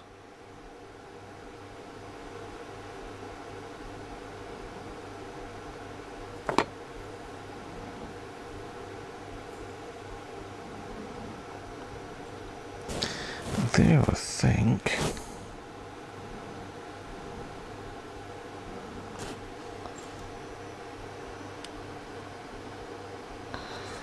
So the black one goes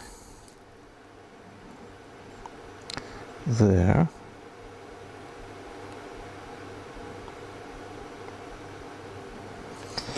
And the neutral coloured one goes on there.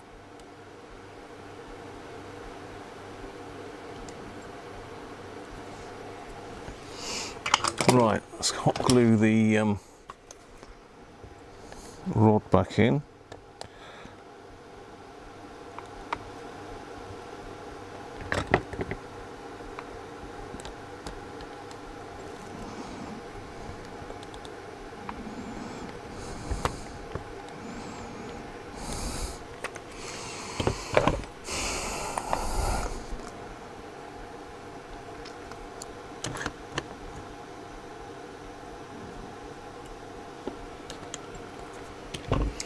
hot snodder everything in.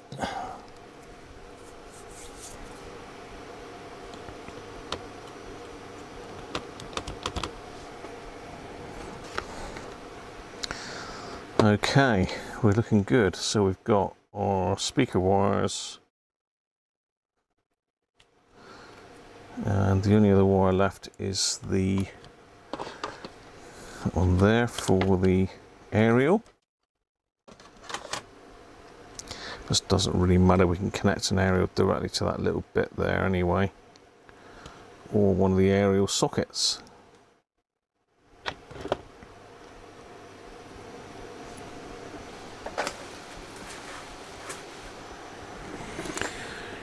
Right, let's have a look here.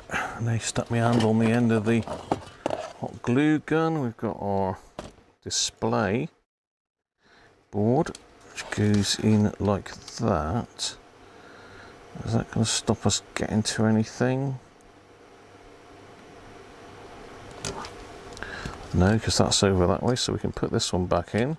We do need to give this a wipe over first though, because it has got a little bit of muck on it.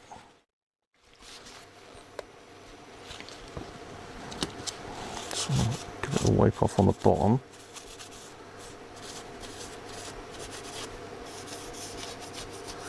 Just using some isopropyl on. Not rubbing very hard because I don't want to remove the contacts.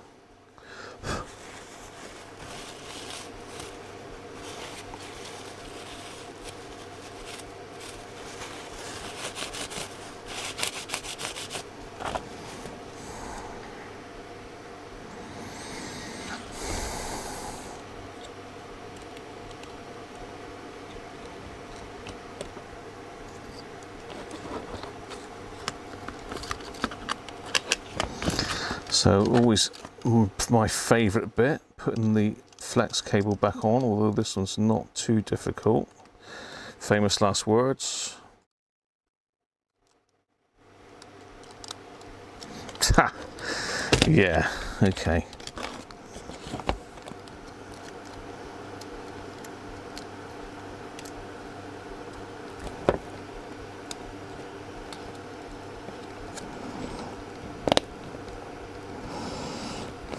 Right.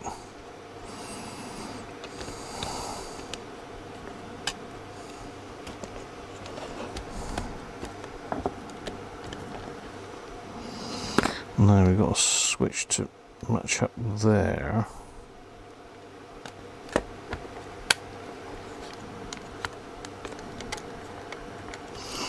Okay, so that bit done. Let's get you down a bit now. So I've just put the panel there back in. These don't look too bad. There's a little bit still finding green stuff everywhere.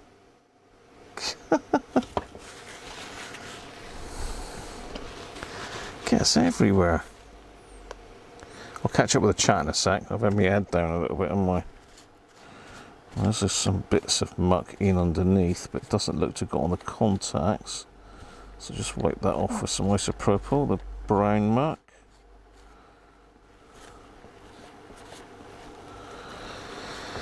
And that one can go back on. Let's give that a little blow off, a little bit of dust on it.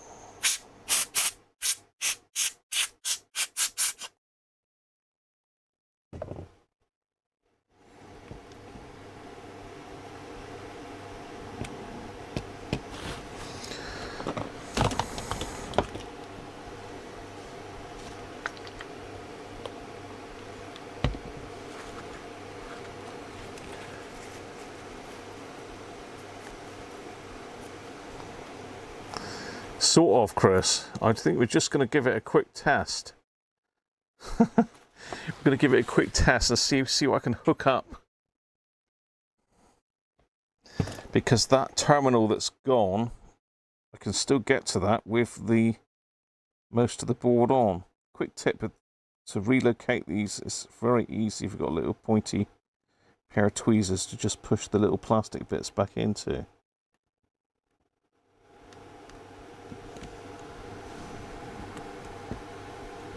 Top tip there, look.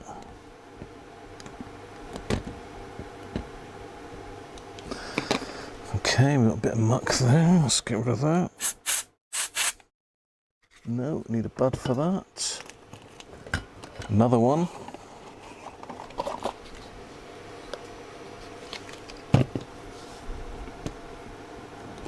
Don't know what's been spilt on that, but we don't want it in there.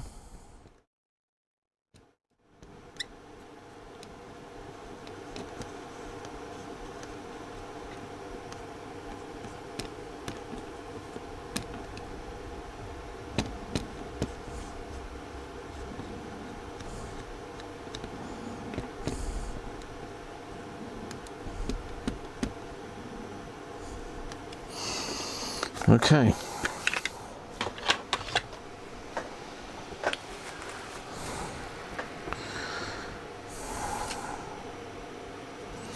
So we've got some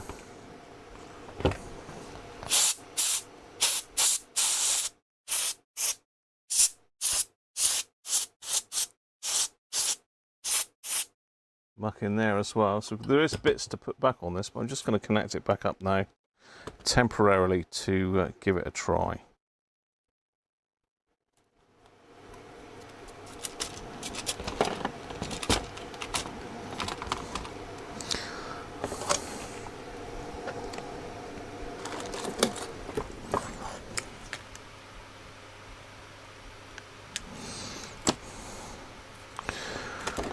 Just to make sure we haven't totally killed it.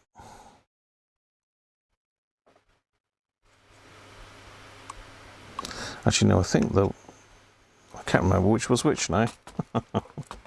Did I take a picture of the speaker connections?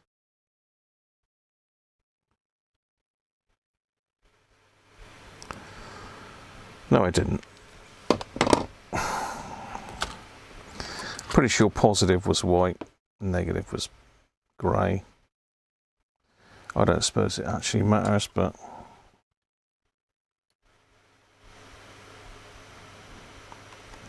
it'll still work.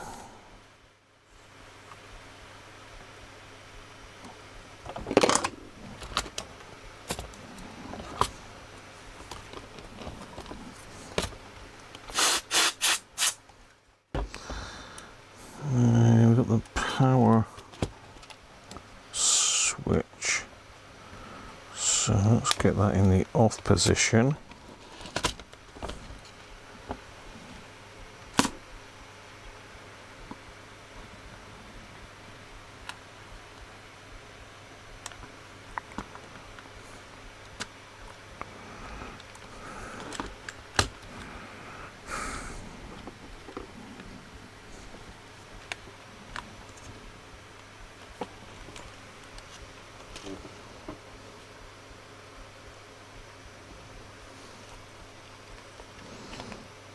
I left that screw in, didn't I?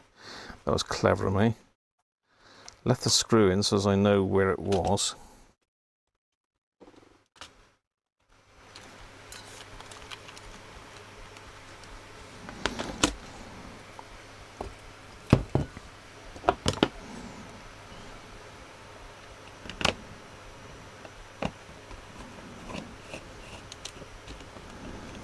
So we have got some gluing to do inside yet, but I just thought we'd get it back together for a quick go, just to make sure it's as it should be. I'm trying to think what else. Do I need to put the back panel on for anything? Only for the aerial, but I can connect a bit of wire to that anyway.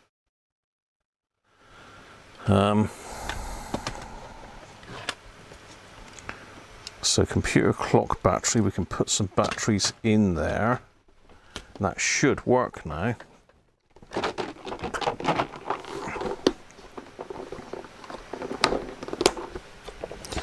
So there's two types of lithium battery. I found these Philips ones, but the ones I've been using are the Energizer Ultimate Lithium. These Philips Lithium Ultra, they're a little bit cheaper. Dave, thank you, mate. Ball a finger. Excellent. Thank you, Dave. I'll catch up with the chat in a minute, people. I'm just going to pop a couple batteries in there. I'm just going to use normal ones for now.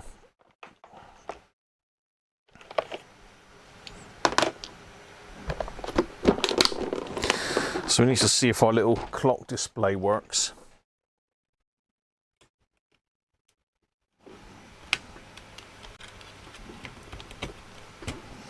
Hopefully it will. Yes, it does. Look at that. 12.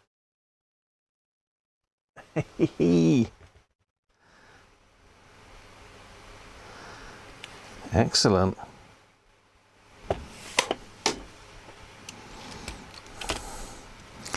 Okay, so the rest of it we're going to need to plug in DC in 6 volts, center pin negative. Because we haven't got the other batteries yet. Or could we just hook it up? We could actually hook it up, couldn't we?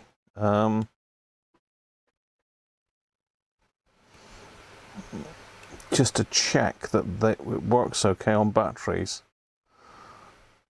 Okay, now I'm not going to worry about that today. Let's have a look what voltage we got on this. 6 volts. Let's pop that in. High, low.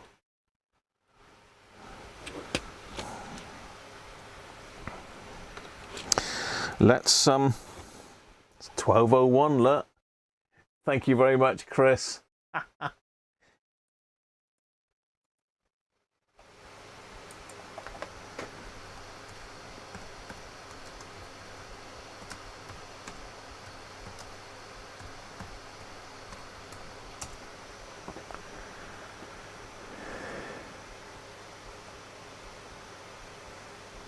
Certainly has provided us with some challenges, hasn't he? Right, let's pop the power on. Power on there. What are we doing here? Oh, hang on. Our switch has jumped again. What is on? Sorry about that.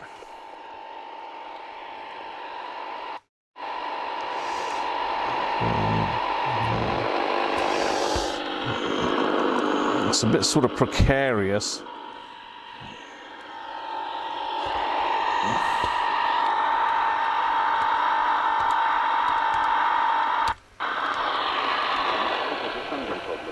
One told the BBC that sensational there had been a nuisance from a number of people dying while on the waiting list for places.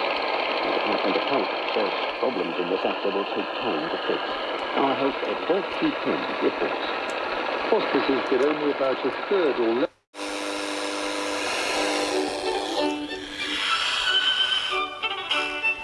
So we need a wire for the FM.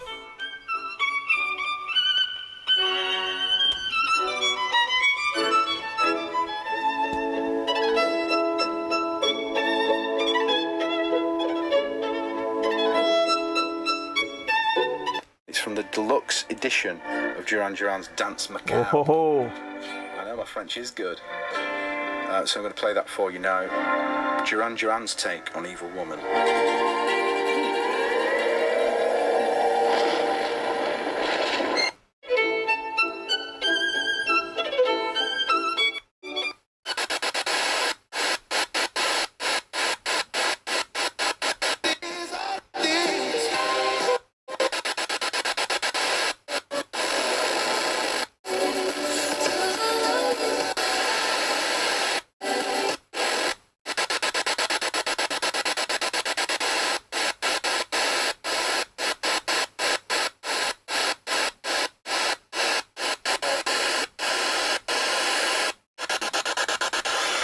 I've only got this as a wire at the moment, an antenna I mean.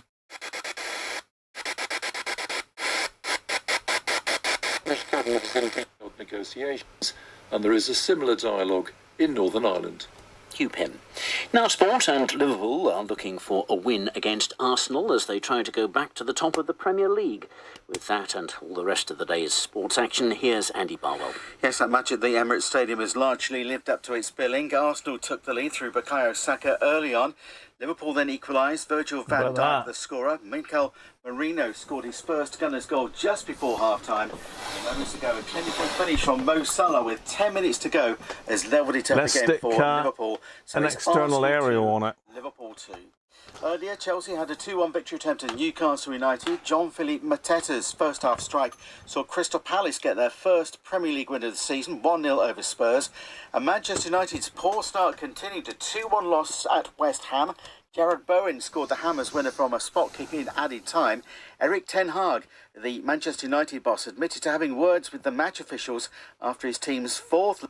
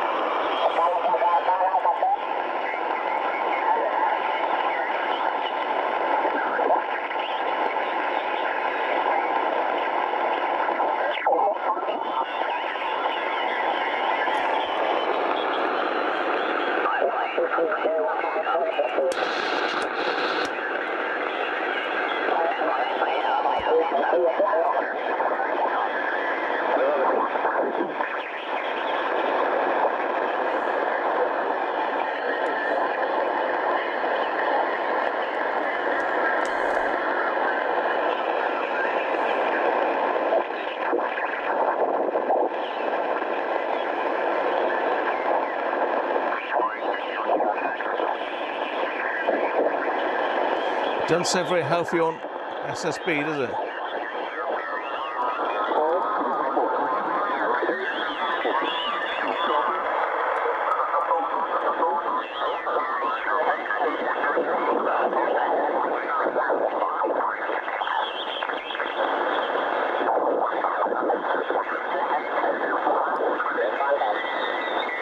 It is there.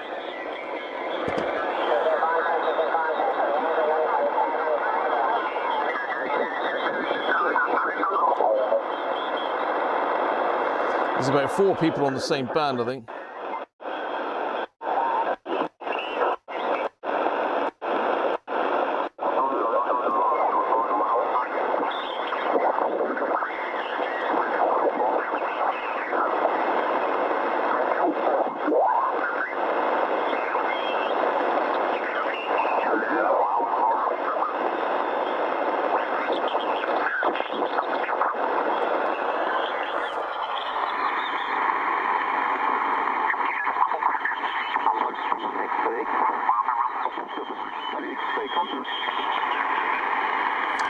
It is working, but it's a bit...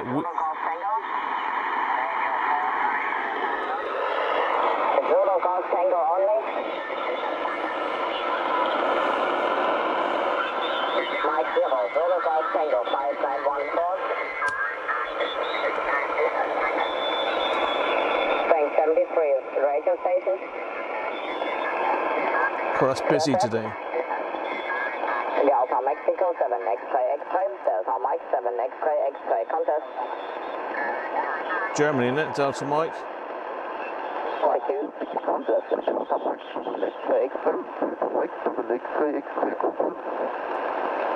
I think it's my hands doing it.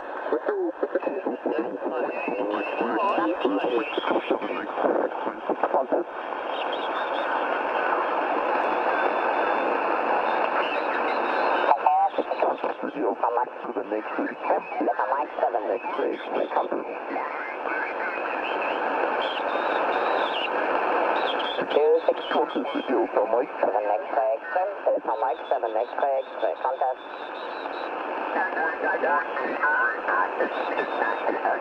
Take a contact, telephone Mike 7 X-ray. Telephone Mike 7 X-ray X-ray, contact. I think that potentiometer wants cleaning. November Fox. It is working though. Zulu something, November Fox.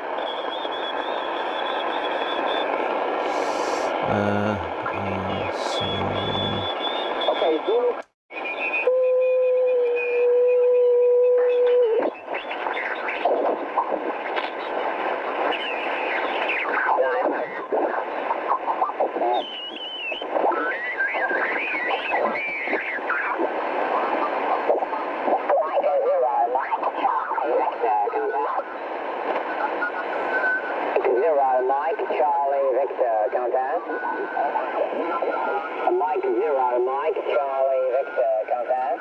Mike 0, UK. Mike 0, Mike, Charlie, Victor, taking contact.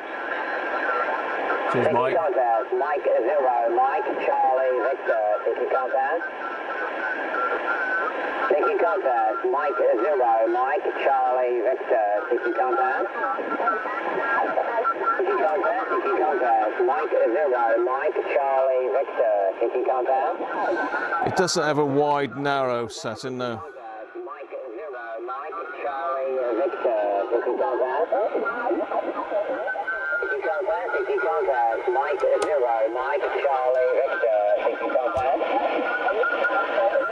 Taking contact, Mike, Charlie, Victor, contact. Taking contact, Mike.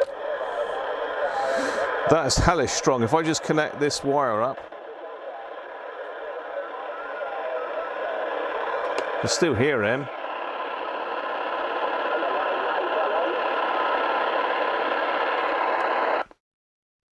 There you are. Well, all that work's paid off, really. It's very, very finicky, that fine-tuned switch, so I might... So a clock is keeping time at 12:11. Yeah, I might pull that potentiometer apart and clean that. It's saying that I could probably do it with it in situ, to be fair. It's one of those little tiny plastic ones, so it will need the fader lube in there, not deoxit. Well, deoxit, but a different type. So yeah, there you are. It's pretty much finished. I need a battery terminal for it, and I need to do some gluing back of the bits that have broken off inside. Apart from that, you've got another working radio, Chris. How about that? Amazing. There you are. Right, let me catch up with the chat then, because I've missed quite a bit, I think.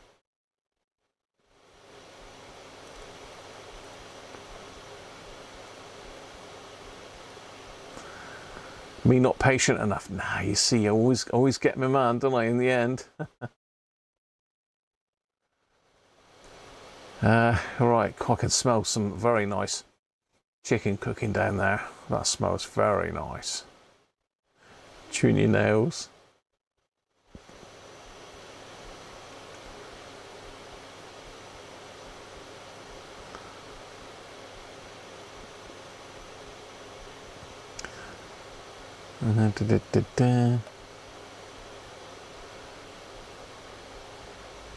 Yeah, the bits that broke off are inside. They're inside the silver bit there, Bob. It's just the connections for the screws to go into here and here. It's obviously had a whack, and they've broke off, which is a shame, but not something we can't fix with a bit of super glue and activator. That'll sort it right out.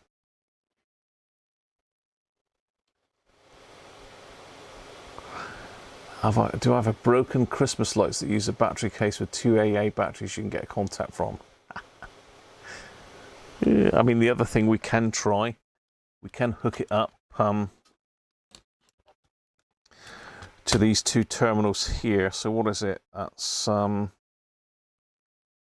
3, that's 6 volts on these two, isn't it? So we could hook it up with the other supply just to make sure it's going to work off the batteries.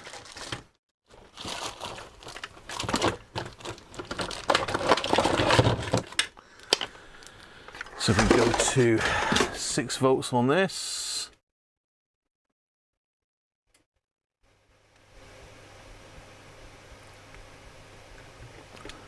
take current limit right down. So this is our positive.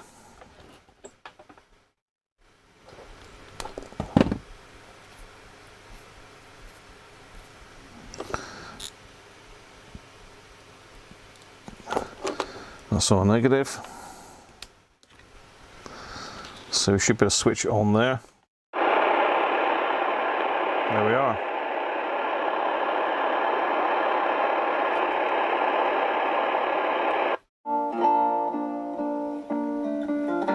So it's now working off of the battery terminals. Hot wired.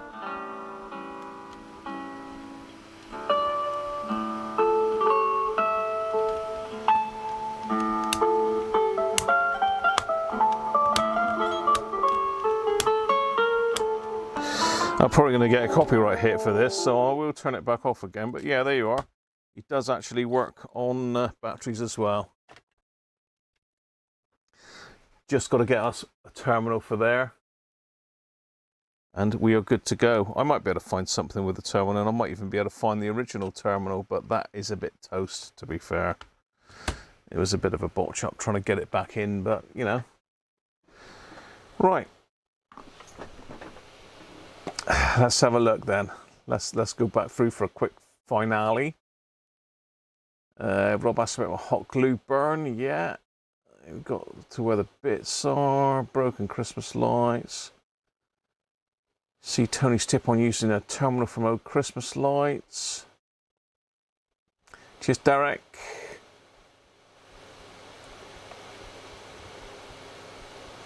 Dave, bottle of finger. Thank you, Dave.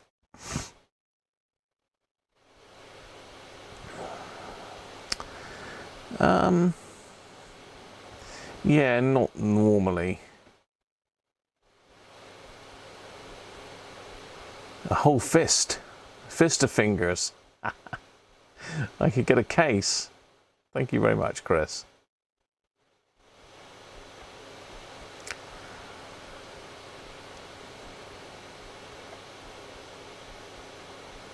Yeah, very busy. There's loads of people.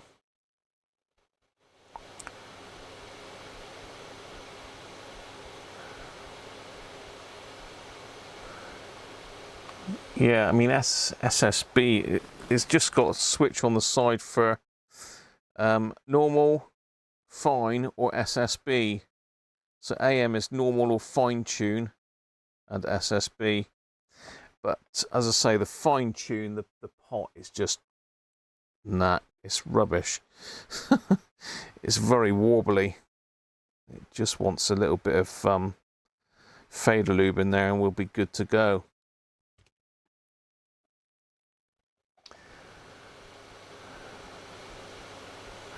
Thanks, Bob. Yeah, as I say, I'm 60 on the 5th of November. Look. Let's get that light. Which light is it? That's that light over there.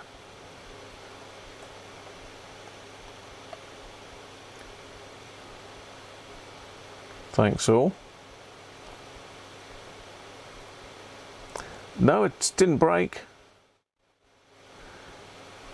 Christopher Parkinen on the guitar. It did sound good, didn't it? Hopefully we don't get stung for that. Russie, thank you very much, mate. Cheers. Russie's one of my, I think he might have been my first channel member, I think. Russ, weren't you? I'm pretty sure it's Russ or it's Lee Locke. I think it was Lee Locke, actually.